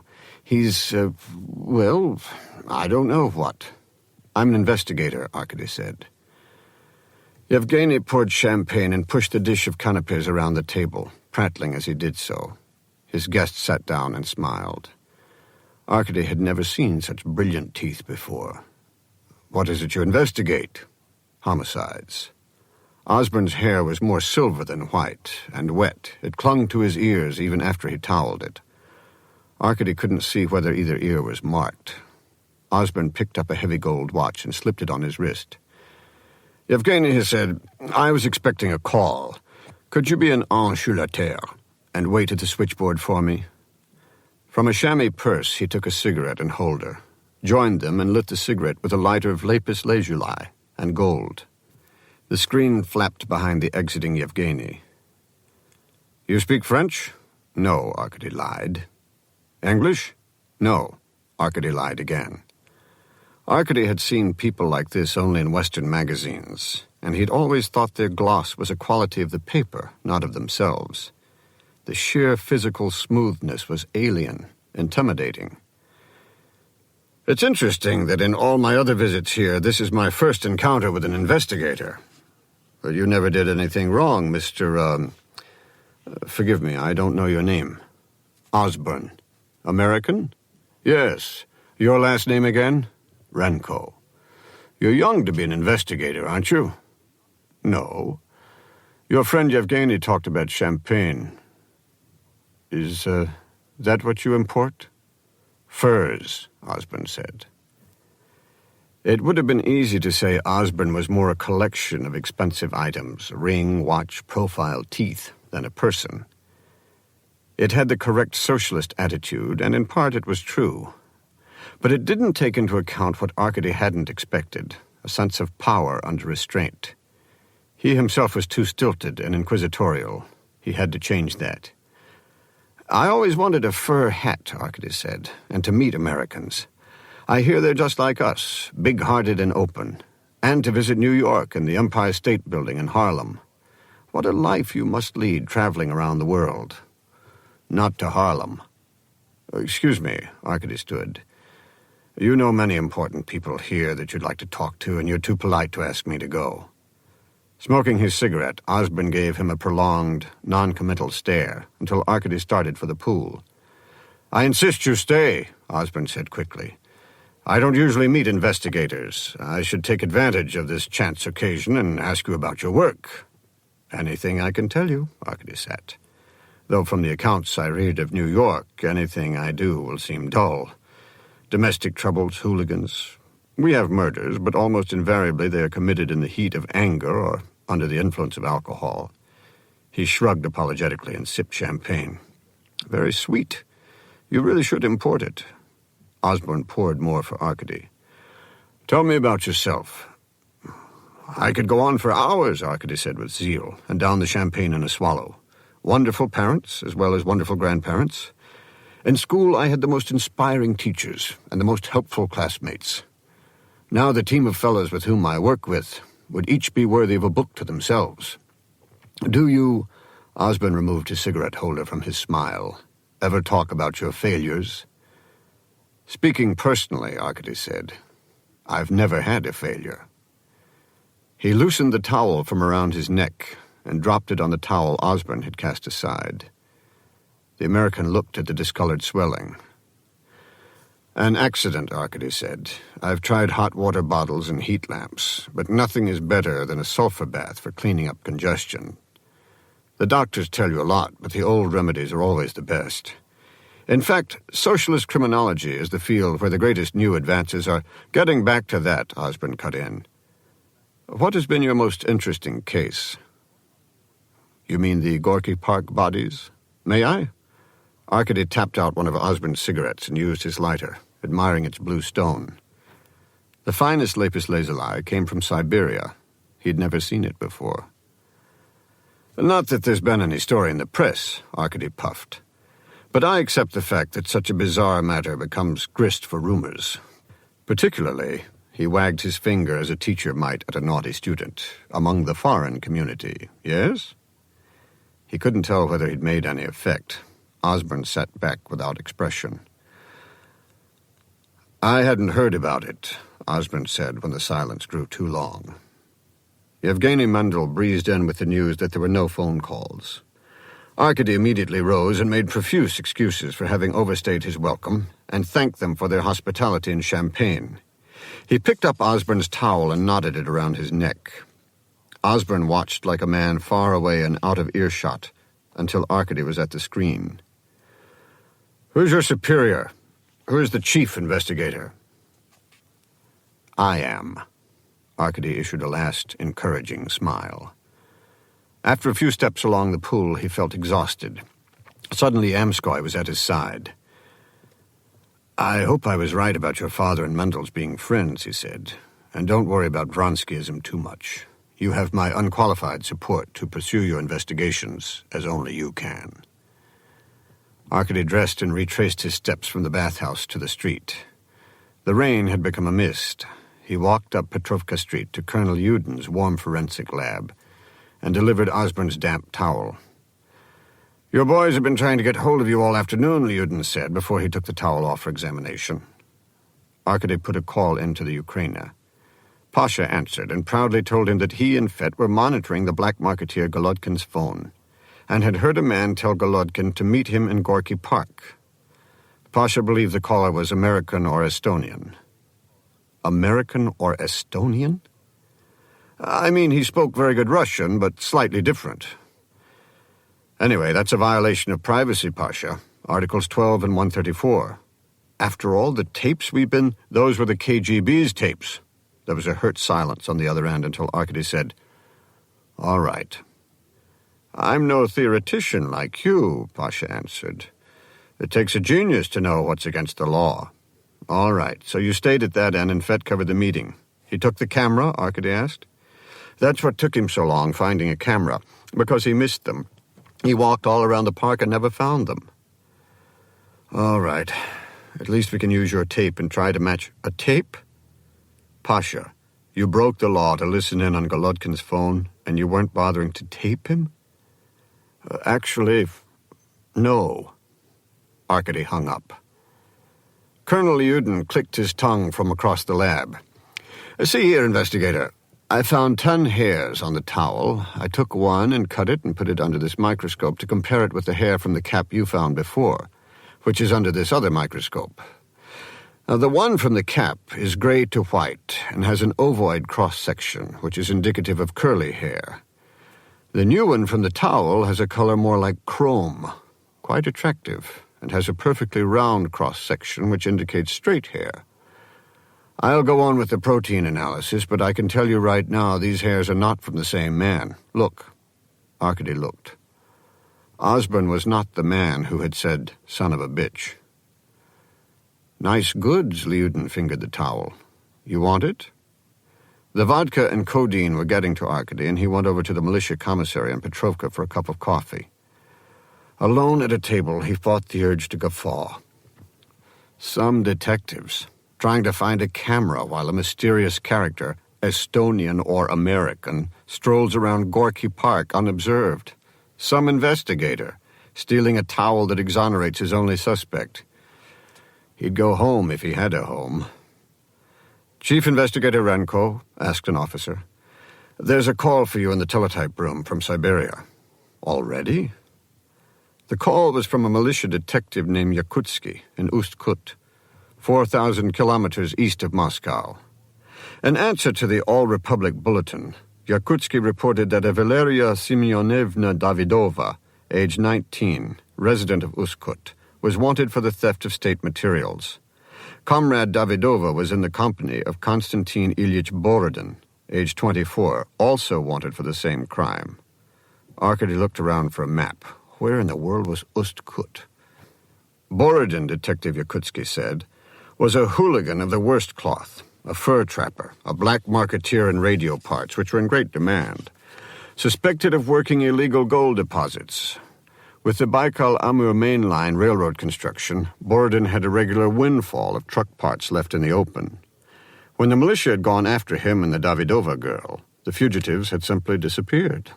Yakutsky figured they either were holed up in some hut way off in the taiga or were dead. Ust-Kut, Arkady shook his head.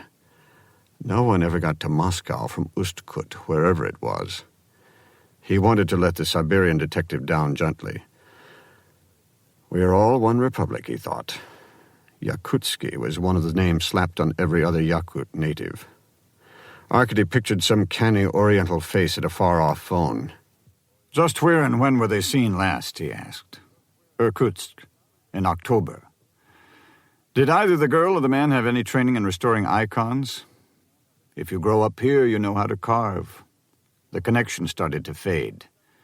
Well, Arkady said quickly, send me whatever pictures and information you have. I hope it's them. Sure. Konstantin Borodin is Kostya the Bandit. The voice was faint. Never heard of him.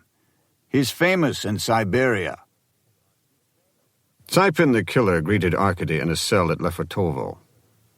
He wore no shirt, but his Urka's tattoos covered his body to his neck and to his wrists.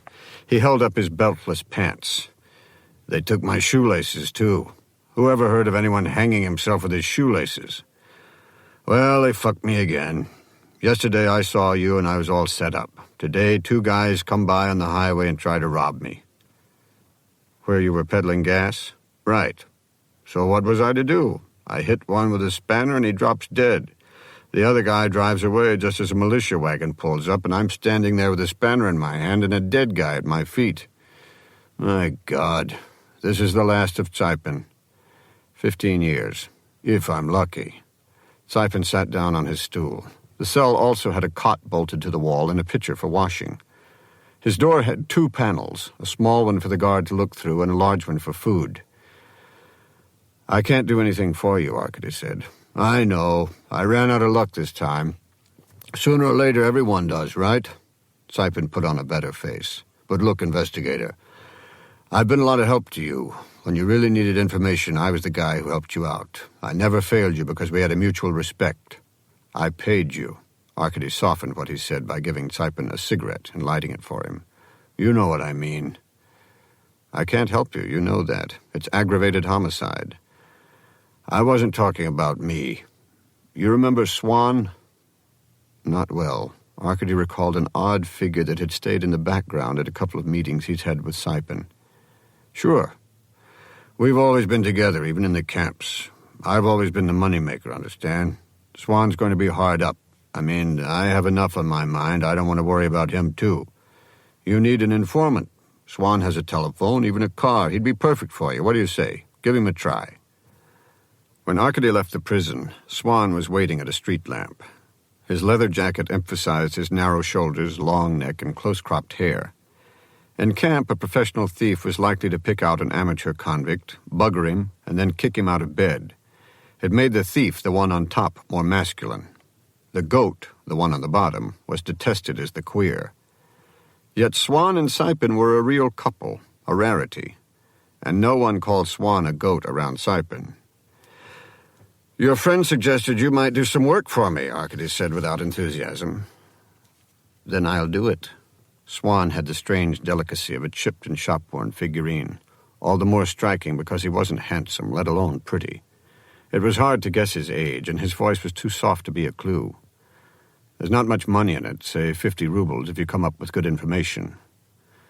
Or maybe you can do something for him instead of paying me. Swan looked at the prison gate. Where he's going, all he can get is 1 package a year. 15 packages, Swan murmured, as if he were already wondering what to put in them. Unless Tsipin was shot right off, Arkady thought. Well, love was no fading violet. Love was a weed that flourished in the dark. Has anyone ever explained it? Chapter 8. Although it led the way to the 21st century, Moscow maintained the Victorian habit of traveling on iron wheels. Kievsky Station, which was near the foreign ghetto and Brezhnev's own apartment, pointed to the Ukraine. Belorussia Station, a short walk from the Kremlin, was where Stalin boarded the Tsar's train from Potsdam, and afterward where Khrushchev and then Brezhnev boarded their special trains for Eastern Europe to inspect their satellites or to launch détente. Rishki Station took you to the Baltic states. Kursky Station suggested suntan vacations on the Black Sea. From the small Sabalovsky and Pavletsky stations, no one worthwhile traveled. Only commuters, or hordes of farmers as dusty as potatoes.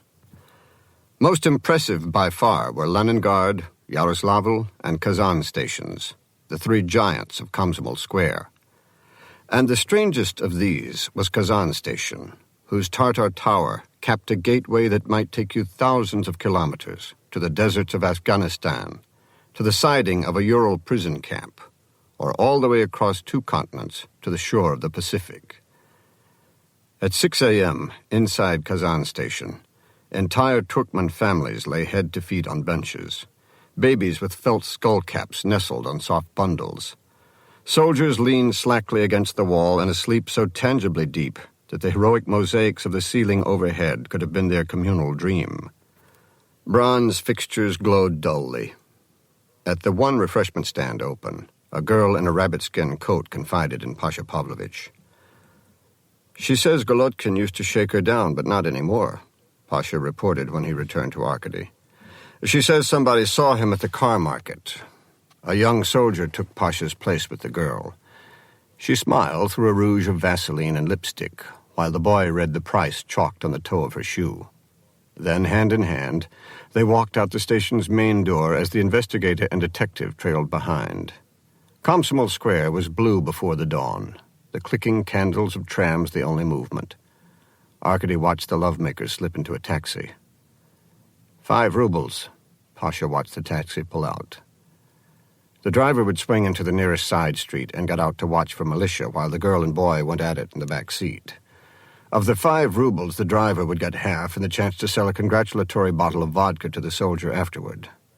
The vodka was a lot more expensive than the girl. The girl would get some sips, too. Then a return to the station, a tip to the washroom attendant for a fast douche, and overheated and giddy, she'd start all over. By definition, prostitutes did not exist because prostitution has been eliminated by the revolution. Charges could be brought against them for spreading venereal disease, performing depraved acts, or leading a non-productive life. But by law, there were no whores. "Not there either," Pasha returned from talking to the girls in Yaroslavl station. "Let's go." Arkady threw his overcoat in the back of the car before getting behind the wheel. No frost, and the sun wasn't even up. The sky was just lightening above the neon signs of the stations. A little more traffic. It would still be black in Leningrad.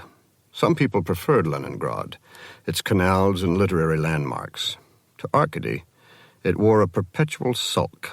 He preferred Moscow, a big open machine. He headed south toward the river. "You can't remember anything else about that mysterious caller who met Golodkin in the park?" "If I'd gone instead," Pasha muttered. "Fet couldn't find the balls on a bull." They watched for Golodkin's car, a Toyota. Across the river, at the Rzhevsky bathhouse, when they stopped for coffee and cakes, a fresh newspaper was being tacked to the public board. "Athletes inspired by impending celebrations for May Day," Pasha read aloud. "Vow to score more goals?" Arkady suggested. Pasha nodded, then looked over. "You played soccer? I didn't know that. Goalie. Ah, see, now that explains you." A crowd was already gathering a block away from the bathhouse. At least half the people wore signs pinned to their coats. 3-room apartment, bed, bath, was a woman with a widow's stricken eyes. Trade 4 rooms for 2 two-rooms, was a newlywed determined to escape her parents. Bed was a shrewd junk dealer.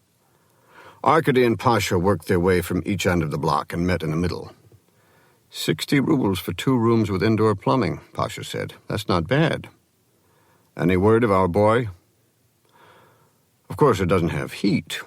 "Oh, no, Golodkin's here some days not. He makes himself a sort of go-between, and takes 30%. The used car market was near the city limit. A long trip made longer because Pasha saw a truck selling pineapples. For 4 rubles, he bought one the size of a generous egg.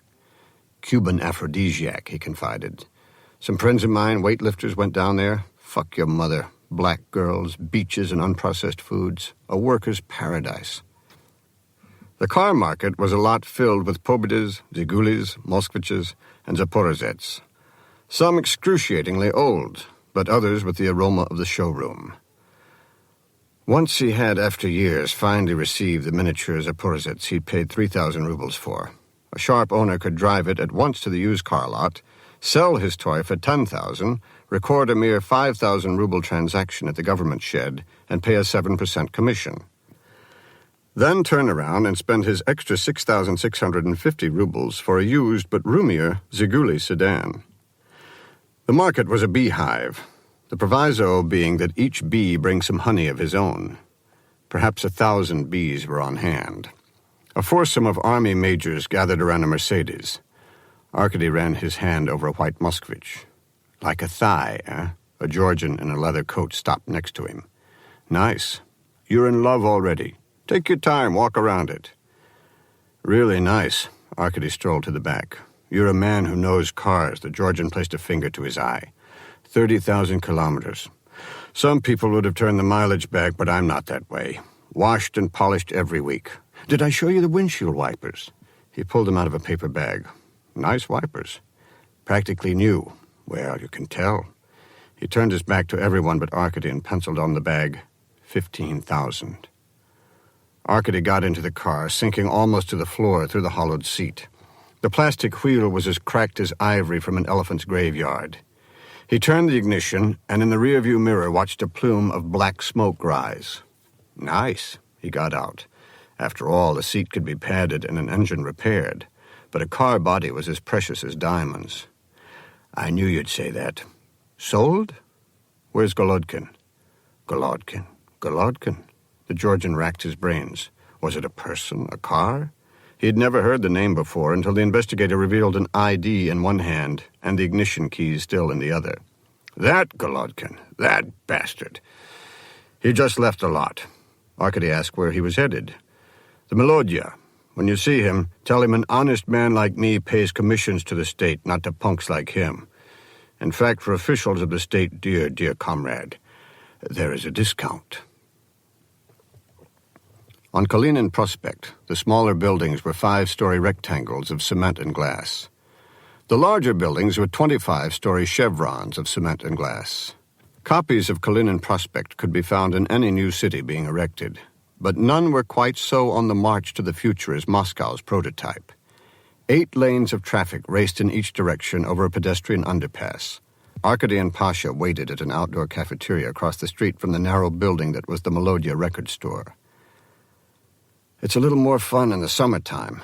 Pasha shivered over a sundae of coffee ice cream and strawberry syrup. A bright red Toyota came up the other side of Kalinin and turned onto a side street. A minute later, Fyodor Golodkin, wearing a sharply tailored coat, a lamb's wool cap, and cowboy boots and jeans, sauntered into the store as the investigator and detective were coming out of the underpass.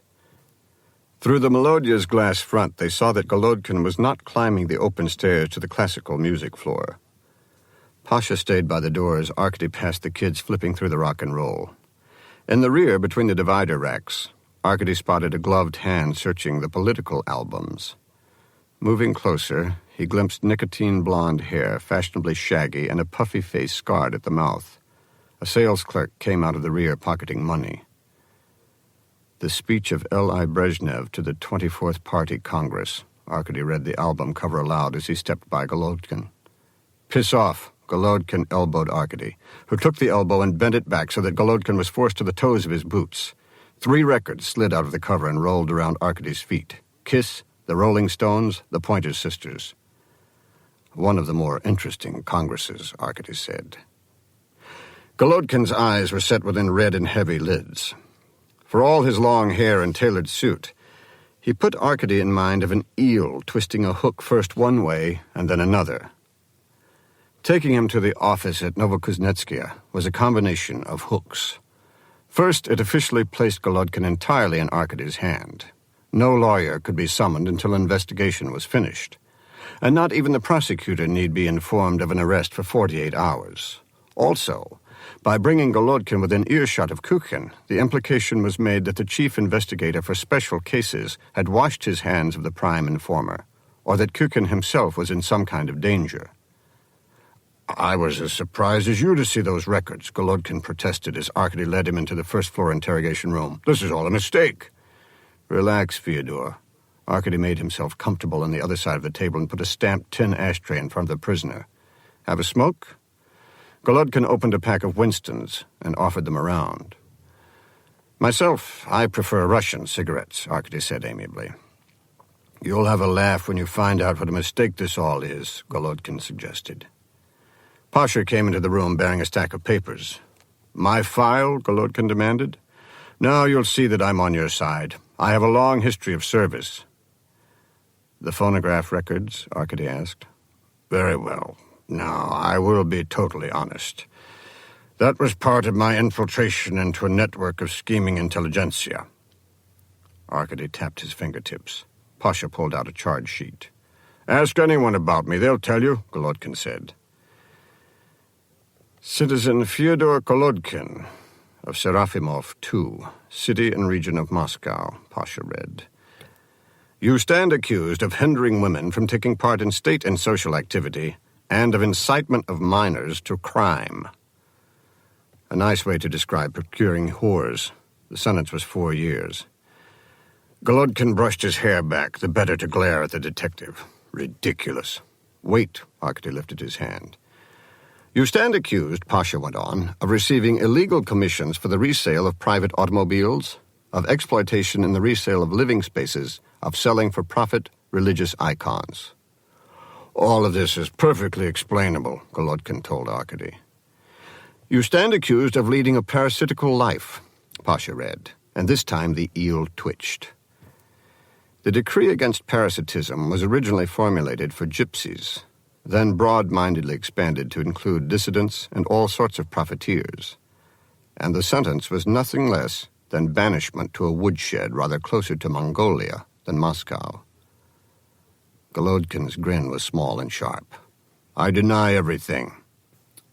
Citizen Golodkin, Arkady reminded him, you understand the penalties for failing to cooperate with an official inquiry.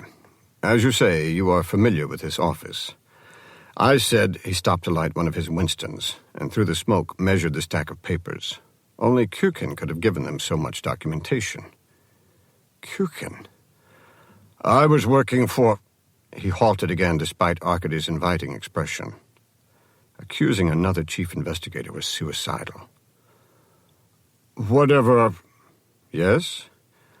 Whatever I did, and I'm not admitting I did anything, was on behalf of this office. Liar, Pasha flared up. I should punch your lying face in.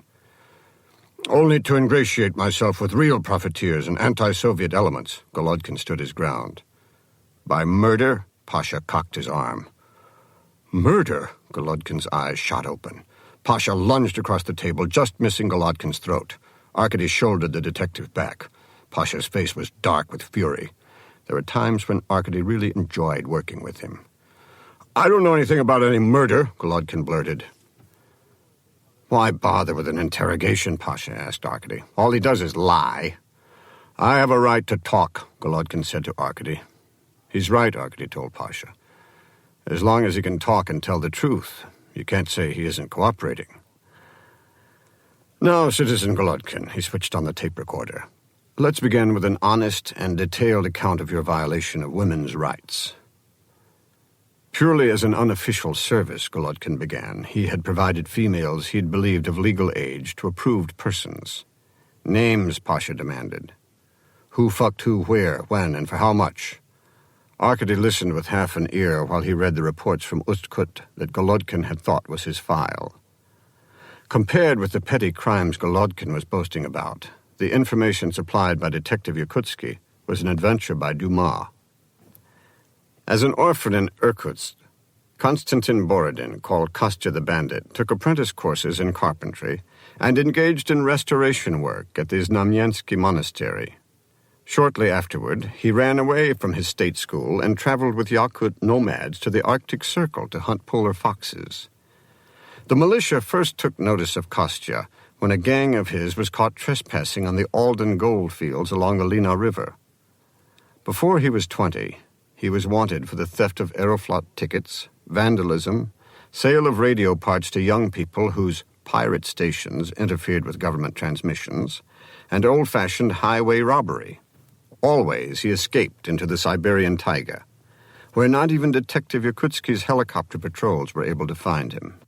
The only recent photo of Kostya was a chance picture taken 18 months before by the Siberian newspaper Krasnoye Znamya.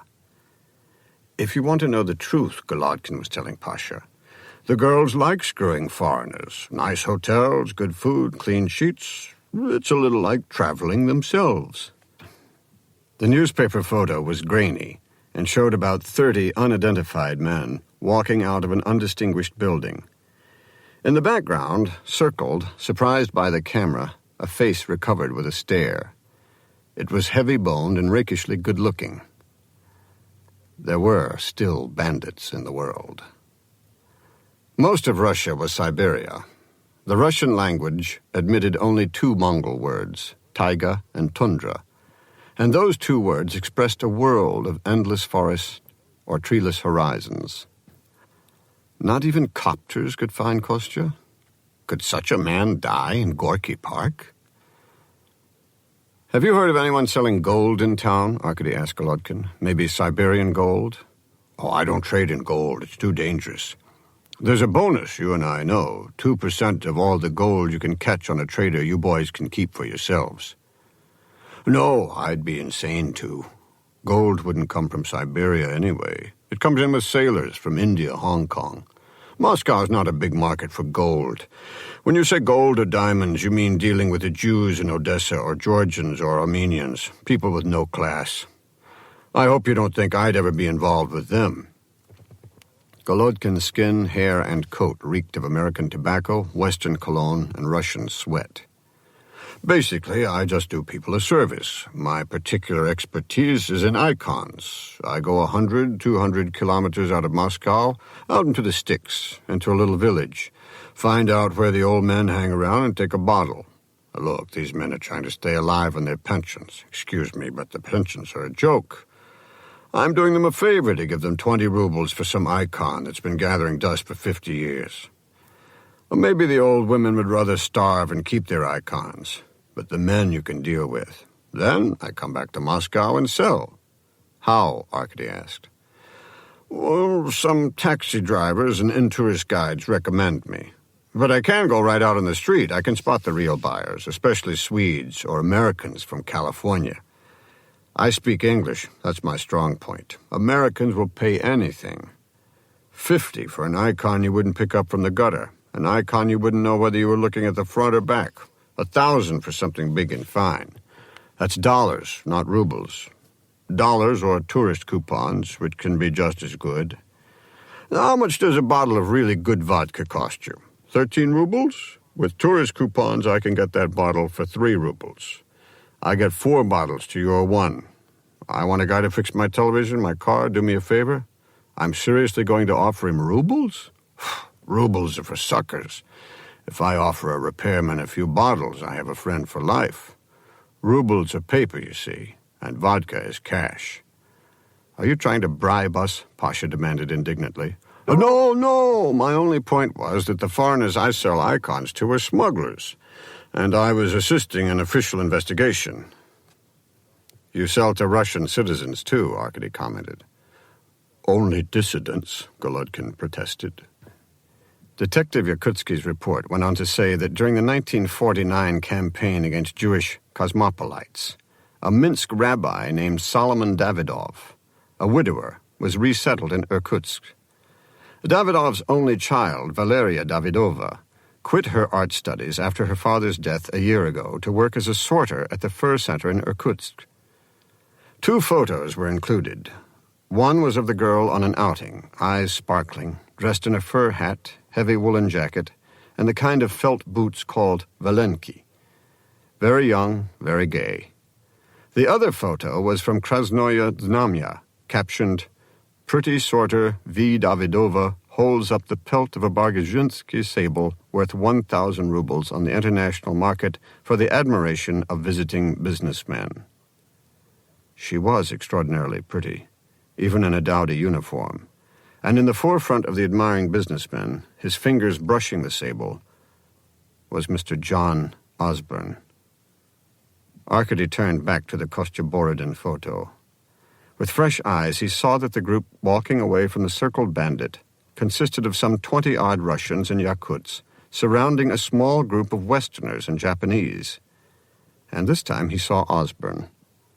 By now, Golodkin was urgently explaining how certain Georgians had monopolized the used automobile market. Thirsty? Arkady asked Pasha. From listening to lies, Pasha said. The windows had fogged over with perspiration.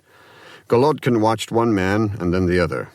Come on, it's lunchtime anyway. Arkady put the file and tape under his arm and led Pasha to the door. What about me? Golodkin asked.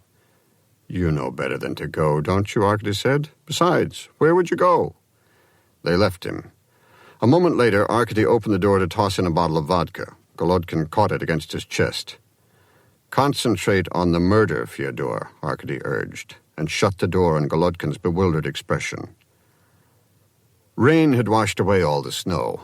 Across the street at the metro station, a line of men formed at a kiosk selling beer. A true sign of spring, according to Pasha. So he and Arkady bought pork sandwiches from a wagon as they queued up. They could see Golodkin watching them through a smear on the window dew. He'll tell himself he's too smart to take a drink, but he'll think it over. Say he's doing all right and deserves a reward. Besides, if your throat's dry, think of his. You're a subtle bastard, Pasha licked his lips. About as subtle as a shove off a high place, Arkady said. All the same, he was excited. Imagine, the American Osborne could have encountered the Siberian bandit and his lover. The bandit could have come to Moscow on stolen plane tickets. Remarkable. Pasha bought the beers, 2 full glass mugs for 44 kopecks. Golden liquid, warm and yeasty. The street corner filled up. More men in overcoats using the beer kiosk as an excuse to stand around. Without any grand squares or a building high enough to hang a banner from, Novokuznetskaya had the air of a small town. The mayor and his planners had plowed Kalinin Prospect through the old Arbat neighborhood to the west. The Kirov section to the east of the Kremlin would be the next to go, laid to rest under a new boulevard 3 times longer than Kalinin. But Novokuznetskaya, with its narrow streets and small shops, was the kind of place to which spring came first. Men with beer mugs greeted each other as if during the winter everyone had been invisible. At times like these, Arkady felt that a figure like Golodkin really was an aberration. The break over, Pasha went off to the Foreign Ministry for travel histories of Osborne and the German Unman, and to the Ministry of Trade for exterior photos of the fur center in Irkutsk. Arkady returned alone to finish off Golodkin. It's no secret to you, I'm sure, that I myself have participated in interrogations on the other side of the table, so to speak. Now, I think we can speak honestly, you and I. I can promise you I will be as cooperative a witness for you as I was for others. Now, these things we discussed this morning, minor matters, Fyodor, Arkady said. Golodkin's face flushed with hope. The vodka bottle stood half empty on the floor. Sometimes sentences seem all out of proportion to the crime, Arkady added, especially for such citizens as yourself with, let's say, special status. I think we're going to work this out now that detective is gone, Golodkin nodded. Arkady put a fresh tape on the recorder, offered a cigarette to Golodkin, who took it, and lit one for himself. The tape started spinning. Fyodor, I'm going to tell you some things and show you some pictures. Then I want you to answer some questions. It may all sound perfectly ridiculous to you, but I want you to be patient and think carefully, okay? Go right ahead. Thanks, Arkady said. Inside, he felt as if he were at the top of a long dive, the way he always did when he had to go by guesswork. Fyodor, it is established that you sell religious icons to tourists, often Americans. This office has evidence that you tried to sell icons to a foreign guest now in Moscow named John Osborne. You contacted him last year and again a few days ago by phone. Your deal fell through when Osborne decided to buy from another source. You're a businessman of a sort yourself, and sales must have fallen through for you before. So what I want you to tell me is why you got so angry this time. Golodkin looked blank. The bodies in Gorky Park, Fyodor. Don't tell me you haven't heard about them. Bodies? Golodkin couldn't have been less fazed.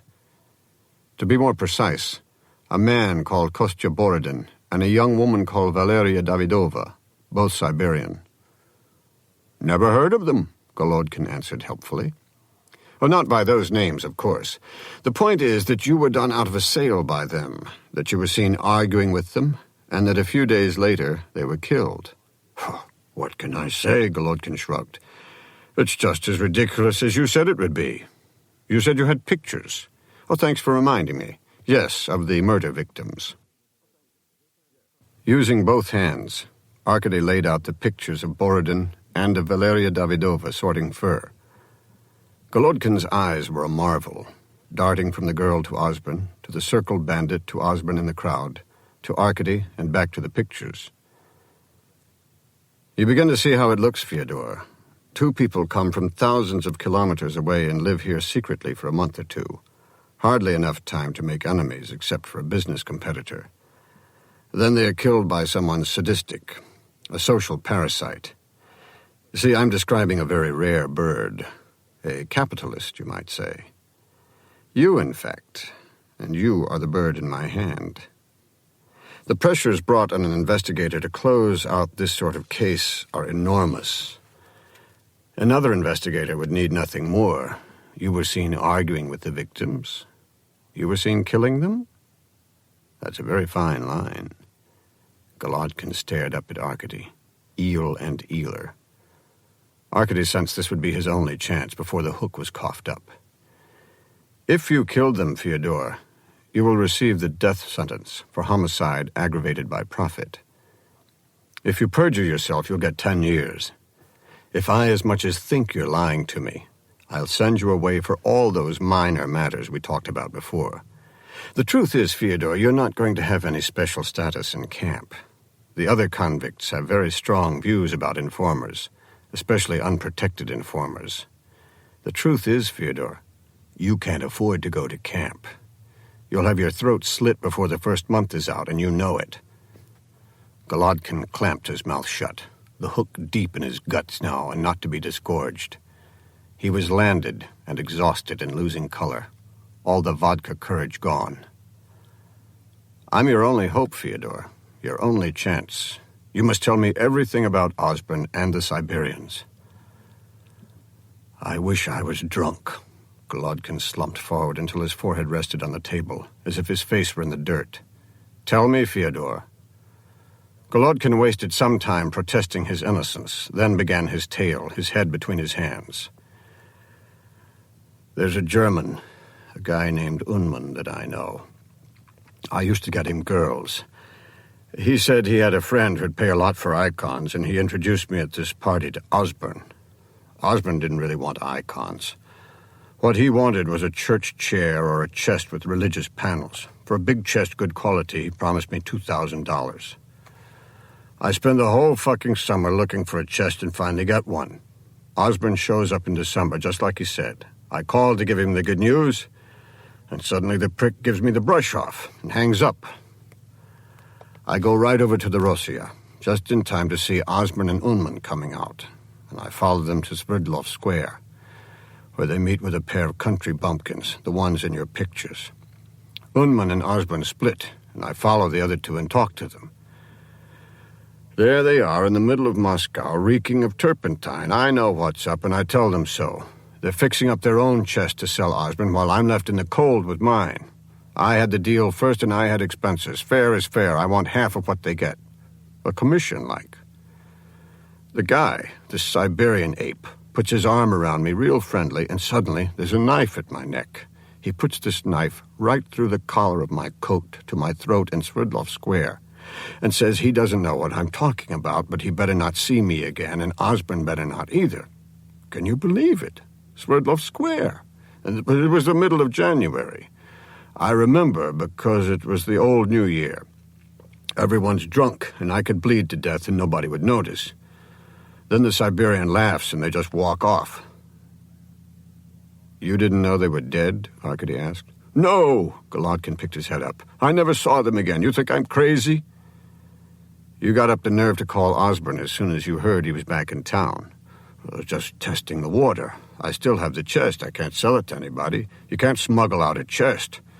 The only customer was Osborne. I don't know what he had in mind. But you met Osborne in Gorky Park yesterday, Arkady tried. That wasn't Osborne. I don't know who it was. He never gave me a name. Just some American who called up and said he was interested in icons, and I thought maybe I could still unload the chest, or break it up and sell part. All he wanted to do was take a walk through the park. You're lying, Arkady pressed. I swear I'm not. He was some fat old guy with stupid questions. He spoke great Russian, I'll say that, but I'm pretty much of an expert at spotting foreigners. So we walked through most of the park and stopped at a muddy field. On the north side of the park off the path? Yeah. Anyway, I thought maybe he wanted some privacy to ask about a girl, having a party, understand. But he starts in about some exchange student, an American named Kerwill, I've never heard of. I only remember now because he kept asking. I told him I meet a lot of people. That was it. The jerk walks off. Golodkin snapped his fingers. Just like that. Anyway, as soon as I saw him, I knew he wasn't serious about buying icons. Why? He was so fucking poor. All his clothes were Russian. Did he describe what this Kerwill looked like? Skinny, he said. Red hair. Everything was coming Arkady's way. Another American name. Osborne and a black marketeer. 2 open sesames. He telephoned Major Priblida. I want information on an American with the last name of Kerwill. Kirwill. Priblida took his time answering. This sounds more like my business, he finally said. I agree, absolutely, Arkady said. A specific alien was under investigation. How could there be any doubt who should investigate him? No, Priblida said. I'll give you more rope. You send your detective Fett around. I'll give him whatever I have. Naturally, Priblida would release information only if it came with his own informant, Arkady knew. Good. He reached Fett at the Ukraina, then for an hour played with matches on a sheet of paper while Golodkin sipped from his bottle. Kukin wandered into the interrogation room and gawked at the sight of his own informer with another investigator. Arkady brusquely told the investigator for special cases that if he had any complaint, to take it up with the prosecutor, and Kukin rushed out. Golodkin was impressed. Finally, Fett arrived bearing a briefcase and the air of a reluctantly invited guest. Maybe the chief investigator would care to fill me in. He adjusted his steel-rimmed glasses. Later, take a seat. If Priblida wanted a report from Fett, then Arkady would give him a good one. Golodkin liked the rebuff of the detective, Arkady saw. He was getting his bearings, adjusting to a new loyalty. Arkady emptied the briefcase of photostats. There were more than he'd expected. Priblida was generous with what he called rope. There were actually 2 dossiers. The first read, USA passport. Name, James Mayo Kerwill. Birth date, 4/8/52. Height, 5 feet 11, about 1.8 meters, Arkady calculated. Wife, none. Minors, none. Birthplace, New York, USA. Eyes, brown. Hair, red. Issue date, 7/5/74. The black and white passport photo showed a young, underweight man with deep-set eyes, wavy hair, a long nose, and a small, intense smile. The signature was tight and precise. Residence visa, James Mayo Kerwill. Citizenship, USA. Born same date, same place. Profession, student of linguistics.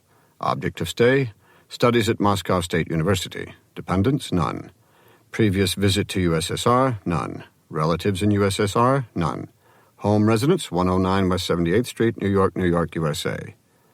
The same photo as in the passport was pasted in a box on the right side of the visa.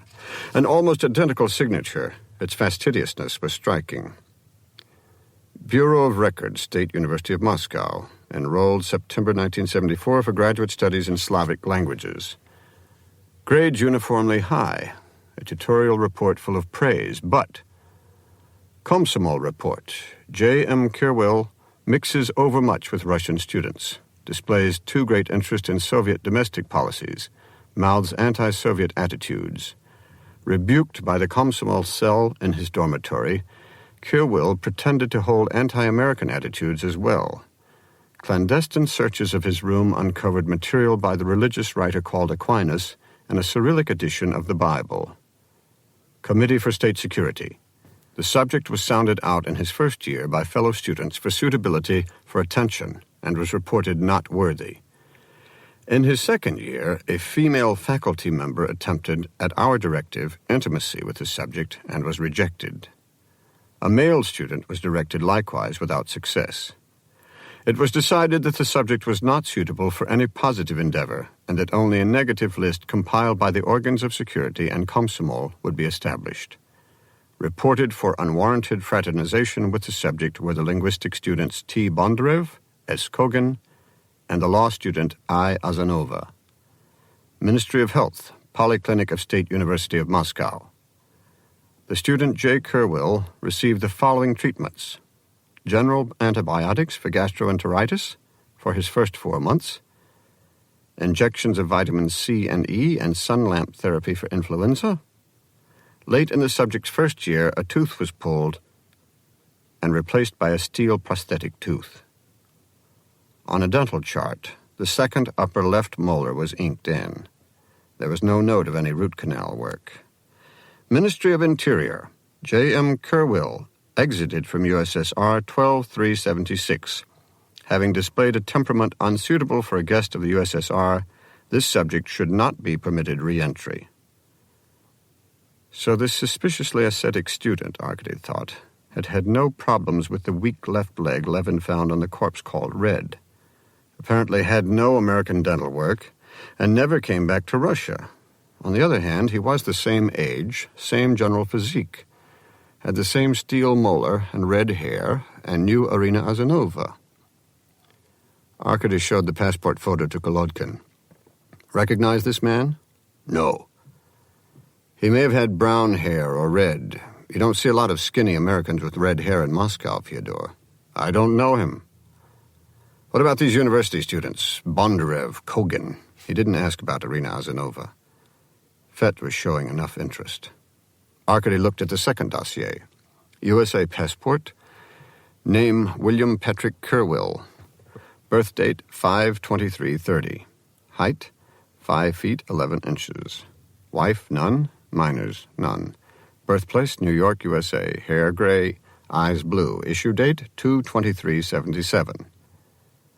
The photo was of a middle-aged man with curly gray hair and eyes that must have been a dark blue. The nose was short and the jaw broad. No smile. Shirt and jacket fitted over what looked like a muscular chest and shoulders. The signature was tight and large. Tourist visa. William Patrick Kerwill. Citizenship, USA. Born same date, same place. Profession, advertising. Object of stay, tourism. Traveling dependents, none. Previous visits to USSR, none. Relatives in USSR, none. Home residence, 220 Barrow Street, New York, New York, USA. Same signature and same photo. Entry to USSR, 4/18/77. Departure, 4/30/77. Travel confirmed through Pan American Airways. Reservation confirmed at Hotel Metropole. Arkady held up the photo of William Patrick Kerwill. Recognize this one? That's him. That's the one I met in the park yesterday. You said, Arkady took a second look for himself, some fat old guy. Well, big, you know. His clothes again? Russian, very ordinary, all new. The way he speaks Russian, he could have bought the clothes himself, but, Golodkin sneered, why would anyone want to? How exactly did you know he wasn't Russian? Golodkin leaned forward, comrade to comrade. I've sort of made a study of it, spotting tourists on the street, possible buyers, see. Now, your average Russian always walks with his weight sort of above his belt. Your American walks with his legs. Really? Arkady looked at the photo again. He didn't know much about American advertising. He did see a face that expressed brute strength. A man who had taken Golodkin straight to the clearing where the bodies had been found, and where Arkady had lost a fight. Arkady remembered biting his assailant's ear. You saw his ears? I don't think, Golodkin mused, that there's any big difference between Russian ears and Western ears. Arkady called in tourist, which told him that 3 nights before, when Arkady was being expertly beaten, the tourist W. Kerwill had tickets for the Bolshoi. Arkady asked how to reach Kerwill's in-tourist guide. Kerwill was an individual tourist, he was told, and in-tourist did not supply guides for groups of less than 10 people. As Arkady hung up to face Fett's limpet-like attention, Pasha returned from his visit to the Foreign Ministry. "We now have a witness who links 2 probable victims directly to a foreign suspect." Arkady praised his remarks to his detectives grandiosely, the better for Fett to pass on to Priblida. "It was icons in a way, after all. It's unusual for us to hold a foreign suspect. I will have to discuss this with the prosecutor. Our witness may even provide us with a second-hand link to the 3rd victim in the park. See, boys, it's starting to fit together. Fyodor here is the key to everything." "I said I was on your side," Golodkin told Pasha. "What suspect?" Fett couldn't hold back. "The German," Golodkin answered eagerly. "Unman." Arkady hustled Fett and the briefcase out the door. It wasn't hard, because at long last Priblida's canary had a song to sing. "Is it true about this Unman?" Pasha asked. "Close enough," Arkady said. "Let's see what you got." The detective had brought all the Soviet itineraries for Osborne and Unman for the last 16 months, done in ministry shorthand that made it seem as if they'd been trapped in revolving doors. J.D. Osborne, President, Osborne Furs, Incorporated. Entry, New York, Leningrad, 2176, Hotel Astoria. Moscow, 10176, Hotel Rossiya. Irkutsk, 11576, guest of Irkutsk Fur Center. Moscow, 12076, Rossiya. Exit, Moscow, New York, 12876. Entry, New York, Moscow, 71176. Exit, Moscow, New York, 72276. Entry, Paris, Grodno, Leningrad, 2177, Astoria. Moscow, 11177, Rossiya. Interesting, Arkady thought. Grodno was a railway town on the Polish border. Instead of flying, Osborne had gone by train all the way to Leningrad. Exit, Moscow, Leningrad, Helsinki, 2277. Entry, New York, Moscow, 3477, Rossiya. Scheduled exit, Moscow, Leningrad, 4:30:77. H. Unman, German Democratic Republic, CPG DR. Entry, Berlin, Moscow, 5176. Exit, Moscow, Berlin, 6:27:76. Entry, Berlin, Moscow, 4776. Exit, Moscow, Berlin, 3876. Entry, Berlin, Leningrad, 12:20:76. Exit, Leningrad, Berlin, 3277. Entry, Berlin, Moscow, 5377. There was no information about Unman's interior travel in Russia, but Arkady figured that Osborne and the German could have been in immediate contact for 13 days of January 76 in Moscow, for 11 days of July 76 in Moscow, then this winter, with strenuous coincidence, from January 2nd through 10th in Leningrad, and from January 10th to February 1st in Moscow, when the murders took place. On February 2nd, Osborne flew to Helsinki, while Unman seemed to have gone to Leningrad. They had now been in Moscow together since April 3rd, yet for the past 12 months, Osborne had called Unman only by public phone. Pasha also produced a glossy photo of the Irkutsk Fur Center. It was the same drab modern building as in the photo of Kostya Borodin. Arkady would have been surprised if it wasn't. "Drive our friend Fyodor back to his place," Arkady told Pasha. "There's a special chest there I'd like you to pick up and take to the Ukraina for safekeeping. Here, and take the tapes, too." He took the reels of Golodkin's confession off the machine. To make room for them in his pockets, Pasha had to shift his small, prized pineapple. "You should have got one, too," he told Arkady. "It would be wasted." "I'll be available, Comrade Chief Investigator," Golodkin put on his hat and coat, "just for you." When they were gone and he was alone, Arkady felt the excitement in himself running like a motor. He'd done it. This time, with Golodkin's testimony and the threat of detention for one of the KGB's favorite Americans, he could stuff the case down Priblida's throat. He put on his coat, went across the street, and had a vodka, already regretting he hadn't gone with Pasha so they could have shared a celebratory drink. Here's to us. They weren't such bad investigators after all. He remembered the pineapple. Pasha obviously had other plans of an earnestly erotic nature. Arkady found himself staring at the payphone. There just happened to be a 2-kopeck piece in his hand. He wondered where Zoya was. The Gorky Park investigation had been too strange. He'd escaped, and now he was returning to routine. The payphone was ballast, a connection to the total gravity that was Zoya.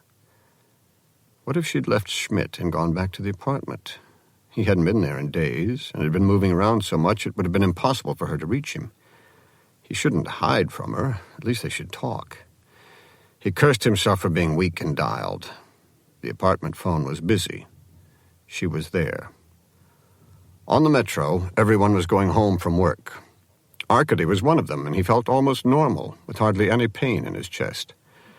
Melodramas filled his head. Zoya was repentant, and he was magnanimous. She was still angry, but he was tolerant. She was in the apartment by sheer chance, and he talked her out of leaving. All the variations in between, and all ending in bed. Yet he wasn't excited. The melodramas were sodden, cheap, and uninteresting. He was only determined to act them out. He came off Taganskaya, through the courtyard, up the stairs 2 at a time, and knocked on the door. The sound was hollow. He unlocked the door and entered. Zoya had been back, that much was clear. There were no chairs or tables, rugs or curtains, books or bookshelves, records or record player, china, glasses, or eating utensils. She had made a diligent sweep, a combination annexation and purge. In the first of the 2 rooms, she'd left nothing but the refrigerator, and that was empty even of ice trays, which showed, he thought, a disappointing greed. In the second room, the bed remained, so it was still a bedroom. He recalled how hard it had been to get the bed into the room. She'd left only the sheets and the blanket on the bed. His sensation was of being oddly bruised and empty, as if a burglar had crept not into the apartment, but into him, and with dirty hands ripped out 10 years of marriage. Or did she see it another way? Her cesarean birth out of him. Had it been that bad all the time? She was a good thief because now he didn't want to remember. The telephone receiver was off the hook, which was why he thought she was home. He put the receiver back and sat beside the phone. What was happening to him?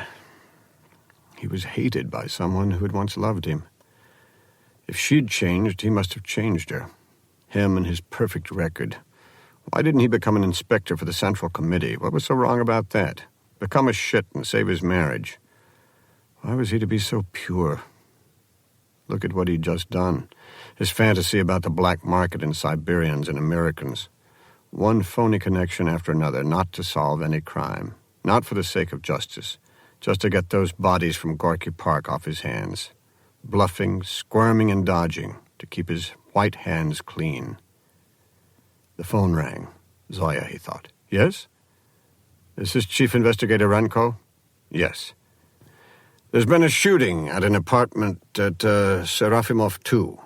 A man called Golodkin is dead. And Detective Pavlovich, too. A trail of militiamen led from the entrance up the stairs to the second floor, through a hall of faces at cracked doors and into Golodkin's apartment. 2.5 rooms of cartons of scotch, cigarettes, records, and canned foods heaped on a floor thick with oriental carpets laid one over the other. Levin was there, fiddling with some instruments inside Golodkin's head. Pasha Pavlovich was on the carpets, the back of his dark overcoat wet, but not too wet. He died immediately. By his hand and by Golodkin's lay separate guns. A borough investigator Arkady didn't know presented himself in his notes. It's my guess, he said. Well, it's obvious that this Golodkin shot the detective in the back first, then the detective turned and, as he fell, killed Golodkin in return. The people in the other apartments didn't hear the shots, but the bullets would seem to be a match for the guns. The detective's issue PM and Golodkin's TK. Though, of course, we'll check that with ballistics analysis. The people in the other apartments, did they see anyone leave here? Arkady asked. Nobody left. They killed each other. Arkady looked at Levin, who looked away. Detective Pavlovich was returning the other man here after an interrogation, Arkady said. Did you search the detective? Did you find any tape recorder reels? We searched him. We didn't find any reels, the borough investigator answered. Have you removed anything from the apartment? Nothing.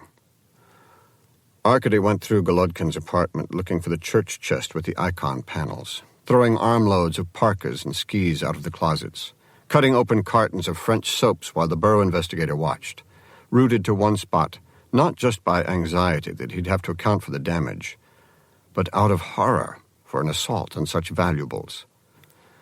When Arkady finally returned to the dead detective on the floor, the borough investigator ordered militiamen to start removing the goods. The shot that killed Golodkin left his forehead concave.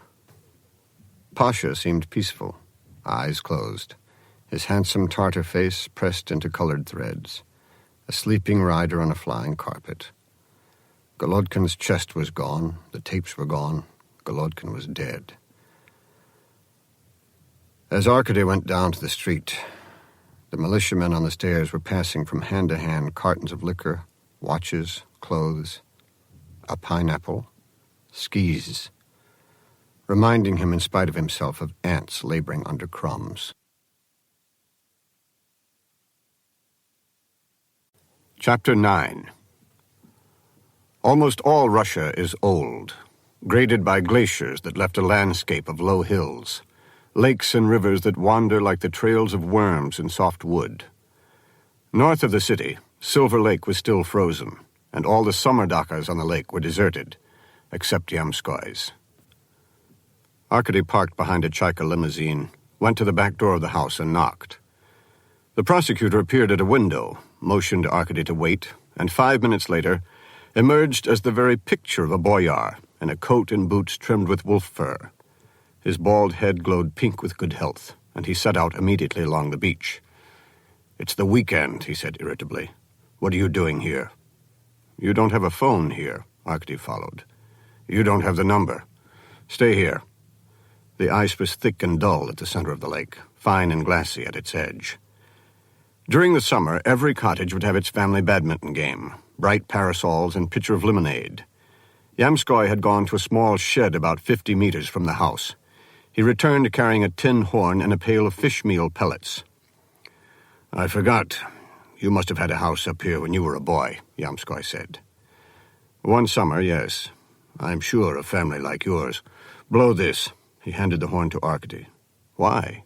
"Just blow," Yamskoy ordered. Arkady put the cold mouthpiece to his lips and blew. A honk echoed across the ice. His second blast was louder, sounding again from the willows on the far side. Yamskoy took the horn back. "Too bad about your detective. What was his name?" "Pavlovich. Bad for you, too. If this profiteer Golodkin was so dangerous, you should have gone along and Pavlovich would still be alive. I've been getting calls all morning from the prosecutor general and the commissioner of militia. They have my phone number out here. Don't worry. I'll protect you if that's what you came to ask. It isn't?" "No," Yamskoy sighed. "You wouldn't. Pavlovich was a friend of yours, wasn't he? You worked together before." He looked away from Arkady to the sky, a white haze that blended into the silver birches. "Wonderful place, investigator. You should come up here later in the year. There are some excellent shops that have opened for the residents since you were a boy. We'll go to them together and you can pick out something you want. Bring your wife." "Pribleder killed him." "Wait." Yamskoy listened to a rustling from the trees right and left. Over the treetops rose strings of eiders, forming V's as they gained height. The males white with black bellies and caps, the females gray. The geese circled the lake, their wings beating rapidly. Pribleder had Pavlovich and Golodkin followed and killed. Why would Major Pribleder have any interest in this case? The suspect is an American businessman. I met him. How did you meet an American? Yamskoy began emptying the fish meal pellets onto the ground. A deep cooing and whirring of wings stirred the air. You led me to him, Arkady raised his voice. At the bathhouse. You've been following the case very closely, as you said. I led you to him? Oh, that's an enormous assumption. Yamskoy poured the pellets in a wavy decorative line. I have infinite respect for your abilities, and make no mistake, I will help you any way I can. But do not assume I led you to anyone. I don't even want to know his name. Shh! He stopped Arkady's answer and set the empty pail down. The eiders descended on a straight course, skidding in single file over the lake ice to a halt about 30 meters from the beach. There the birds directed a short-necked, suspicious glare at Yamskoy and Arkady, until the men retreated toward the shed. Satisfied, the braver geese advanced in a portly waddle. "Handsome birds, aren't they?" Yamskoy said. "Unusual for this area. They winter around Murmansk, you know. I had a regular colony of them up there during the war." More geese landed even while the leaders were stepping on shore, heads swiveling in search of danger. "Looking for foxes, always looking for foxes," Yamskoy said. "You must have some very damning evidence to make you suspect an officer of the KGB. We have a tentative identification of 2 of the Gorky Park bodies. We had a tape on which Golodkin had positively identified those 2 people as dealing with the American. Well, do you have Golodkin now? Do you have the tape? It was stolen from Pasha's body in Golodkin's apartment. There was a chest, too, at Golodkin's." "A chest? Does that exist now? Reading the Bureau investigator's report of property, I saw no mention of any chest." "Well, is that all? You want to charge a major of the KGB on the basis of a missing tape and a chest and the testimony of a dead man? Did Golodkin ever mention Major Priblida? No. Then I fail to understand what you're talking about. Oh, I sympathize with you. You're distraught over the death of a comrade. You have a personal dislike of Major Priblida. But this is the wildest and least substantiated charge I've ever heard. The American has ties to the KGB. So do I, so do you. We all breathe air and we all piss water. All you're telling me is that an American businessman is no fool. Frankly, how big a fool are you?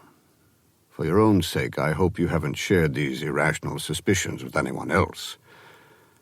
They'd better not be in any report to my office.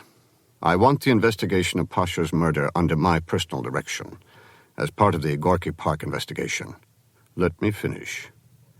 The sort of American you hint at has wealth, not merely money as you understand it, and a great many influential friends here. More even, Yamskoy put it kindly, than you. Now, what could those 3 people in Gorky Park have that would have been worth a minute of his time, let alone make them worth killing? 1,000 rubles, 100,000 rubles may seem a lot to you, but not to a man like that. Sex? With his influence, he could cover the most bizarre embarrassment. What's left? The fact is, nothing is left. You say you tentatively identified 2 of the bodies from the park. Were they Russian or foreign? Russian. See, you're getting somewhere. Russian, not foreign. Nothing that concerns Priblida or the KGB. As for Detective Pavlovich's death, he and Golodkin killed each other. It's in the report. It seems to me that the Bureau investigator is doing an efficient job without your assistance. Of course, his final report will go to you, but I will not let you interfere. I know you. First, you wanted to force this investigation onto Major Priblida. Now that you think, for illogical and personal reasons, that he might be involved in the death of your colleague, you'll never give up the case, will you? Once you get your teeth into a case, you don't let go. Let me be candid. Any other prosecutor would put you on medical leave right now. I'll compromise. I'll let you continue on the Gorky Park victims, but I will be taking a much closer interest and control of the investigation from now on. And maybe you should rest for a day or 2. What if I just quit? What if you do? That's just what I'm doing. I resign. Get another senior investigator. The thought and words had come to Arkady at the same moment, as a man might realize simultaneously that he was in a trap and that there was an exit from it, a door emitting light from the other side. It was so obvious. I keep forgetting, Yamskoy watched him, that you have this irrational streak. I've often wondered why you disdain your party membership so openly. I've wondered why you wanted to be an investigator. Arkady had to smile at the simplicity of the situation and at the peculiar power it gave him to simply exit. What if in the middle of Hamlet, the prince decided the complications of the plot were too much, denied the ghost's instructions, and sauntered off stage? Arkady saw in Yamskoy's eyes just that astonishment and fury at a play cut short. He'd never had Yamskoy's total attention before, yet Arkady continued to smile until the prosecutor drew his own chalky lips into a wide grin. "Well, let's say you do quit. What happens?" Yamskoy asked. "I could destroy you, but that wouldn't be necessary. You'd lose your party card and you'd destroy yourself and your family. What kind of position do you think a chief investigator of homicide gets after he quits? Night watchman, if you're fortunate. Not that you'd be making me look very good either, but I can survive it. So can I. So let's talk about what happens to your investigation after you leave it," Yamskoy said. "Another investigator will have to take over. Well, let's say I have Kukin take over. That doesn't bother you?" Arkady shrugged. "Kukin's not trained for homicide work, but that's up to you." "Good. That's settled. Kukin is your successor. A venal moron takes over your investigation, and you approve." "I don't care about my investigation. I'm quitting because your friend is dead. For his sake. It would be hypocrisy not to. He was a good detective, a man who would step between you and a bullet, right?" "Yes," Arkady said. "Then quit. Make your gesture," Yamskoy said. "Although I must agree with you that Kukin is hardly the investigator you are. In fact, considering his lack of experience in homicide and the pressures for success in his first case, I would guess there is only one course of action he could take, and that would be to indict Golodkin for the murders in Gorky Park. Golodkin's dead. The investigation would be wrapped up in a day or two. You see how it all fits together? But knowing the way Kukin's mind works, I suspect that won't be quite enough. He likes to put his stamp on things, to give the screw an extra turn. You know, I suspect he's capable of naming your dead friend Pasha as Golodkin's confederate. They died together in a shootout between thieves, just to spite you. After all, if it weren't for you, Kukin would still have his best informer. Really, the more I think about it, the more I'm sure he's going to do it. Speaking as a prosecutor, I've always found it a fascinating aspect of human nature that with the same case, different investigators will come up with different solutions, all perfectly acceptable. Excuse me. There was no exit after all. Arkady saw himself standing alone while Yamskoy retrieved his empty pail. Rather than take flight, the geese ran along the beach or onto the lake ice, finding a safe distance at which to coo disconsolately, eyes darting between Arkady and Yamskoy, resenting them equally. Yamskoy carried the pail back to the shed. "Why do you care so much whether I stay on this case?" Arkady joined him. "Histrionics aside, you're the best homicide investigator I have. It's my duty to keep you on the case." Yamskoy was friendly again. "If the killer in Gorky Park was this American, bring me the evidence and we will write the order for arrest together," Yamskoy said generously. "If it was this American, I only have 9 days. He leaves May Day Eve. Maybe you've made more progress than you know. 9 days. I'll never get him. Do whatever you see fit, investigator. You have great talents, and I continue to have faith in the outcome of this matter. More than you, I have faith in the system." Yamskoy opened the shed door to replace the pail. Trust the system. Before the door shut, Arkady saw in the dark of the shed 2 geese hanging by trussed feet, their necks wrung. The air was fetid with their ripening. Eiders were protected by law. Arkady couldn't understand why a man like Yamskoy would chance killing them. He looked back at the beach, which was crowded again with geese fighting for their fair share of the prosecutor's feed. Arkady returned to the Ukraine and started drinking before he noticed an envelope that had been slipped under the door. He tore the envelope open and read the note inside, which said that both Pasha and Golodkin had died instantaneously from shots fired at a distance of no more than half a meter. Some shootout. One man killed from behind and the other in the forehead. Their bodies found 3 meters apart. Levin hadn't signed the note, which didn't surprise Arkady. Arkady wasn't a big vodka drinker. Most men believed in vodka. There was a saying, there are 2 kinds of vodka, good and very good. Who followed Pasha and Golodkin to Serafimov too? Who rapped on the door of that apartment and flashed the kind of identification that would satisfy Pasha and awe Golodkin? There would have been 2 men, Arkady thought. One visitor wouldn't have been able to do everything fast enough, and 3 men would have put even the trusting Pasha on his guard. Who then shot Pasha in the back, picked up his gun, and killed the ever more deeply awed Golodkin? Every answer was Priblida. Osborne was a KGB informant. Major Priblida wanted to protect Osborne and hide Osborne's connection to the KGB, and the only way he could do both was at a distance. As soon as Priblida accepted the case, the KGB would be acknowledging that foreigners were involved. The foreign embassy, the American embassy, nothing but spies, would become concerned and start its own inquiry. No, the investigation had to stay in the hands of the chief homicide investigator of the prosecutor's office, and it had to be unsuccessful. There were different ways not to get drunk. Some people relied on the bite of a pickle right after a swallow. Some trusted in mushrooms. Pasha had always said the trick was to get the alcohol straight to the stomach without breathing in.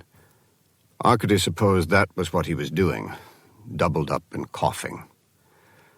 In some fashion, Pasha and Zoya were linked. They were twin emblems of the chief investigator, his admiring colleague and his faithful wife. If there'd been any temporary sense to her desertion, Pasha's death made it final. Marx's history was a scientifically arranged series of muffled clappers, one swinging against the next and so on, out of Arkady's reach now and beyond retrieval, but all set in motion by a fatal instability, a flaw. It wasn't the system that was at fault. The system excused, even assumed, stupidity and drunkenness, sloth and deceit. Any system that didn't wouldn't be human. And this system was more human than any other. The instability was in a man who put himself above the system. The flaw was in the chief investigator. Pasha's notes were written in block print. Arkady saw, however, an effort to make them more scribbled, like his own.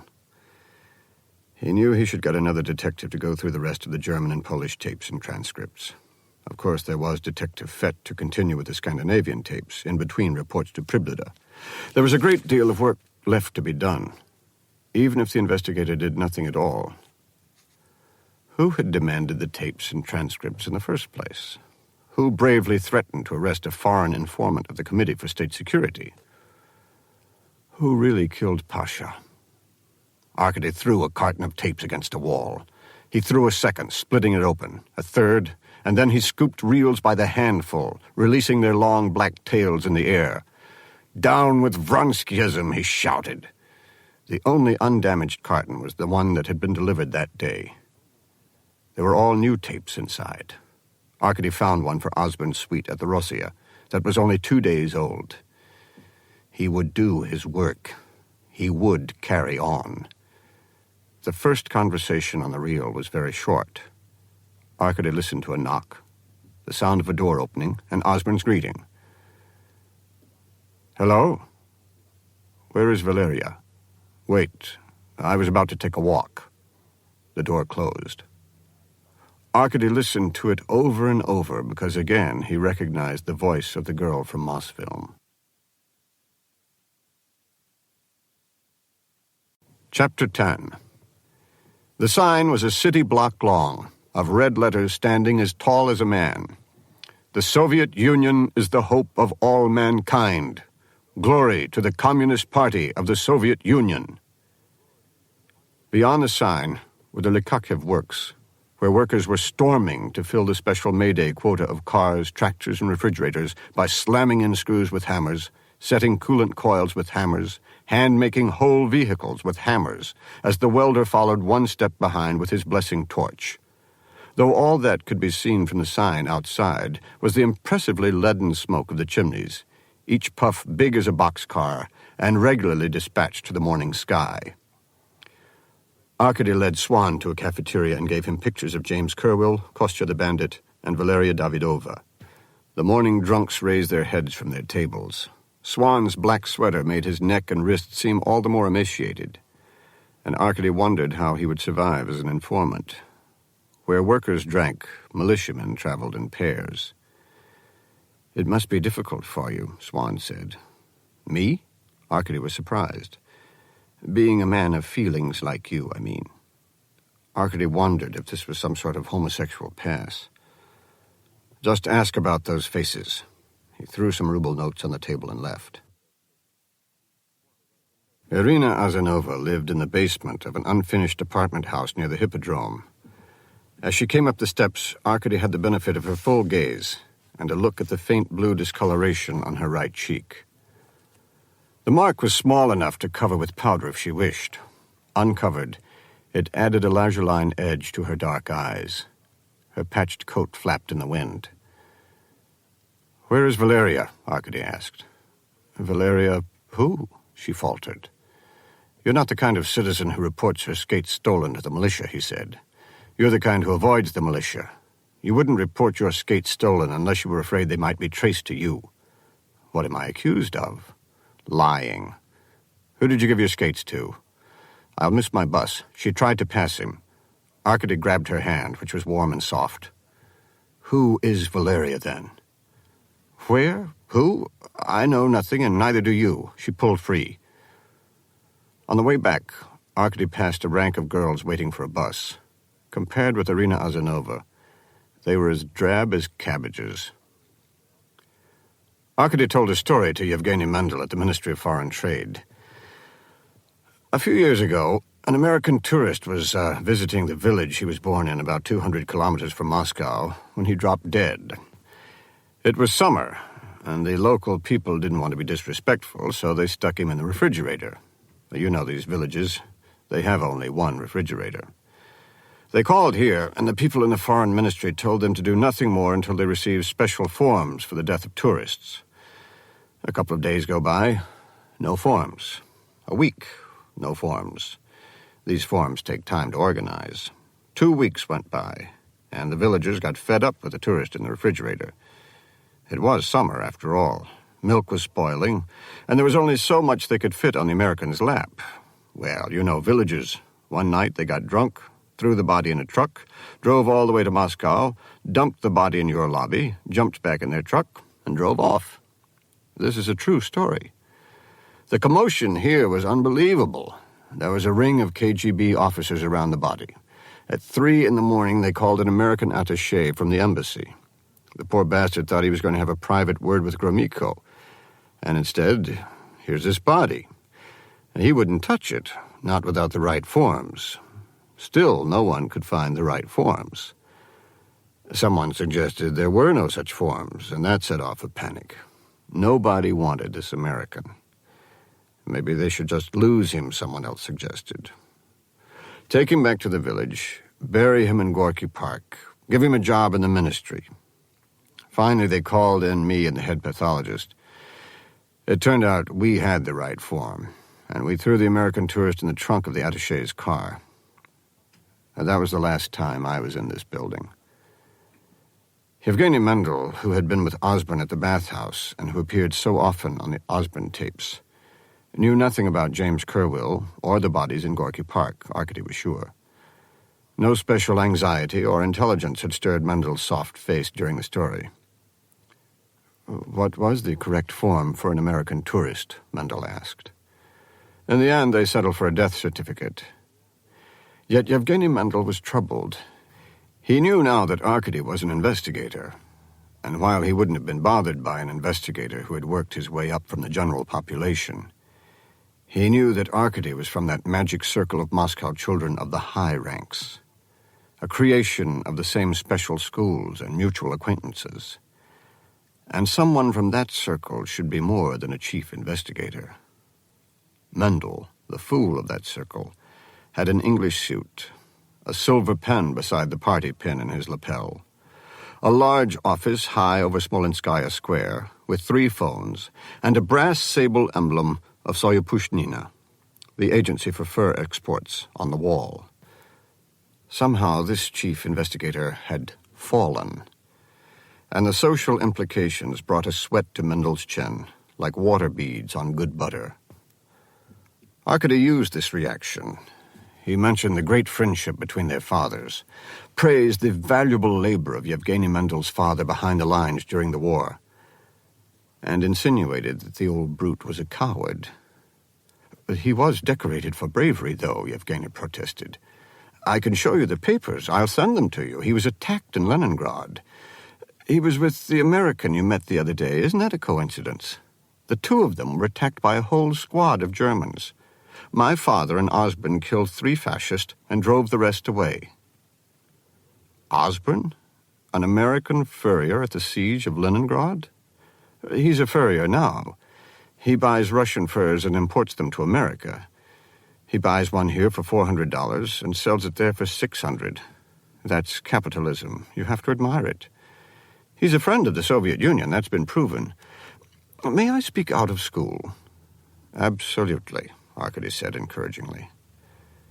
Yevgeny wasn't vicious. He was nervous. He wanted the investigator to go away, but not until the investigator had a high opinion of him. The American fur market is in the grip of international Zionist interests, he said softly. Jews, you mean? Arkady said. International Jews. I regret to say that for a long time there has been an element in Soyuz-Pushnina close to those interests. My father hoped to break this relationship by reserving for certain non-Zionists especially competitive prices. Somehow the Zionists got wind of it, flooded the fur palace with their money, and took the entire sable harvest. Osborne was one of the non-Zionists. Oh, to be sure. That was about 10 years ago. From Mendel's window, the river ice showed dark fractures. Arkady lit a cigarette and dropped the match in a wastebasket.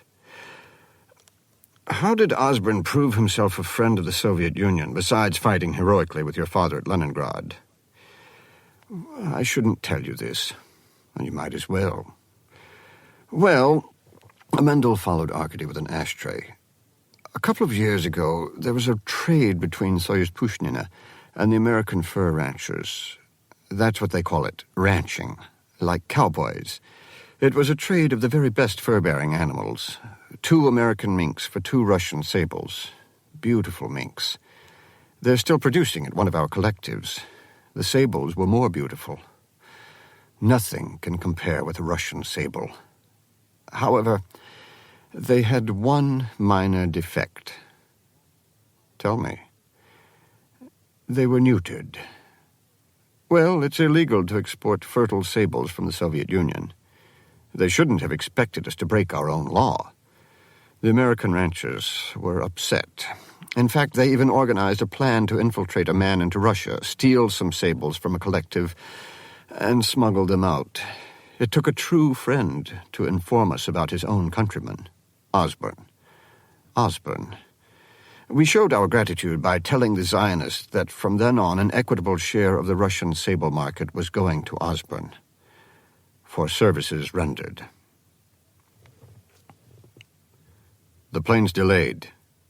It's delayed. Everything is going fine. You worry too much.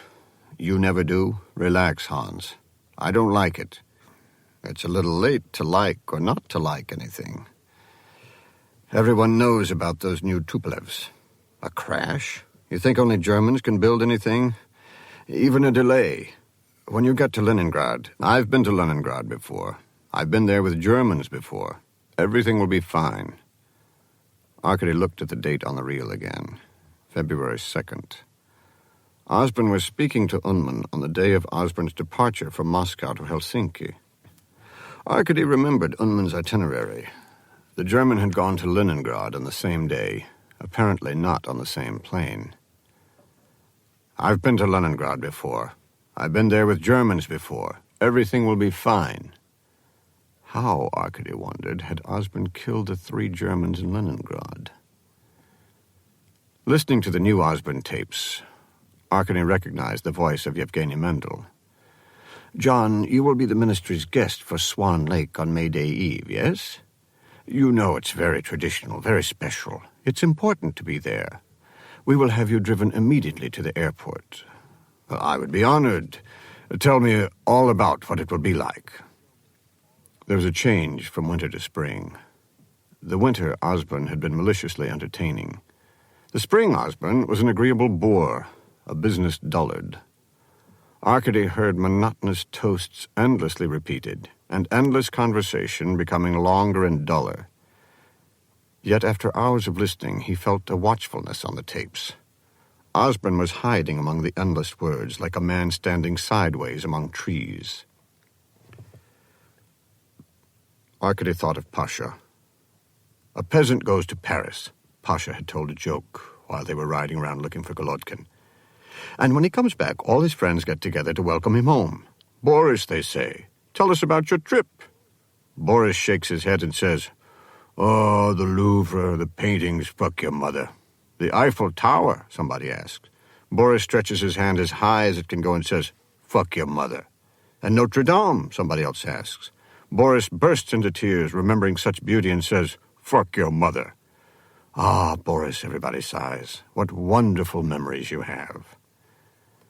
Arkady wondered how Pasha would describe heaven. Revolution Square used to be Resurrection Square. The Metropole Hotel used to be the Grand. Arkady turned on the lights. The bedspread and curtains were of the same threadbare red muslin. A Persian carpet had a pattern indecipherable from where. Table, bureau, and stand-up closet were mottled by dents and cigarette burns. "This is allowed?" The floor lady was anxious.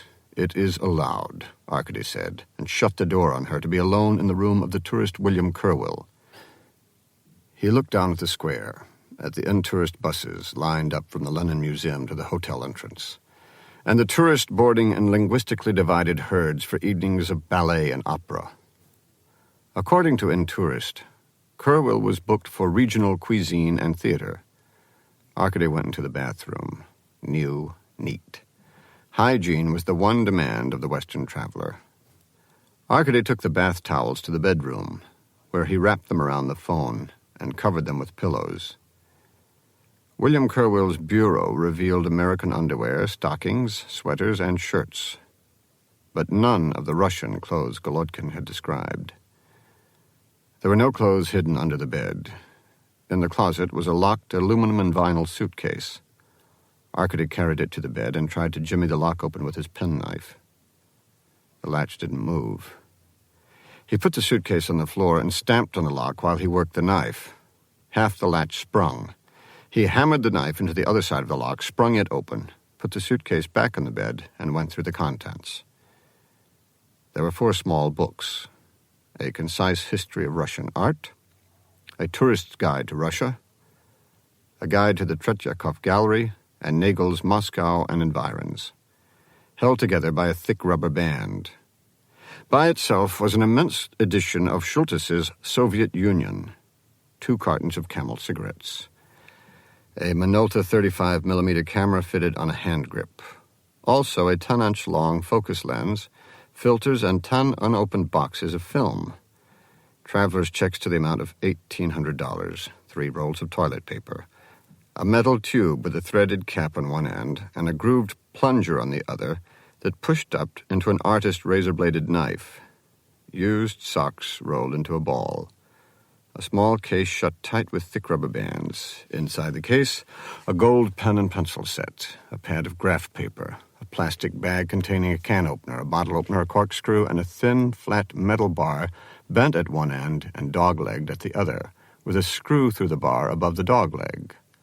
A book of in-tourist dining coupons. No Russian clothes. Arkady went through the suits hanging in the closet, nothing but American goods. He looked behind and under all the furniture. Finally, he returned to the broken suitcase. If the American was so crazy about Russian products, he could go buy some new luggage, something nice in cardboard. Arkady took the rubber band off the guidebooks and flipped through them. He picked up the Schultes tome of color photographs, a bulky item for a light traveler. In the center, between a 2-page spread of a horse festival in Alma Alta, was a loose graph paper keyed 5 feet to 1 inch. Drawn precisely were trees, footpaths, the edge of the river, a clearing, and in the middle of the clearing, 3 graves. Except for the difference between meters and feet, it was almost an exact rendition of the militia baseline drawing of the clearing in Gorky Park. Between the following 2 pages of the book, he found a drawing of the whole park scaled at 20 feet to 1 inch. He also found a tracing of an X-ray of a right leg. A shadow marked a compound fracture of the shin, the same fracture as on the 3rd body from the park. A dental chart and a tracing of dental X-rays showed root canal work on the upper right incisor, but no steel molar. Arkady looked at the rest of the contents of the suitcase with a different eye. The metal tube that held the artist knife was curious. What did a businessman plan to cut in Moscow? He unscrewed the cap of the tube, and with a plunger at the other end of the tube, pushed up the knife, which appeared unused. There was a faint odor from the tube. The odor was gunpowder. Looking down the hole, he could just make out the sharp point of the inside of the plunger. The tube was a gun barrel.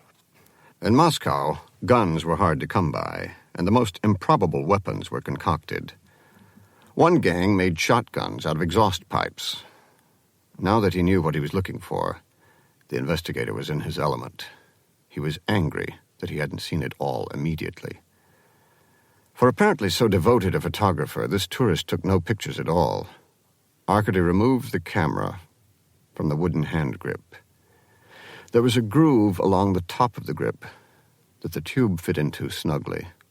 Only an inch of the barrel protruded from the front, and the plunger at the rear. On the left side of the grip was a screw hole. For a moment, Arkady was stumped. Then he broke open the plastic bag, dumped out the openers and corkscrew, and picked up the odd-shaped metal bar he'd noticed before. The main shaft was 10 centimeters long, the right angle at one end about 3 centimeters, the dog leg at the other end about 4 centimeters. With his thumbnail, he twisted its screw into the hole of the grip, leaving enough play for the bar to move. Now the dog leg was a trigger, and the right angle at the other end set firmly on the barrel plunger, preventing it from sliding forward. He pulled the trigger. The right angle rose, and the plunger was free. He set it again, and wrapped one of the heavy rubber bands twice from the front of the grip to the back of the plunger. Ammunition. American airports X-rayed luggage. How could bullets be hidden? Arkady opened the pen and pencil case. It was a match set, 14-karat gold, impervious to X-rays. He pulled off their caps. There were 2 .22 bullets in the pencil cap, and 1 in the pen cap. Using the long handle of the artist's knife, he stuffed a round into the barrel until it set tight against where the plunger's needlepoint would slap forward. Too loud. He'd heard hardly any report when he was fired at under the tram bridge. Somewhere was a silencer. Hidden in a box of film? Too short. He ripped open the American toilet paper. Inside the 3rd roll, instead of a cardboard cylinder, was one of black plastic, ringed by gas vents, with a threaded protrusion at one end. In all, a clumsy one-shot firearm, inaccurate beyond 5 meters. Closer than that, adequate. Arkady was threading the silencer onto the barrel when the door opened. He aimed the barrel at William Kerwill. Kerwill shut the door gently with his back. He looked at the broken suitcase, the muffled phone, the gun. The quick blue eyes were the giveaway. Otherwise, he looked like any brute. A florid face of small, clean features, a body of beef still hard at close to 50, heavy arms and legs. At first impression, a soldier. At second impression, an officer. Arkady knew this was the man with the fist from Gorky Park. Kerwill looked back, weary but alert, his raincoat open to a pink sport shirt. "Came back early," Kerwill spoke in English. "It's raining again, in case you hadn't noticed." He removed a short-brimmed hat to shake the water off. "No," Arkady spoke in Russian. "Throw the hat here." Kerwill shrugged. The hat landed at Arkady's feet. With one hand, Arkady searched the sweatband. "Take off your coat and drop it on the floor," Arkady said. "Pull your pockets all the way out." Kerwill did as he was told, letting his raincoat fall to the floor, then emptying his pants pockets front and back, dropping his room key, loose change, and wallet onto the coat. Push it to me with your foot, Arkady said. Don't kick it. All alone, aren't you? Kerwell said. He said it in Russian very easily, while he nudged the raincoat over the floor. 5 meters was the effective range of the gun. A meter, Arkady felt, was the effective range of Kerwell. He waved Kerwell back to a point in between and pulled the coat the rest of the way. The cuffs of Kerwell's shirt were rolled back from heavy wrists, which showed freckles and red hair going white. Don't move, Arkady ordered. It's my room. Why should I move? Kerwell's passport and visa were in the raincoat. In the wallet, Arkady found 3 plastic credit cards, a New York driver's license and car registration, a paper with the phone numbers of the American Embassy and 2 American news services. Also, 800 rubles in cash, a lot of money. Where's your business card? Arkady asked. I'm traveling for pleasure. I'm having a wonderful time. Face the wall. Put your hands up and spread your legs, Arkady said. Kerwell very slowly did so, and Arkady shoved him from the back at an angle against the wall, then felt his shirt and pants. The man was built like a bear. Arkady backed up. Turn around and remove your shoes. Kerwell took his shoes off, watching Arkady and the gun. Shall I hand them to you or mail them? Kerwell asked. Incredible, Arkady thought.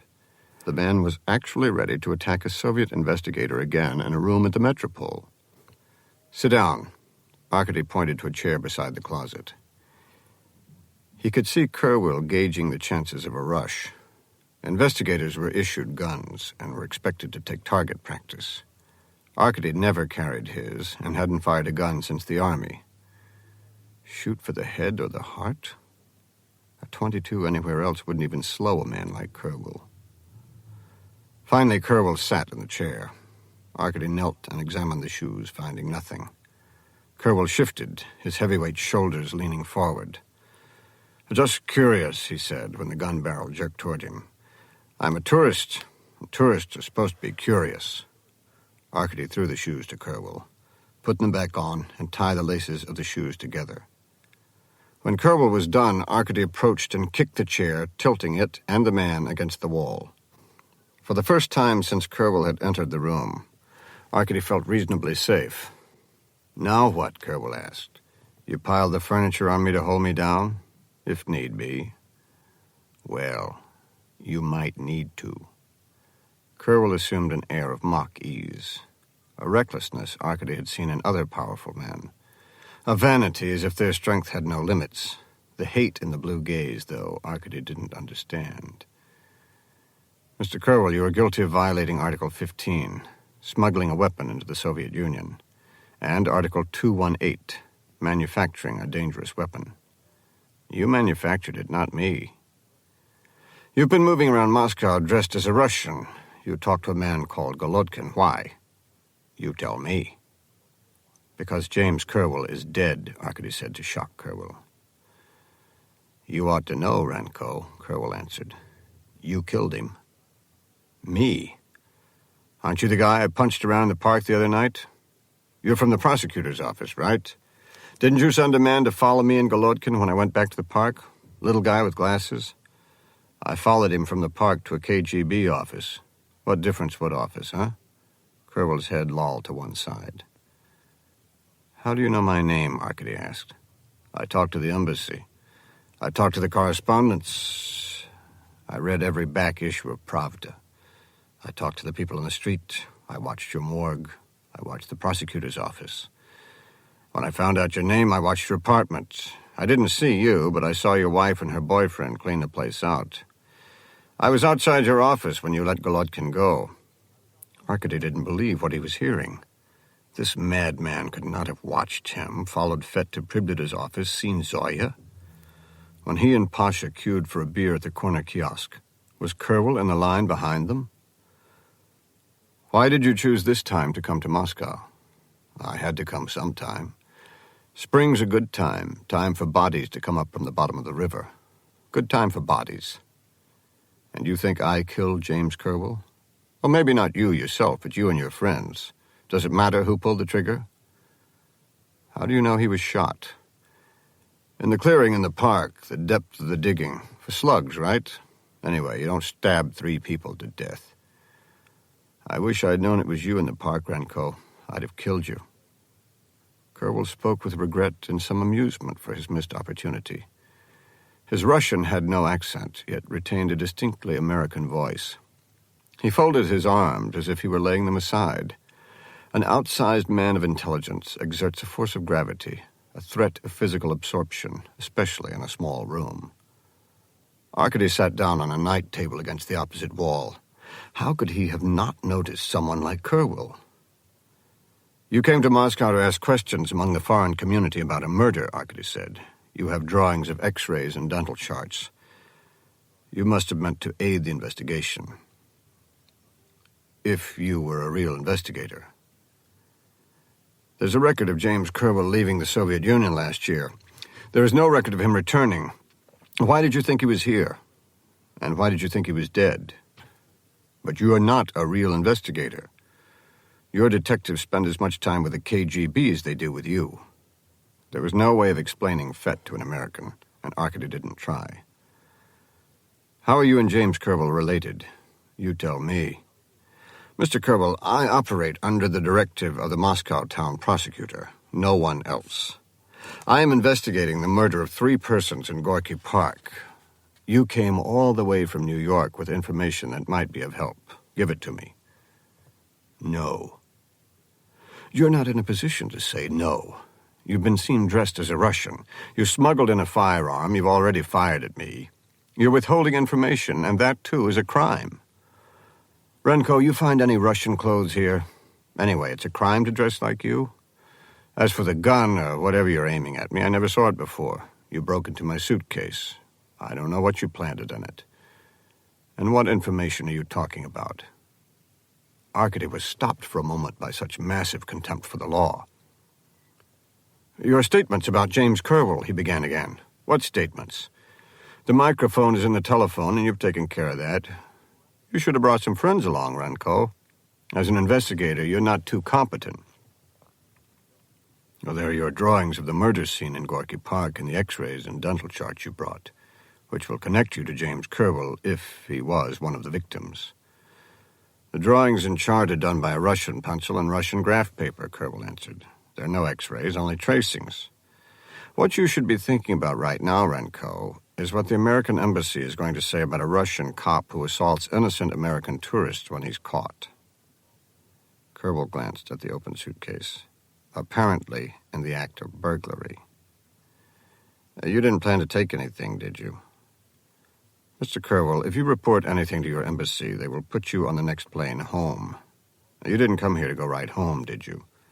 You also don't want to spend 15 years in a Soviet rehabilitation center. I can handle it. Mr. Kerwell, how is it that you speak Russian so well? Where have I heard your name before you and this James Kerwell? It seems to me now it's a familiar name. Goodbye, Renko. Go back to your friends in the secret police now. Tell me about James Kerwell. Get out. Arkady gave up. On his way, he put Kerwell's passport, wallet, and credit cards on the night table. Don't bother, Kerwell said. I'll clean up after you. The wallet was heavy in the palm and stiff, even without credit cards. There was hand-stitching along one lip of the wallet. Kerwell rocked forward. Arkady waved the gun. A spy, Arkady thought. Something as ridiculous as a secret message sewn into a wallet and a heroic roundup of traitors and foreign agents with a chief investigator bumbling around in the middle? He ripped the stitching open, keeping one eye on Kerwell. From the wallet, he drew a gold medal shield embossed in blue with the figures of an Indian and a pilgrim. City of New York was above the scale, and lieutenant below it. A policeman? Detective, Kerwell corrected. Then you must help, Arkady said, as if it were clear, because it was to him.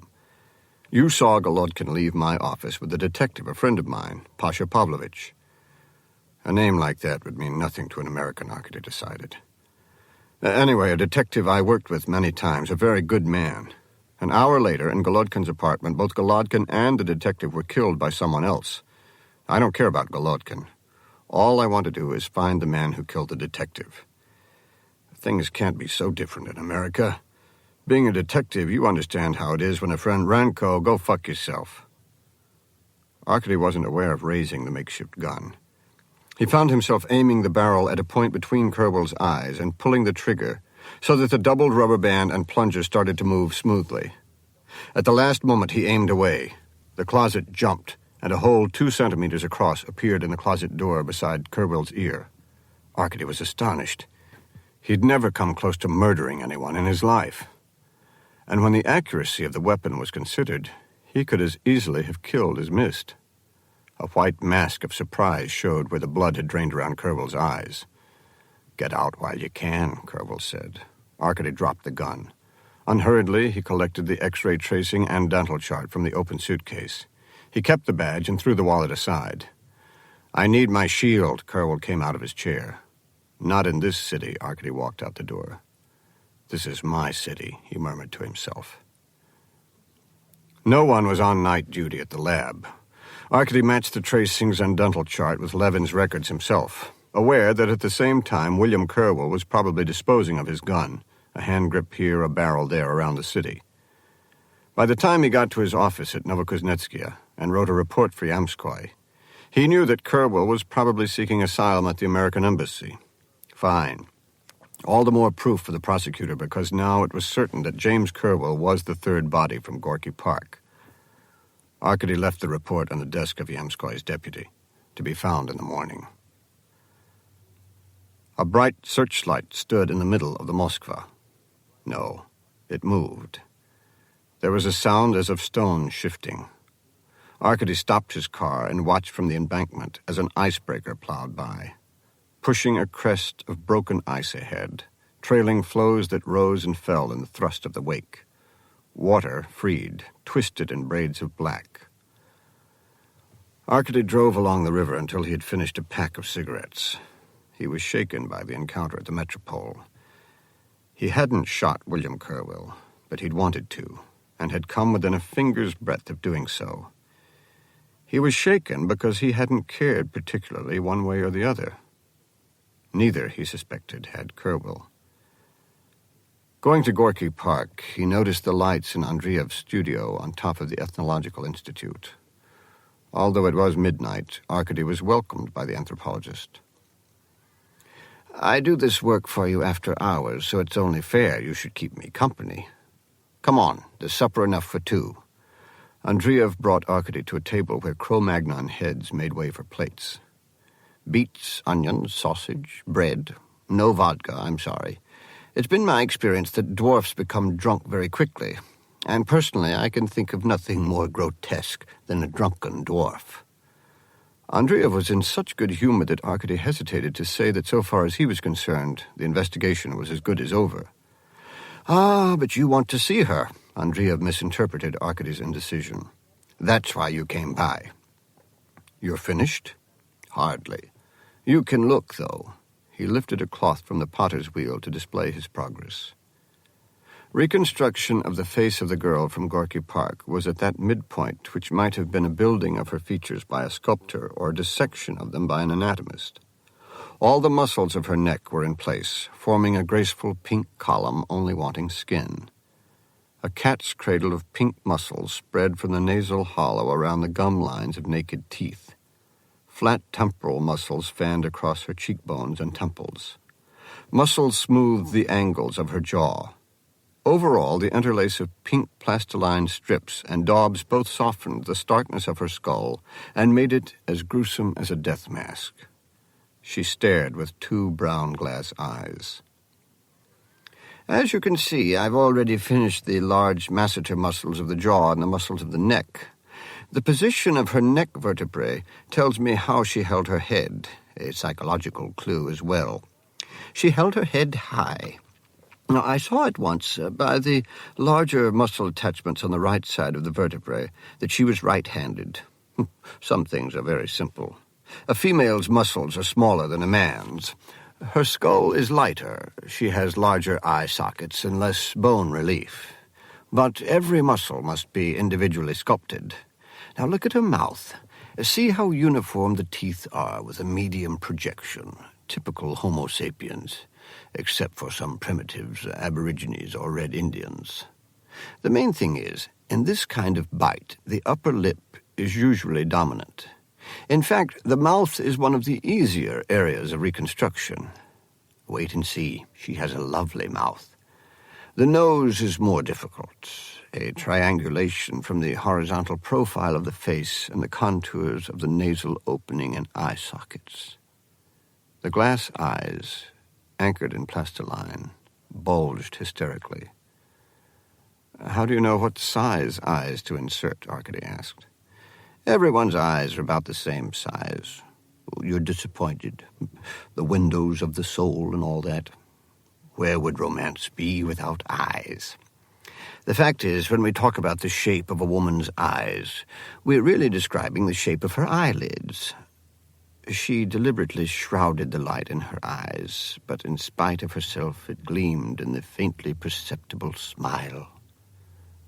Anna Karenina. A literate man. I suspected it all along. And its eyelids, nothing but eyelids and muscle attachments. Andreev climbed a stool and carved a piece of bread for himself. You like the circus, investigator? Not especially. Everybody likes the circus, why don't you? Some parts I like well enough, the Cossacks and the clowns. It's the bears you're sick of. A little, but the last time I was there, they had an act of trained baboons. There was a girl in a sequined outfit. She was too fat for it, or it was too tight for her.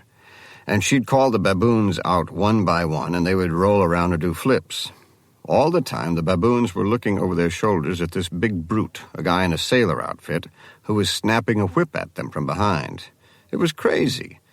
This brute, unshaven, in a sort of kid sailor costume, and he's beating the baboons every time they miss a cue.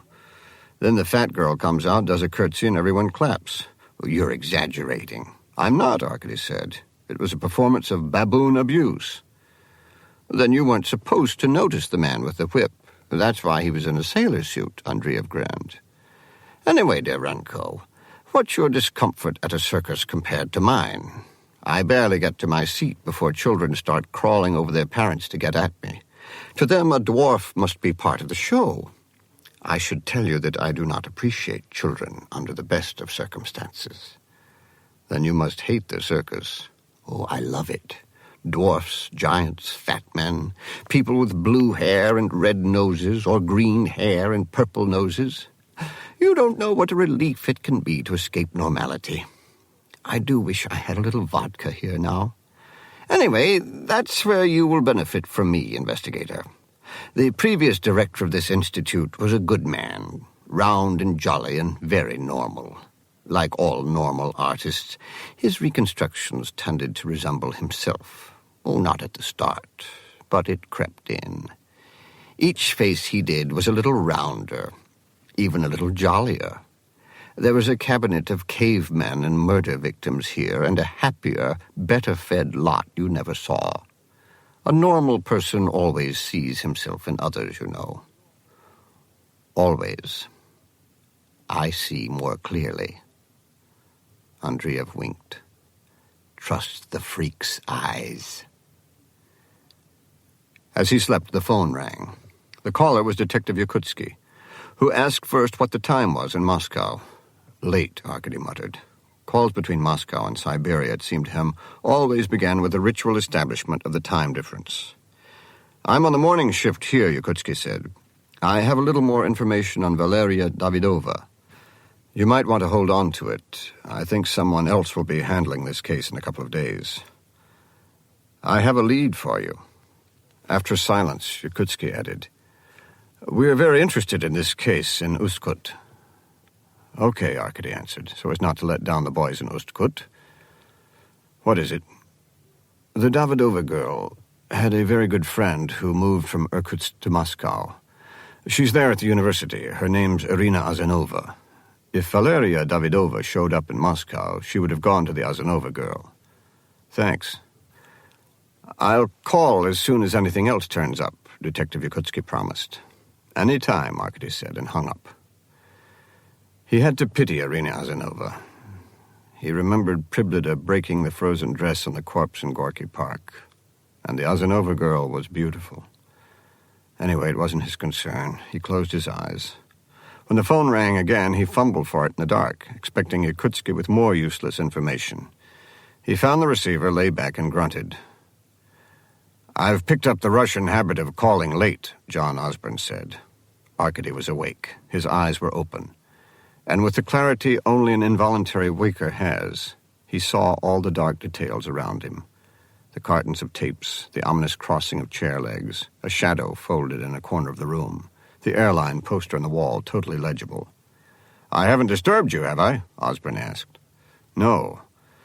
We were just getting into an interesting conversation at the bathhouse, and I was afraid we might not bump into each other again before I left Moscow.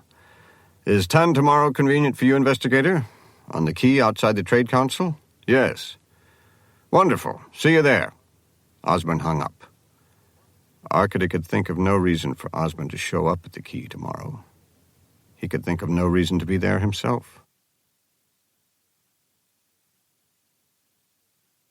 Chapter 11. The first real dew of the year had turned into a shroud along the Shevchenko Quay. Waiting across the road from the U.S.-USSR Trade and Economic Council, Arkady could see Russian secretaries in the staff offices, an American businessman, and a Pepsi-Cola machine in the members' room. He coughed up smoke. It was still Arkady's case.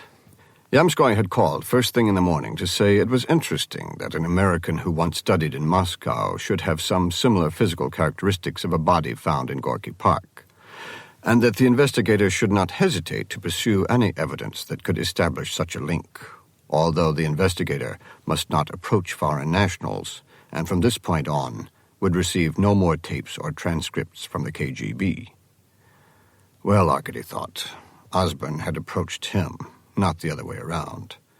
The friend of the Soviet Union must not have liked learning that he was the subject of an investigator's visit to the Ministry of Foreign Trade.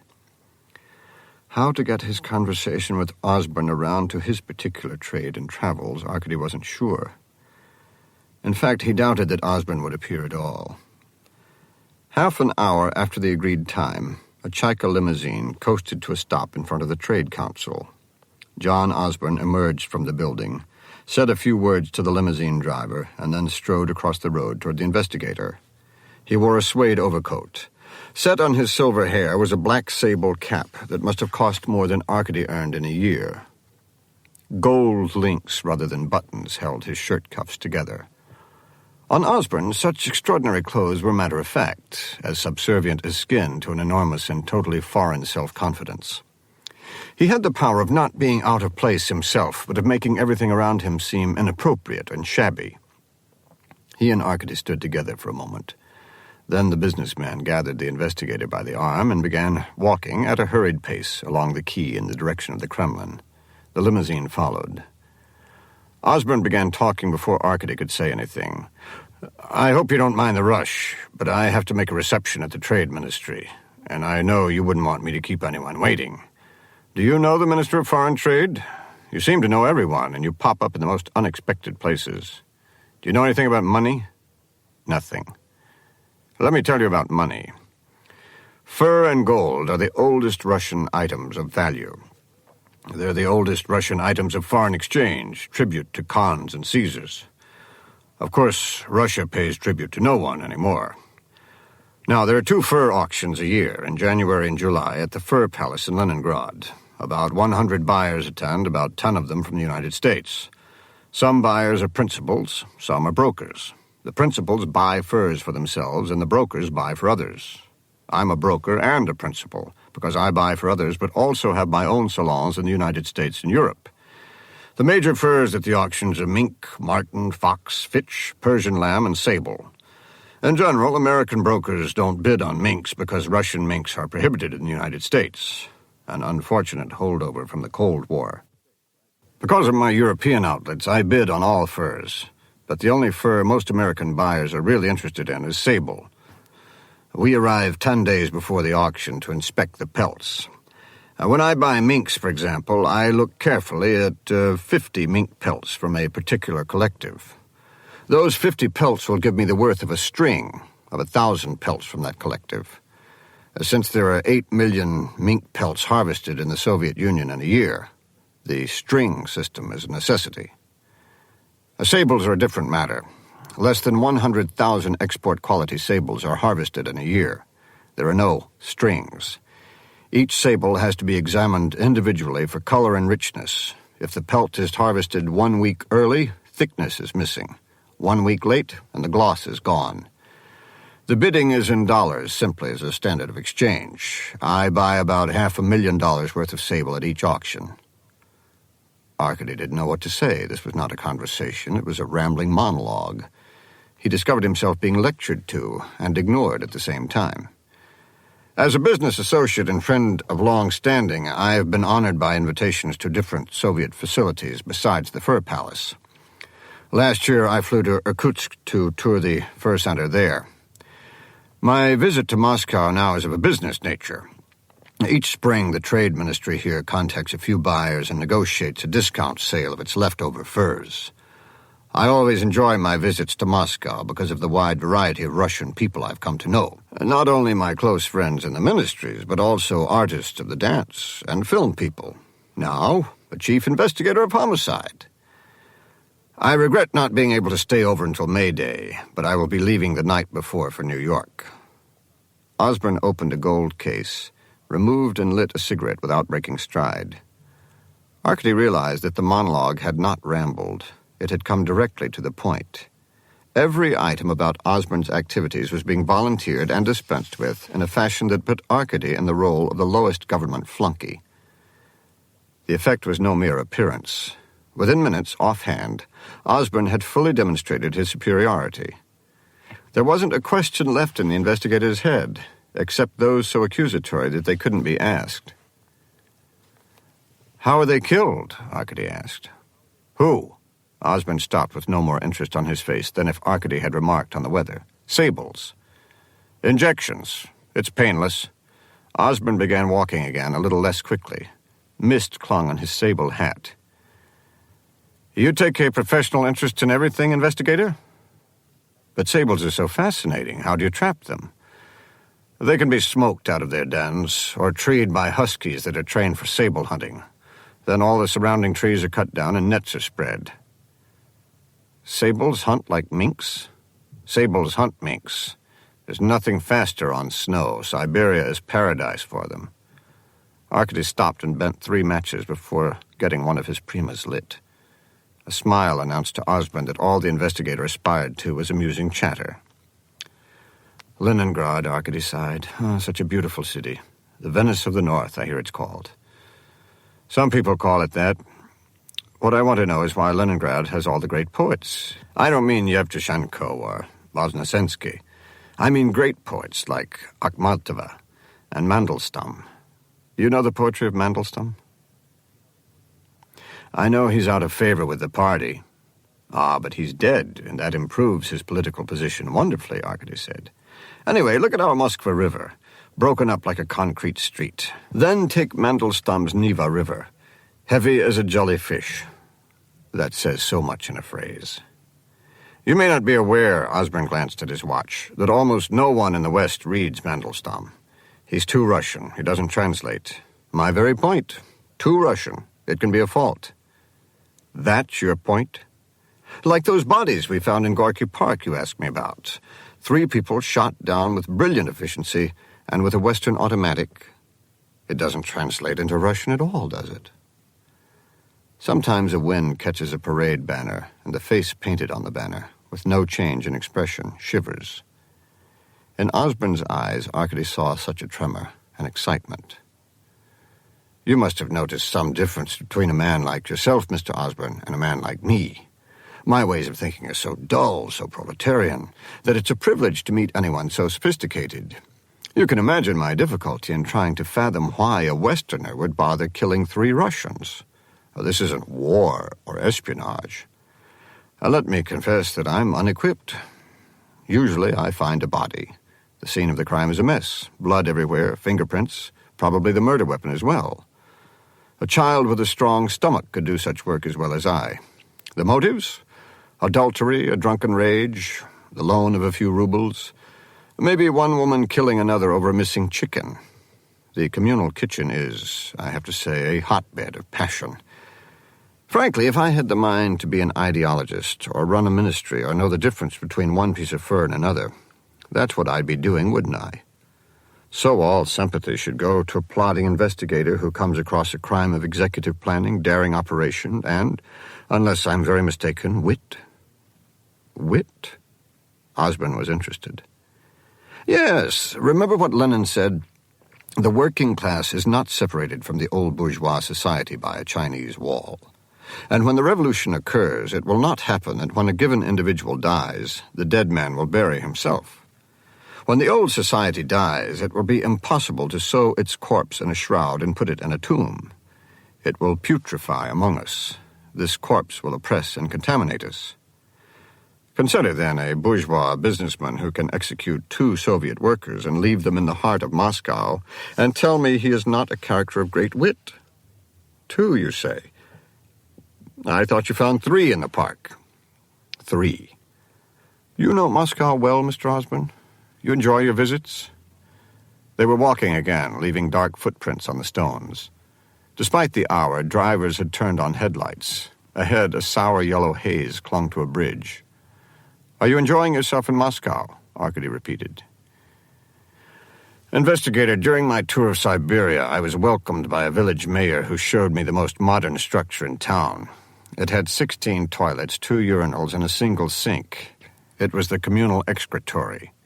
There, the village leaders gather with their pants down and shit while they make their important decisions. Osborne paused. Of course, Moscow is much larger. Mr. Osborne, Arkady stopped short. Excuse me, did I say something to annoy you? You couldn't annoy me.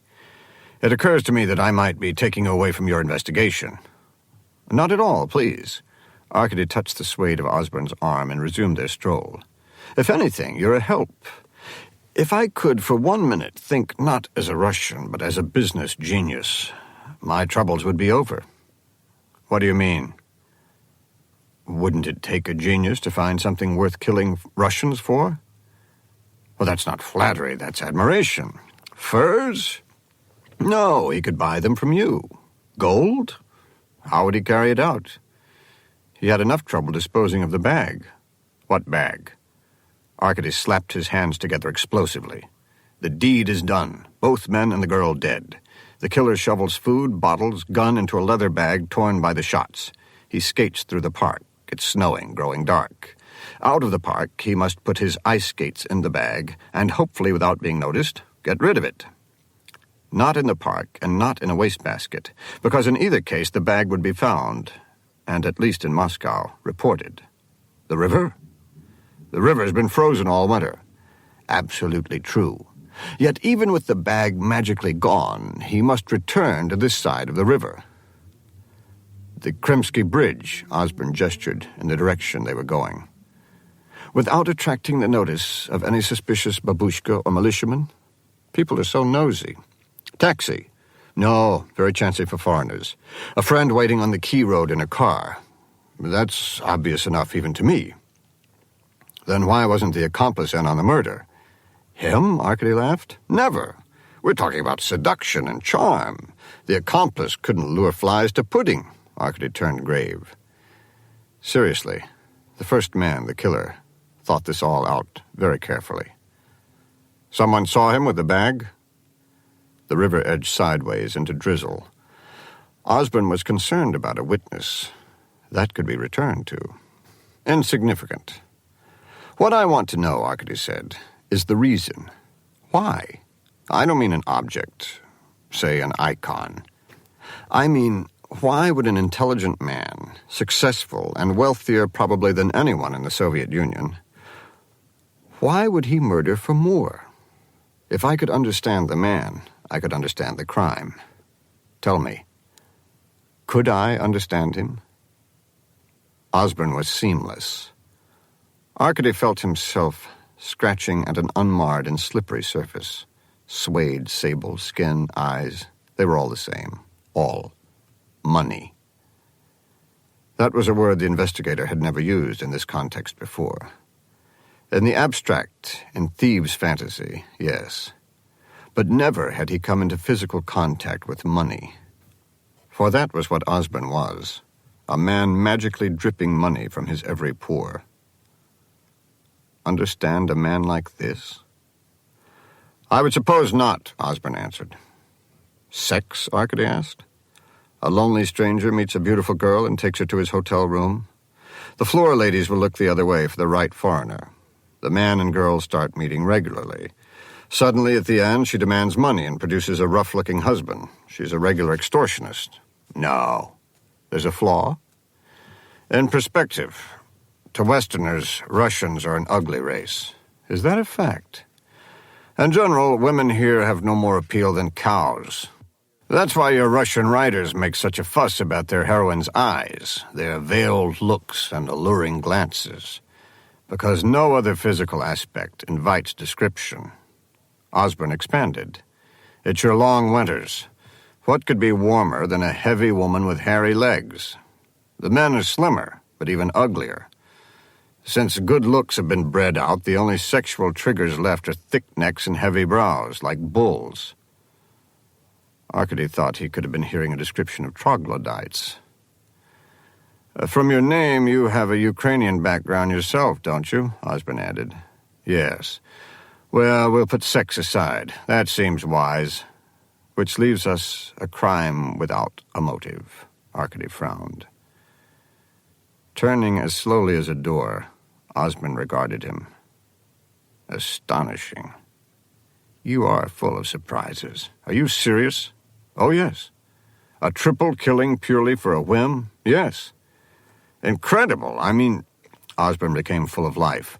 Literally not to be believed. Not from an investigator of your training. From another kind of man. Not from you. Osborne took a deep breath. Let's say such an event happened. A totally random murder without witnesses. What would be your chances of finding the murderer? None. But that's what you think happened. No. I only mean I haven't found the motive. Motives are different. The perspective, as you said. Assume a man who visits occasionally an island of primitives, Stone Age people. He speaks their language, is expert at flattery, becomes friendly with the local chiefs. At the same time, he's aware of his superiority. In fact, he finds the natives ridiculously contemptible. Arkady spoke slowly, feeling his way, remembering the vaguely worded account of the German soldiers killed by Osborne and Mendel. At some point early on, he becomes involved in the murder of a native, during a tribal war, so that he's not punished but rewarded. And in time, he comes to relish the memory of the act, the way another man enjoys recalling the details of his first woman. There is an allure in primitive society, don't you think? An allure? A revelation to this man. He discovers what his impulses are, and he also discovers a place where he can carry out his impulses, a place outside civilization. What if he's right? From his perspective, he might be. The natives are primitive, there's no doubt about that. But for all his civilized appearance, I suspect he feels the same loathing for everyone.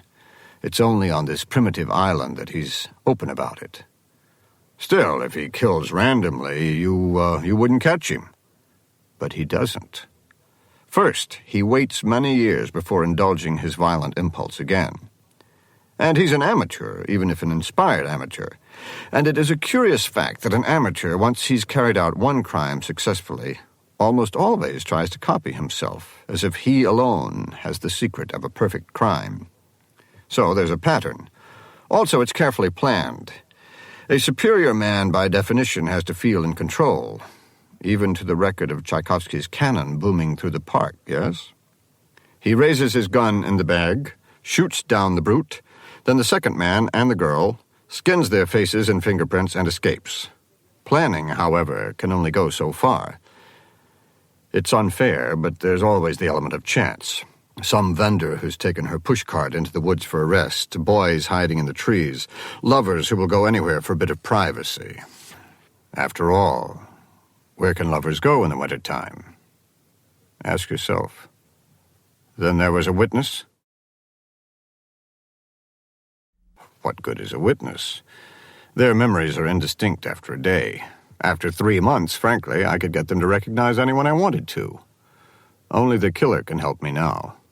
Will he? It's possible I could hide like a frog beneath the river and he would come and seek me out. Why? Because murder isn't enough. Even the dullest man finds that's true when the first flush is gone. Murder is only half the act. Don't you think a superior man will personally, for real satisfaction, need to see an investigator like me reduced to impotence and futility, maybe even to admiration? Would that be much of a challenge, investigator? Everything considered, Arkady stepped on a butt. Not much.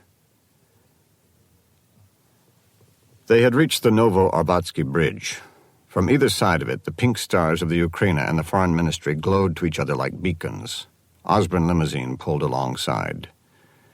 "You're an honest man, Investigator Renko," Osborne said in a voice mellowed to warmth, as if, arduous journey over, he and Arkady had developed a tired but cozy informality. A grin was called forward, as in the last scene appearance of a character actor.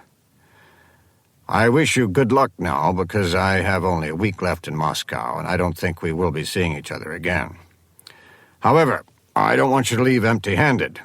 Osborne lifted the sable hat from his head and set it on Arkady's. "A gift," he said.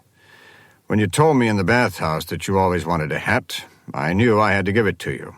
I had to guess the size, but I have a good eye for heads." He viewed Arkady from different angles. "It's perfect." Arkady took the hat off. It was black as ink, with a texture of satin. "It's lovely, but," he handed the hat back regretfully, "I can't accept it. There are regulations about gifts." "I'd be very offended if you refused." "Very well, give me a few days to think about it. That way we have an excuse to talk again." "Any excuse will do." Osborne shook Arkady's hand firmly, then got into his limousine and rode across the bridge. Arkady picked up his car at the Ukraina and drove on to the Oktyabrski precinct station, where he asked about any foreigners noticed waiting in cars near the park around the time of the murders. By the time he left, a broad orange sun had come out. It slid between the cables of the Kremsky Bridge. Bits of it glittered like coins from ministry windows. Pools of it burned into the Key Road where he and Osborne had walked shortly before. Chief Investigator Ilya Nikitin, his thin hair combed wet, straight back over his round head, squinted orientally through the smoke of the cigarette clamped between his teeth. He lived alone in the Arbat district, in a narrow house where paint flaked from the walls and plaster dropped from the ceilings to be lost among the stacks of books, dusty and tagged with slips of yellowed paper, that rose 2 and 3 meters tall and 5 volumes thick. Arkady remembered triple-paned windows that had looked out on the river and the Lenin Hills, but the view existed only in memory. Stacks had grown in front of the windows, into the kitchen, up the stairs, and into the bedrooms of the second floor. Kerwill. Nikitin carefully pushed aside files of partial amendments of the Charter of the All-Union Publishing Polygraphic Combine to uncover an almost empty bottle of Romanian port. He drank while he winked and started crawling up the stairs. "So you still come to Ilya when you need help." When Arkady first joined the town prosecutor's office, he inferred from Nikitin that the man was a genius and a progressive, or a genius and a hardliner, an author of legal reforms, or a Stalinist, a drinking companion of the Negro singer Robson, or a confidant of the reactionary novelist Sholokhov. At the very least, a genius of Gnostic hints. A figure of white or black painted by his own winks, supported by the names he dropped. There was no doubt that Nikitin had been a brilliant chief investigator of homicide. Though Arkady would build the case, it was always Nikitin who came into the interrogation room with 2 bottles and a leer, to emerge hours later with a pliant, shame-faced killer. "Confession is all," Nikitin explained. "If you won't give people religion or psychology, at least let them confess to a crime.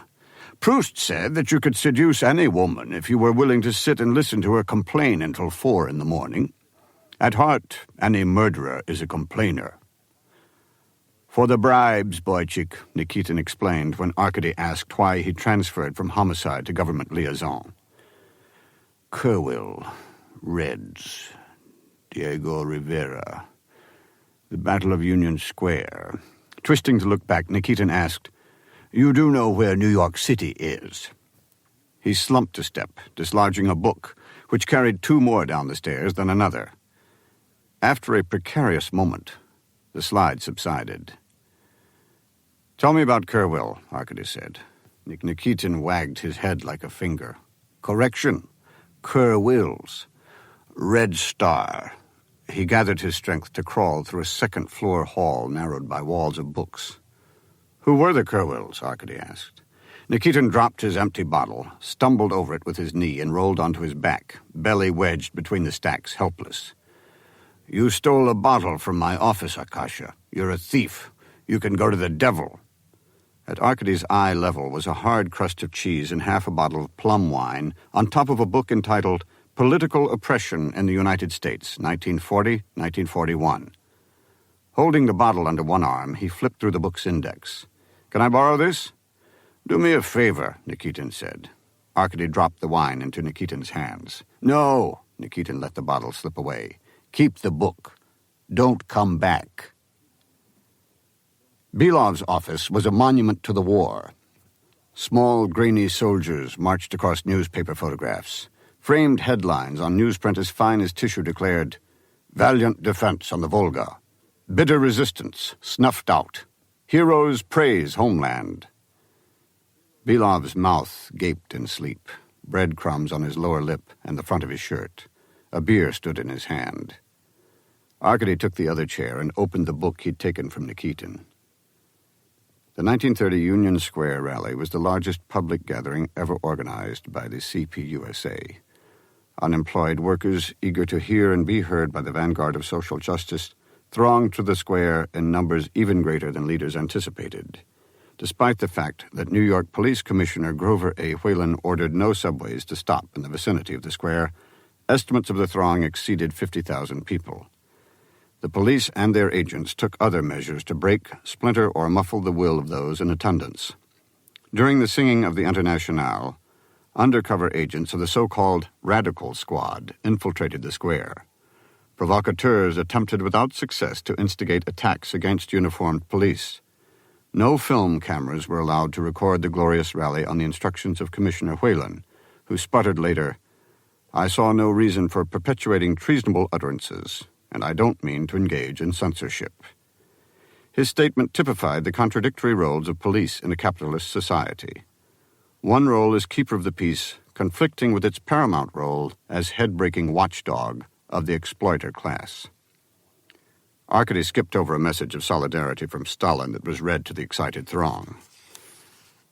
A peaceful march to City Hall was then proposed by Speaker William Z. Foster. As soon as the crowd began to move, however, their way was blocked by an armored police truck. Thus was the signal given by Whalen to police troops massed in side streets. On foot and on horseback, a la Cossacks, the police fell on unarmed men, women, and children. Negroes especially were targets of assaults.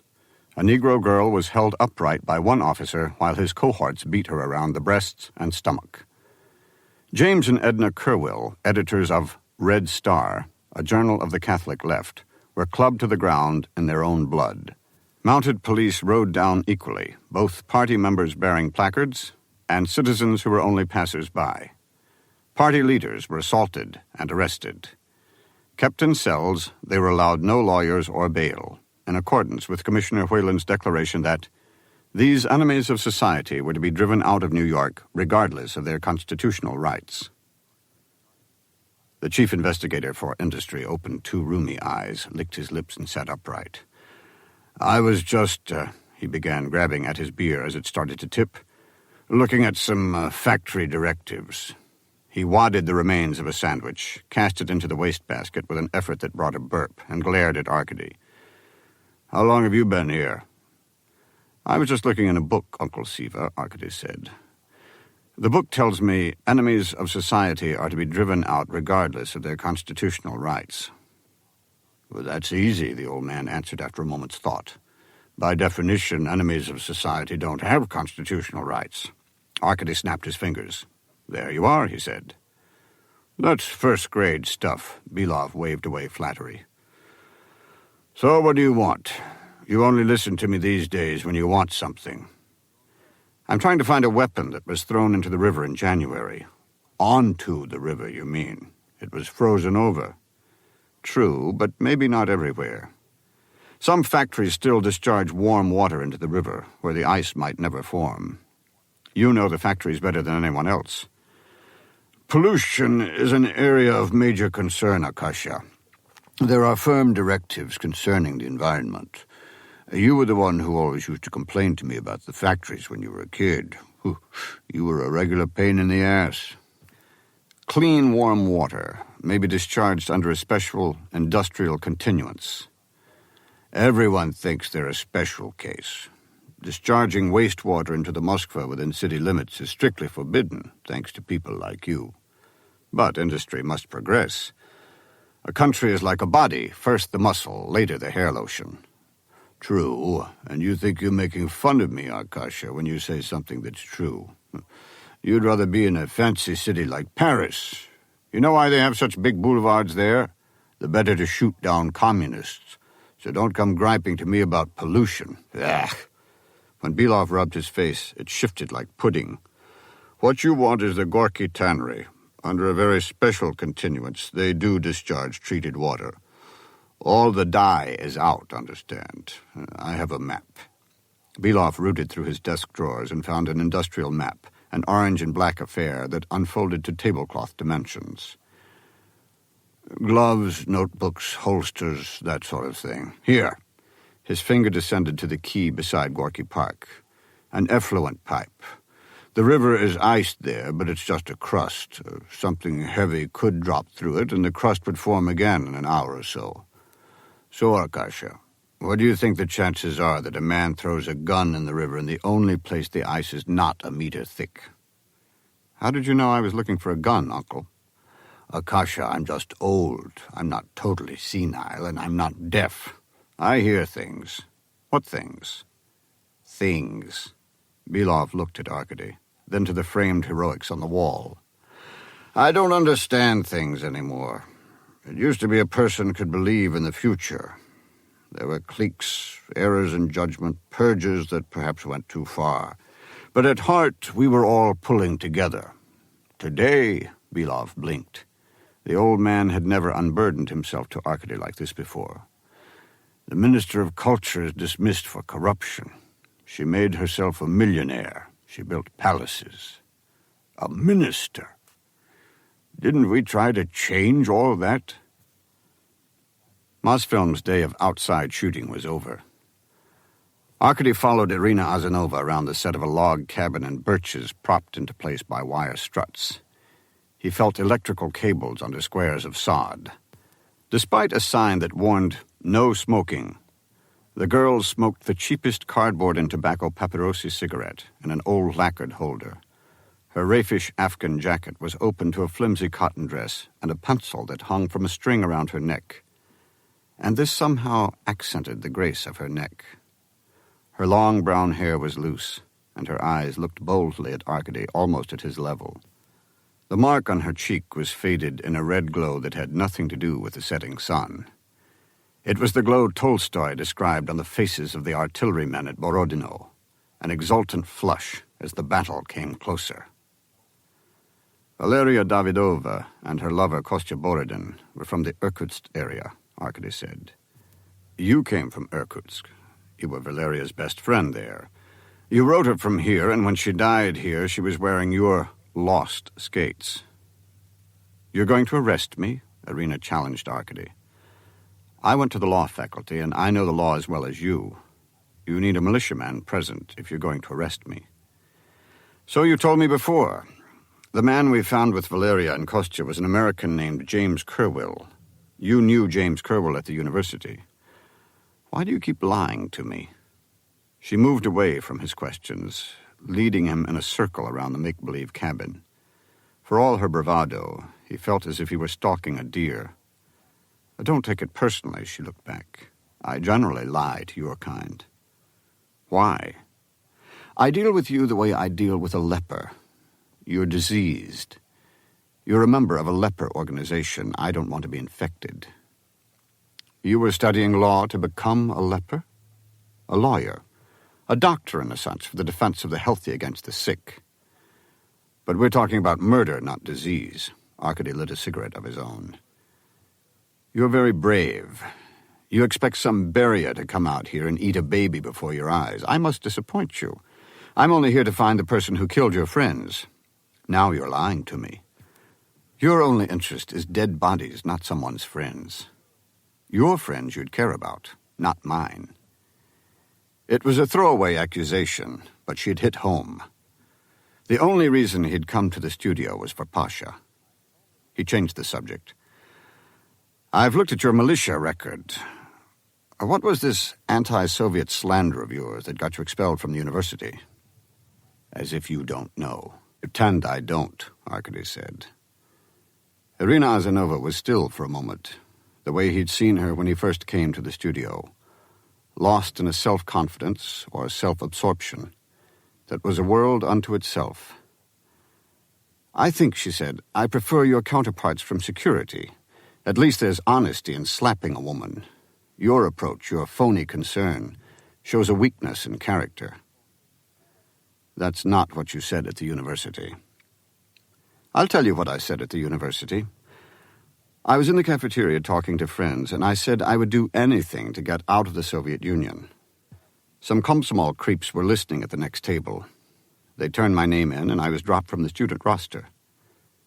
"You were kidding, of course. You should have explained." She stepped closer so that they were almost touching. "But I wasn't kidding. I was totally serious. Investigator, if someone right now gave me a gun and told me I could get out of the Soviet Union if I killed you, I'd shoot you where you stand." "Seriously?" "I'd do it gladly."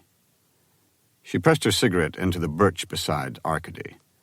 The white skin of the tree blackened and smoked around the ember, and bits of skin flamed and curled away.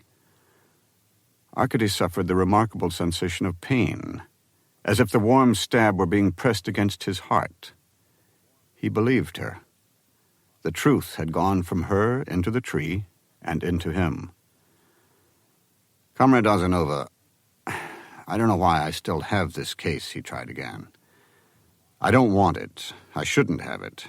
But 3 poor people were murdered. And all I ask is that you come with me now and see the bodies, perhaps from the clothes or no.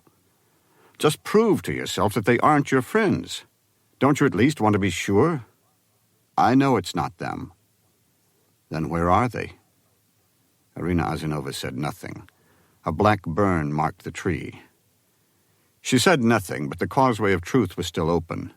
Arkady laughed involuntarily, awed by his own stupidity. All the time he'd asked himself what Osborne could have wanted from 2 Russians. He'd never asked himself what they could have wanted from him. "Where do you think they are?" he asked. He felt her hold her breath. "Kostya and Valeria were running from Siberia," Arkady answered himself. That wouldn't be any problem for a bandit like Kostya, not with his stolen Aeroflot tickets.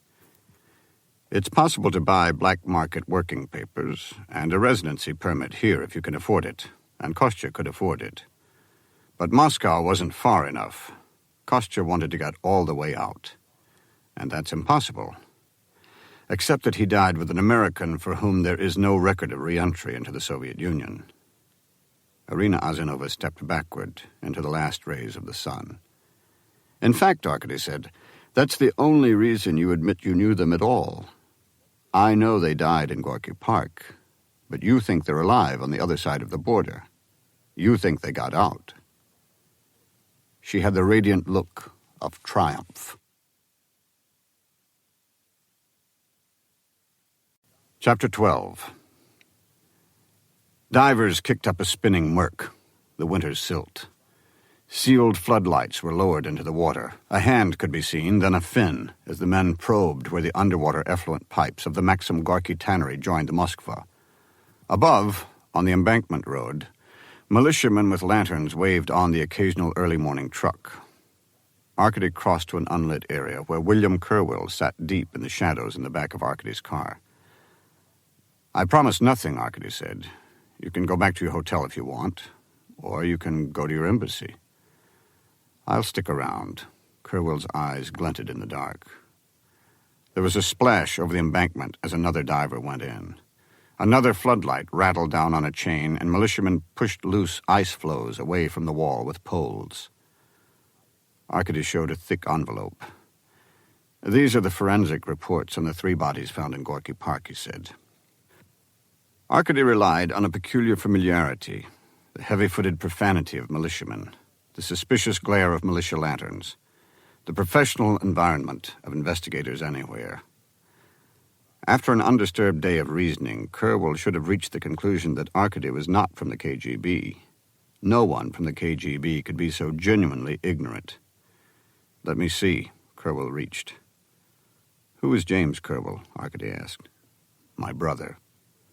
Arkady handed over the envelope through the car window. The first trade was completed. No mention of Osborne was in the envelope. If William Kerwell wanted only to help an investigation, he would have delivered the dental chart and X-ray his first day in Moscow. But he'd also brought a weapon, so he was willing to deal only as long as he didn't know whom to attack. That he didn't have his gun anymore didn't matter. He had his hands. An officer of the river patrol came over to tell Arkady that the divers were freezing and that there was no bag to be found on the river bottom. Crossing the road to the wall, Arkady was pulled aside by a sergeant to speak to a young militiaman from the Oktyabrsky district, whose beat was the key. The boy remembered a Zhiguli sedan parked on the embankment road one January evening, maybe February. All he could recall of the driver was a German wearing a lapel pin of a Berlin leatherball club. Leatherball was Komsomol's term for youth football. The militiaman knew the driver was German because, being an avid collector of lapel pins, he had offered to buy the man's and got a heavily accented refusal. "Keep looking for another half hour," Arkady told the divers.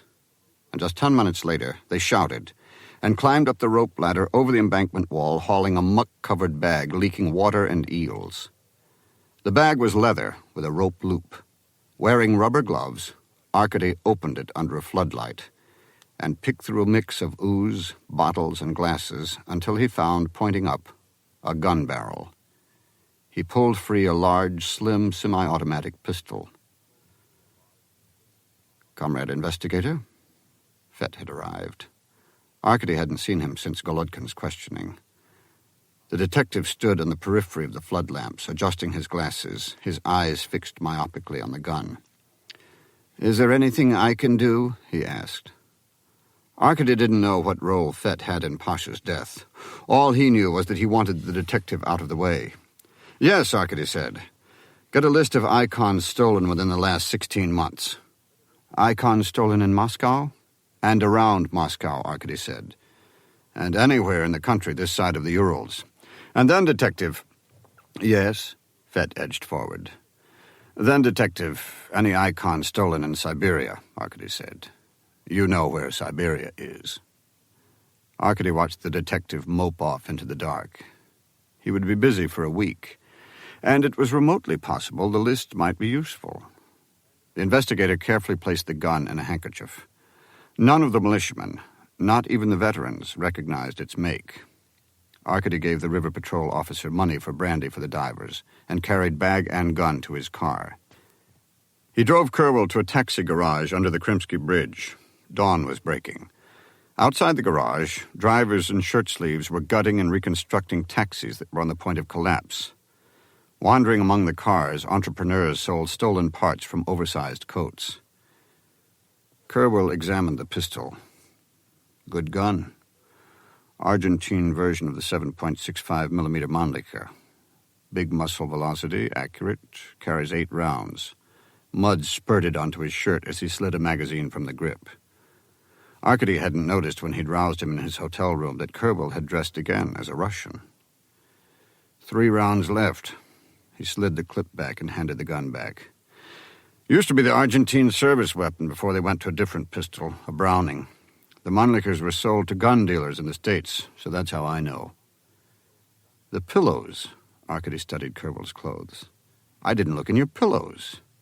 That's right. Kerwell came close to a smile. He handed back the envelope, wiped his fingers, and then pulled a card from his shirt pocket.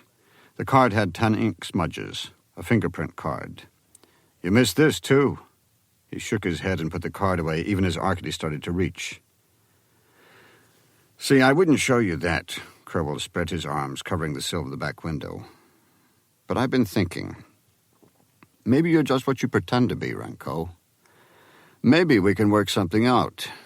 You say a detective of yours was shot, and you lost Golodkin, too. You're going to need all the help you can get. So? Your file on Jimmy, Crowell nodded to the folder. Jimmy was what you called him? Yeah, Crowell shrugged. The forensic work isn't too bad, but there's no follow-up. What do you mean? Detective work. It's called getting off your ass. 50 men questioning anyone who's been in the park this winter, asking them once, twice, 3 times. Stories in the newspapers, and a special police telephone line announced on television. What wonderful ideas, Arkady said. If I'm ever in New York, I'll use them. The blue eyes cooled. If I did identify my brother's body, what would happen? It would become a case for state security. The KGB? That's right. What would happen to me? You'd be detained to give evidence. I could withhold information about our meeting in the park, about your weapon. Your detention wouldn't be too unpleasant. Could you make it fun? Crowell asked. Not great fun. The unexpected question made Arkady laugh. Then Crowell lit a cigarette and flipped the match through the window. I think I prefer this arrangement. Just you and me. One of the taxi drivers crossed the street to ask whether they had auto parts to buy or sell. Arkady brushed him off. An arrangement? Arkady asked Crowell. It was what he'd had in mind, but hearing it from Crowell, the spoken word made him uncomfortable. An understanding, mutual assistance, Crowell said. Now, it seems to me that the big guy, Kostya, went down first, right? Jimmy would be second. With his bum leg, I'm surprised he was even skating. Last, the Davidova girl. What I don't get is the shots in the head, unless the murderer knew about Jimmy's root canal and knew it would be different from Russian dental work. Now, you don't suspect any dentist, do you, Renko? Or, he produced his half-smile, any foreigners? Anything else? Arkady asked in a flat voice, though it had taken him days to work out the root canal answer. Okay, the gesso on the clothes, icons, right? Now, that's why you sent that guy off for a list. By the way, that's the guy I tailed back to the KGB. Maybe you're not a scab for them, but he is. We're thinking along the same lines. Good. Now, give me my shield back. Not yet. Renko, you're holding back on me. Mr. Crowell, we're holding back on each other. You're just one step ahead of outright lying, remember? Now, since neither of us knows when the other's going to turn on him, we'll just have to do this step by step.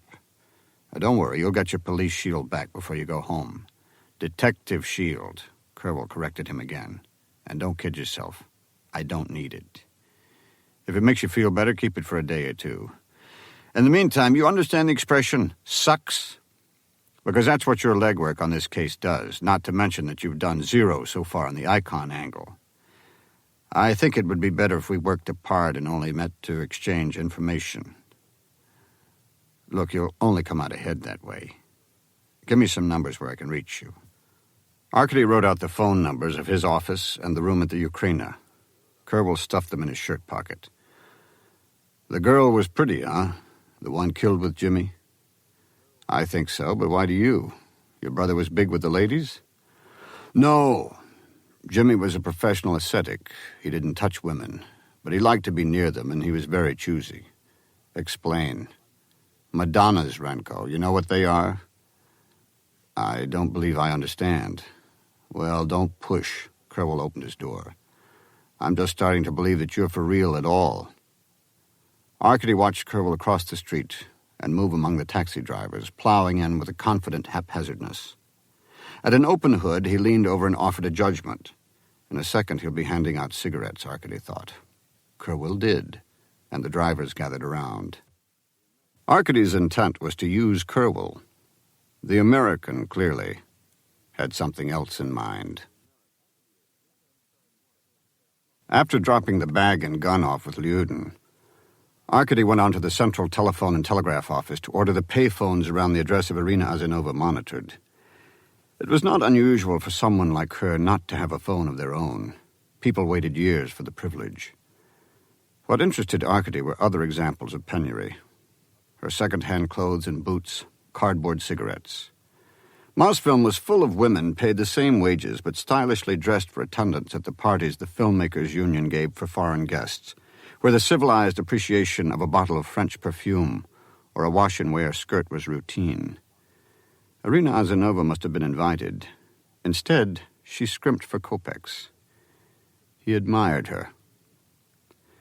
Colonel Lyudin was introducing Arkady to the dried and examined debris of the bag found in the river when the lab phone rang. An assistant answered it and handed it to Arkady, saying, "Comrade Renko." "Let me call you back later," Arkady told Zoya.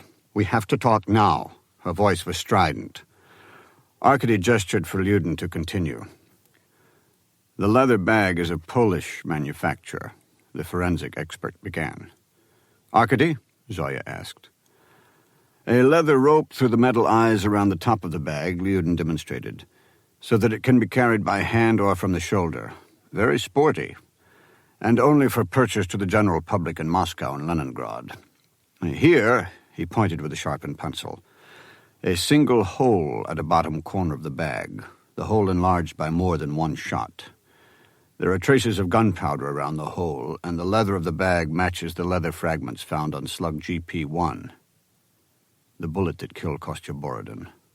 Arkady nodded encouragement. "I'm filing for a petition of divorce at city court," Zoya said. "The cost is 100 rubles. I expect you to pay half. After all, I did leave you the apartment." She paused for a reply. "Are you there?" "Yes," Arkady answered sideways to the phone. Lyudin enumerated the items on a table. 3 key rings, a similar key on each ring. A cigarette lighter, 1 empty bottle of extra vodka, 1 half-empty bottle of Martell cognac, 2 Spartak ice skates, size extra large, a broken jar of French strawberry preserves. Not imported, I might add. It must have been bought abroad. No cheese, bread, sausage? Fish and eels have been in and out of that bag for months, investigator, please. There are traces of animal fats indicating other food. Also, traces of human tissue. "Arkady, you have to come down right now," Zoya said. "It will look better and we can have a closed session with the judge. I've already talked to her."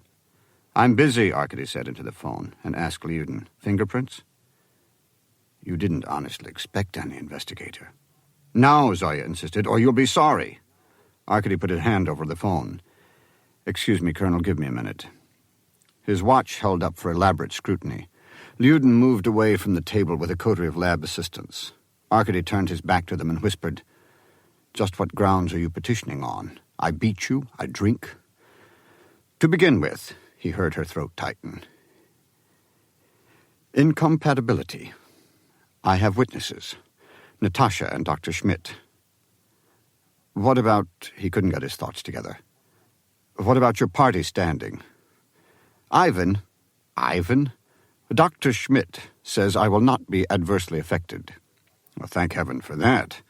How incompatible are we supposed to be?" "That depends," Zoya said. "You'll be sorry if we have to go to public court." "I'm already sorry. Sorry for what else?" "Your remarks," she said softly. "What remarks?" "Your remarks, your whole attitude. Everything you say about the party." Arkady stared at the receiver.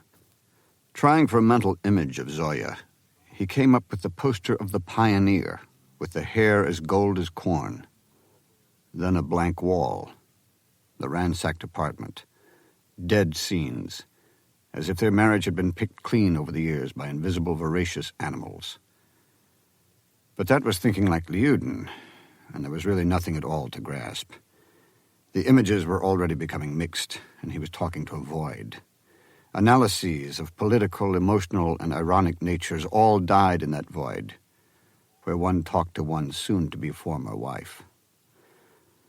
"I'm sure your future will not be adversely affected," he said. "I just need until May, a few more days." He hung up. Lyudin clapped his hands. "Back to work. The gun must come out of an acid bath before ballistics can fire a test round. However, I can tell you this much now, investigator. Our munitions experts are strongly of the opinion that the gun is a Mannlicher, and of the same caliber as the gun that fired the fatal bullets in Gorky Park. By tomorrow I will be able to tell you the exact model. In the meantime, we will do more than is humanly possible. Investigator Renko, are you listening? Going by Novokuznetskaya to check on any calls from Kerwell, Arkady got caught in an ideological meeting. They took place infrequently enough, and usually only involved one man reading aloud from the front page of Pravda while everyone else leafed through sports magazines. But this time it was a real production. The first-floor interrogation room was filled with district investigators facing Kukin and a doctor from the Serbsky Institute. Soviet psychiatry is on the threshold of a major breakthrough, a major statement on the entire basis of mental illness, the doctor was saying. For too long, the organs of health and justice have worked separately in an uncoordinated fashion. Today, I am happy to say, this situation is nearly at an end. He paused to place a lozenge in his mouth and sort his papers on the table. It is the finding of the Institute that criminals suffer from a psychological disturbance we term pathoheterodoxy. There is theoretical as well as clinical backing for this discovery. In an unjust society, a man may violate laws for valid social or economic reasons. In a just society, there are no valid reasons except mental illness. Recognizing this fact protects the violator as well as the society whose law he attacks. It affords the violator an opportunity to be quarantined until his illness can be expertly treated.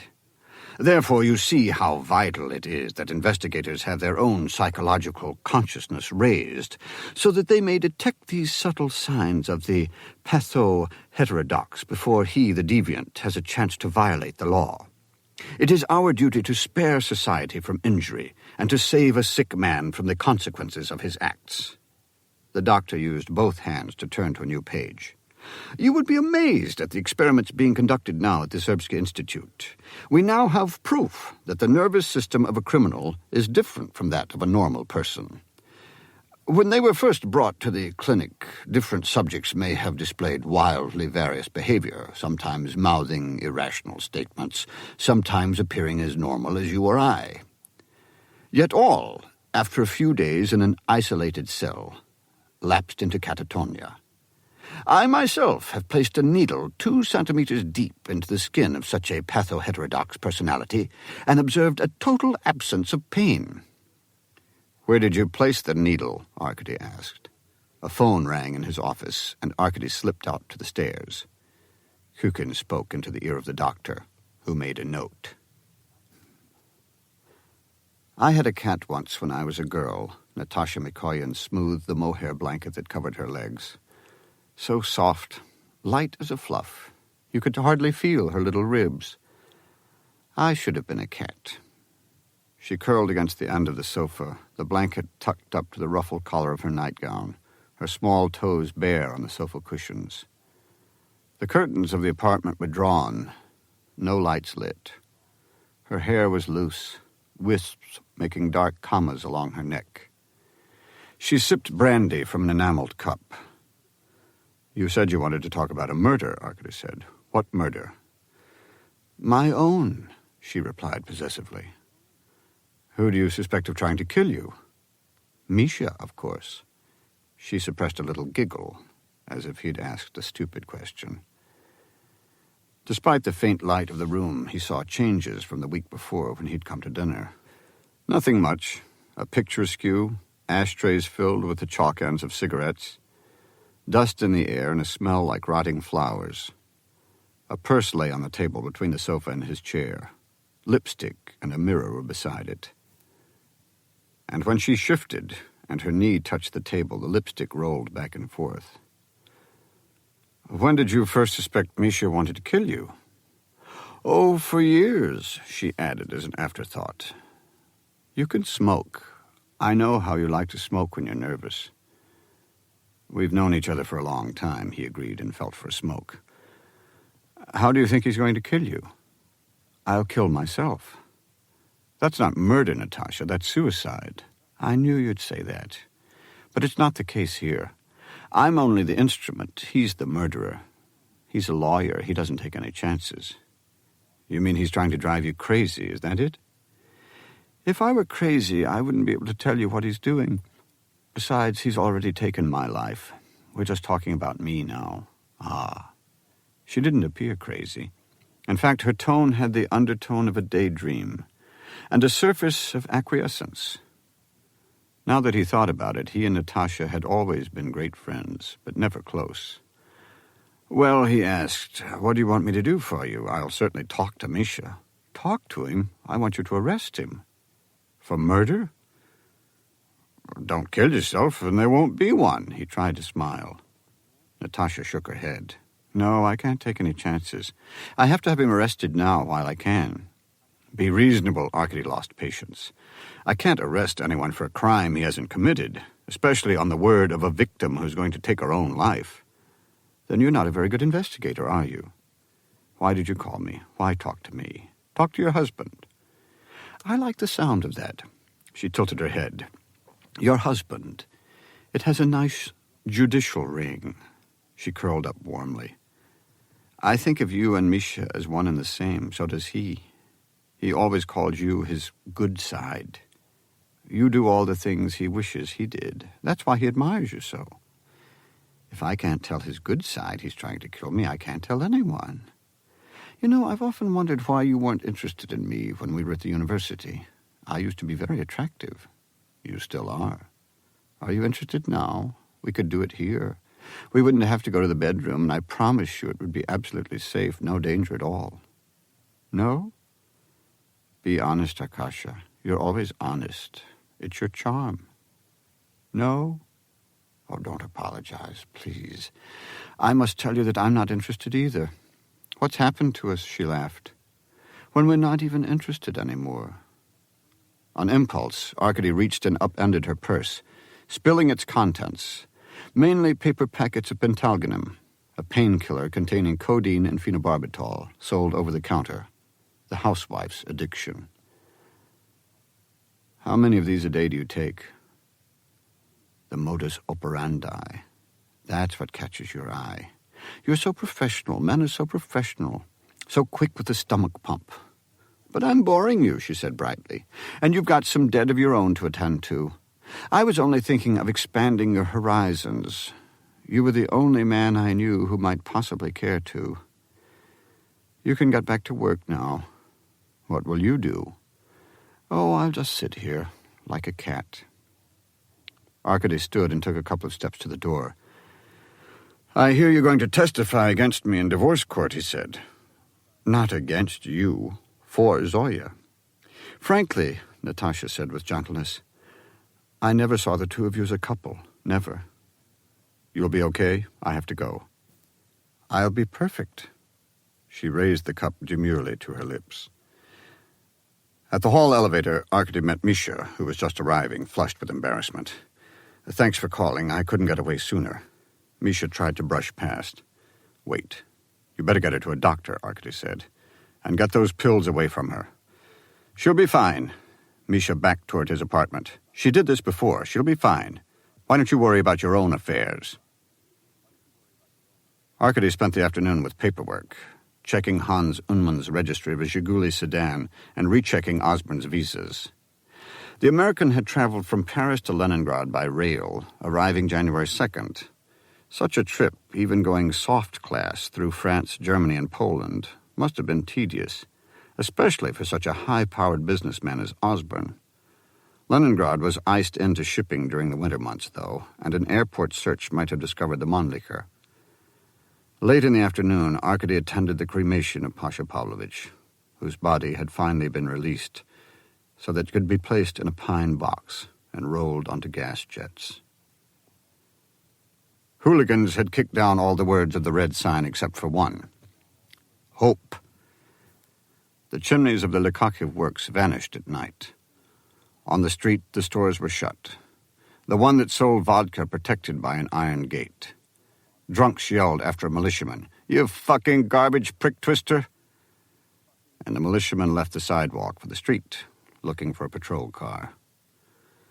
Arkady walked into the cafeteria where he had met Swan before. patrons huddled at round tables, honest hands on their bottles, sweat-stiff jackets over their chairs, raw onions and knives on their plates. The illegal entertainment of a television set was placed on the bar counter. Dynamo versus Odessa. Arkady went right to the restroom, where Kerwell was urinating down the hole provided. He wore a leather jacket and cloth cap. Despite the bad light, Arkady could see on Kerwell's face, besides the usual dangerous tautness, a bloom of capillaries. "Having fun?" Arkady asked. "Standing in someone else's piss? Sure." He zipped himself up. "Just like the lower fucking depths. You're late." "Sorry." Arkady took his turn at the hole, standing 2 feet away and out of the puddle. He wondered how much Kerwell had already drunk. "Mannlicher check out?" "It looks as if it will." "What the hell else have you been doing today? Perfecting your aim?" "You could do worse." He glanced at Kerwell's shoes. They went to a table Kerwell had claimed in a corner of the bar. A half-empty bottle of vodka stood in the center of the table. "Renko, you a drinking man?" Arkady considered leaving. Kerwell was unpredictable enough sober, and Arkady had always heard that Americans couldn't hold their liquor. But Swan was coming, and he didn't want to miss him. "What do you say, Renko? Later on we'll have a pissing contest. Distance, time, aim, and style. I'll take a handicap. 1 leg. That's not enough? No hands?" "You're actually a police officer?" "The only one I see here." "Come on, Renko, I'm buying." "You're quite an insulting character, aren't you?" "Uninspired. You'd rather I punched you around like I did before?" Kerwell leaned back, crossed his arms, and looked around appreciatively. "Nice place." His eyes returned to Arkady and restlessly mimicked a childish hurt. "I said it was a nice place." Arkady went to the counter and returned with a bottle and a glass for himself. He laid 2 matches on the table between his bottle and Kerwell's, snapped 1 match in half, covered both so that only the match heads peeked out from his hand, and said, "Short match pours from his bottle." Frowning, Kerwell pulled one out. The short match. "Shit." "Good Russian, wrong expression." Arkady watched Kerwell pour. "Also, you should trim your hair closer at the sides. Don't put your feet up on the chair. Only Americans put their feet up." "Oh, I see. We're going to work well together." Kerwell emptied his glass in 1 gulp, head back, the same as Arkady. Again they drew matches, and again Kerwell lost. Fucking etiquette of the lumpen proletariat. Cute, Renko. Why don't you tell me what you've been doing besides letting your blood go from your brain to your butt? Arkady wasn't going to tell him about Osborne, and he didn't want Kerwell going after Rena Ozanova. So he talked about the reconstruction of the dead girl's skull. "Wonderful," Kerwell said when Arkady was done. "I'm dealing with a fucking nut. A face from a skull? Christ. Well, this is fascinating, like seeing police procedure in ancient Rome. What's next? Entrails from birds? Or do you throw bones?" "Reconstructing icons, that's what Jimmy was up to. Your own notes mentioned a chest of icons. To be stolen or bought, not reconstructed." Kerwell scratched his chin and his chest. Then his hand wandered into a jacket pocket and dangled a postcard before Arkady. On the blank side was a short description of a religious chest, Cathedral of the Archangel, the Kremlin. The other side showed a color photograph of a gilded chest bearing sacramental goblets of crystal and gold. Around the chest, icon panels illustrated a battle between white and black angels. "How old, investigator, would you say that is?" 400 years old, 500, Arkady guessed. "Try 1920. That's when the cathedral and everything in it was renovated, comrade. Who said Lenin didn't have taste? Now, I'm just talking about the chest frame. The panels are original. They'd go as a set for $100,000 and up in New York, and they do. Panels get out of here all the time, but sometimes they don't just leave as icons. Maybe a dealer exports a mediocre chest built around icons doctored to look bad. So I spent the day following this clever idea of mine to every goddamn embassy in town, trying to find out who'd exported icons, or a chest or a chair of icons in the last 6 months. Got nowhere. Went back to the American embassy, to the political attaché, who's the local CIA chief and a man who couldn't find his asshole with a mirror, so he could tell me in secret that smuggling a decent icon was a good hedge against inflation. You could get a hernia trying to lift a diplomatic pouch over there. Only no private dealers are allowed. Then I realized, of course, that you can't do any reconstruction without gold, and you can't buy or steal gold in this country, so the whole idea is out the window. And, a little thirsty, I stumbled onto this toilet you so cunningly chose to meet at. Kostyaboroddin could, Arkady said. Buy gold here? Steal gold in Siberia. But wouldn't it be too obvious putting a new chest around old icons? They antique it. Rub off some gold to let the red bowl show through. Rub in some umber. Send a detective to every art store in town to check on anyone buying Armenian bowl, gesso, granulated gelatin, whiting, carpenter's hide glue, cheesecloth, extra-fine sandpaper, chamois. You seem to have some experience, Arkady made a list. Any New York cop knows this. Also, cotton, alcohol, punches, and a flat-faced burnisher. Quirrell poured another glass for himself while Arkady scribbled. Surprised you didn't find sable hair on Jimmy's clothes. Sable, why? That's the only kind of brush for laying guilt, a red sable brush. What the hell is this? Swan had arrived, with a gypsy, an old man with the face of an ancient monkey, shrunken and alert. A misshapen hat on grayed curls, a dirty bandana tied at the neck. In every statistical survey of the Soviet Union, there were no unemployed, except gypsies. Despite every effort to raise them up or ship them out, every Sunday they could be found selling charms at the farmer's market, and every spring they would appear as if out of the ground in the city parks, brown babies at an open breast, begging for coins. People do not buy art supplies in art stores, Arkady explained to Quirrell. They buy them at second-hand markets, on street corners, at someone's apartment. He says he heard about a Siberian who had gold dust to sell. Swan nodded to Gypsy. And sable skins, I heard. The Gypsy had a hoarse voice. 500 rubles for a single skin. You can buy anything at the right street corner, Arkady said to Quirrell, but looked at the Gypsy. Anything, the Gypsy agreed. Even people, Arkady said. Like the judge who will die of a slow cancer who sent my son to camp. Did the judge think of the children my son left? How many children did your son leave? Arkady asked. Babies. The Gypsy's throat choked, visibly swollen with emotion. He twisted in his chair to spit on the floor and wiped his mouth on his sleeve. 10 babies. The drunks at the nearest table moaned a song about love, arms over each other's shoulders, head swaying. The Gypsy wiggled his hips and licked his lips suggestively. Their mother's very pretty, he whispered to Arkady. 4 babies. 8 is the final 6. Arkady put 6 rubles on the table. 10 times that if you find out where the Siberians lived. He talked to Swan. There was a skinny, red-headed guy with them. They all vanished around the beginning of February. Copy the list of art supplies and give 1 list to the Gypsy.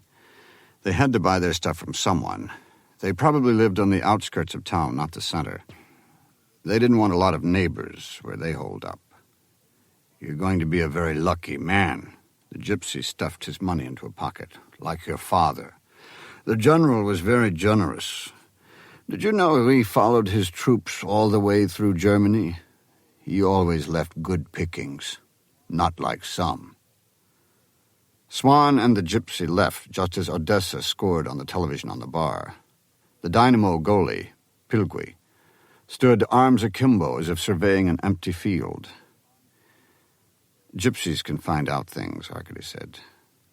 I have to go through the same stuff with my own informants, don't worry, Quirrell said. Pick a match. Arkady lost and poured. You know, Quirrell took his glass, there was a case in Tuxedo Park years back where they put together pieces of a girl's face for identification. And there's a guy in the New York medical examiner's office who does work reconstructing faces, mostly from airline crashes. He removes the bones and reshapes the skin. I guess you can work from the opposite direction. Hey, here's to your dead detective, huh? Okay. To Pasha. They drank, drew matches, and drank some more. Arkady felt the vodka insinuating its way from his stomach to his limbs.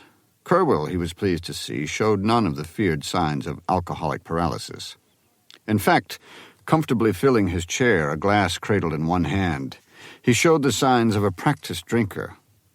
He put Arkady in mind of a long-distance runner just hitting stride, or a barge leisurely riding out the swell of a wave. The stench of the place would have chased away any cultured Muscovite. Better dead on the steps of the Bolshoi than alive in a workers' bar. But Kerwell seemed genuinely at ease. "Is that true about General Renko?" he asked. "The butcher of the Ukraine was your father? That, as we say, is an outstanding footnote. How did I miss that?" Arkady looked for an insult in the broad, florid face. Kerwell showed simply curiosity, even a friendly interest. "Easy for you," Arkady said. "Very hard for me." "Yeah. How come you didn't make an army career? Son of the butcher of the Ukraine, you should have a star of your own by now. What are you, a fuck-up? Besides incompetent, you mean?" "Yeah," Kerwell laughed. "Besides that." Arkady thought about it. This was a strain of humor he was unfamiliar with, and he wanted to choose the right answer. "My incompetence is purely a matter of training. Being a fuck-up, as you put it, was my own genius. And, I repeat, very hard. The general commanded tanks in the Ukraine. Half of today's general staff commanded tanks in the Ukraine. The political commissar for that campaign was Khrushchev. It was a charmed group, future party secretaries and marshals. So I was sent to the right schools, had the right tutors, the right party sponsors. If they'd made the general a marshal, there's no way I could have escaped. Right now, I'd have my own missile base in Moldavia. Well, how about the Navy? Be one of those fops with braid and a dress dagger? No, thank you. Anyway, they didn't make him a marshal. He was Stalin's arm. When Stalin died, no one else could trust him. A marshal of the army? Never.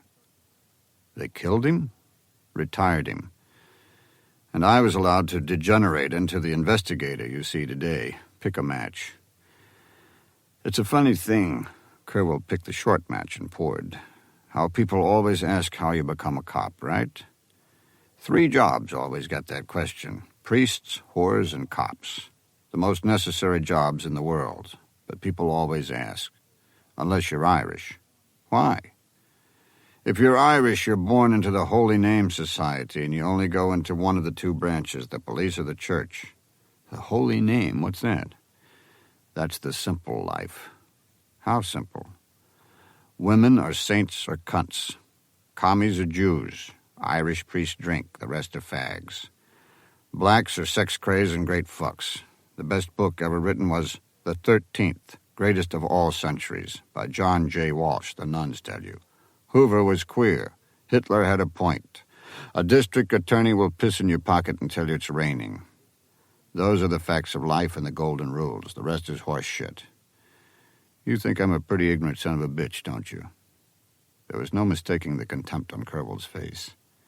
The amiability that had been on it a moment before, real when it was there, had vanished.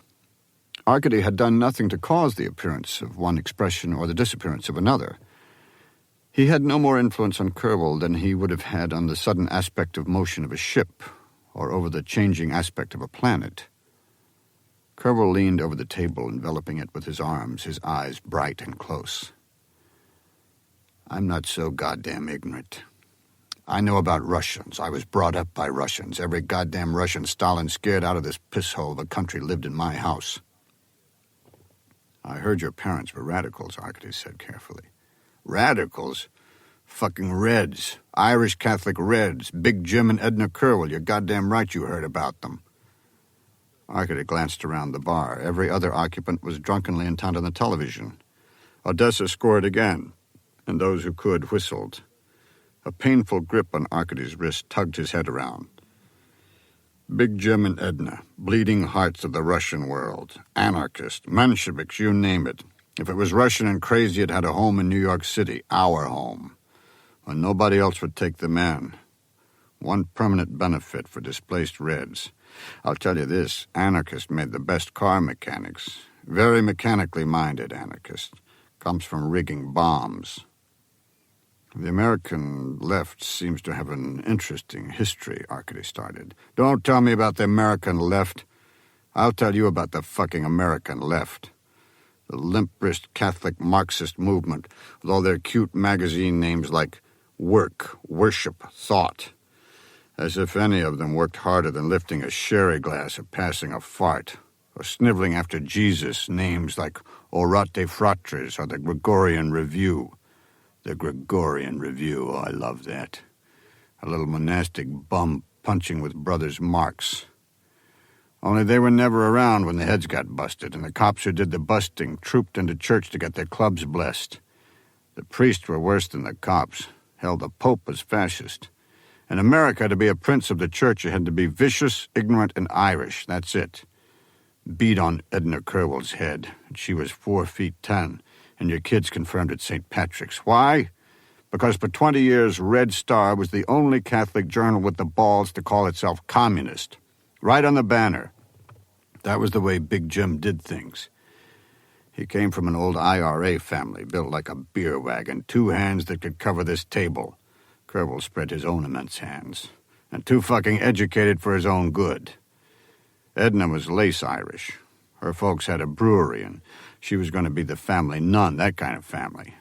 That's why Big Jim and Edna were never excommunicated, because her old man kept buying retreats for the church, 3 up the Hudson and 1 in Ireland. Of course, we had our own retreat, Joe Hill House, Mary Farm. Deep intellectual conversations around the fireplace. Desjardins was a closet capitalist. Yes or no?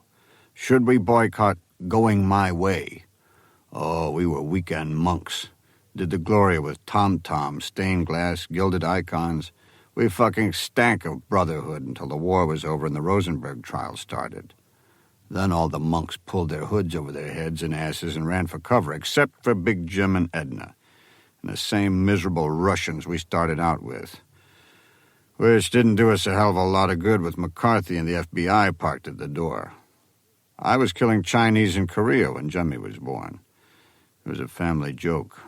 Hoover had Big Jim and Edna so trapped in the house that they'd gone back to screwing again. Dynamo finally scored, exciting bleary approval the length of the bar.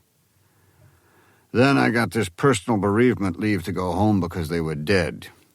A double suicide. Morphine. The only decent way to go. March 10th, 1953, 5 days after Stalin, when the Soviet Union was going to rise up from confusion and light the way to a socialist Jerusalem. Only it wasn't going to happen. It was the same old boatload of butchers steering the same old tub of blood. And Big Jim and Edna Plain died of mortal disappointment. Still, we had an interesting funeral. Socialists didn't come because Big Jim and Edna were communists. Catholics didn't come because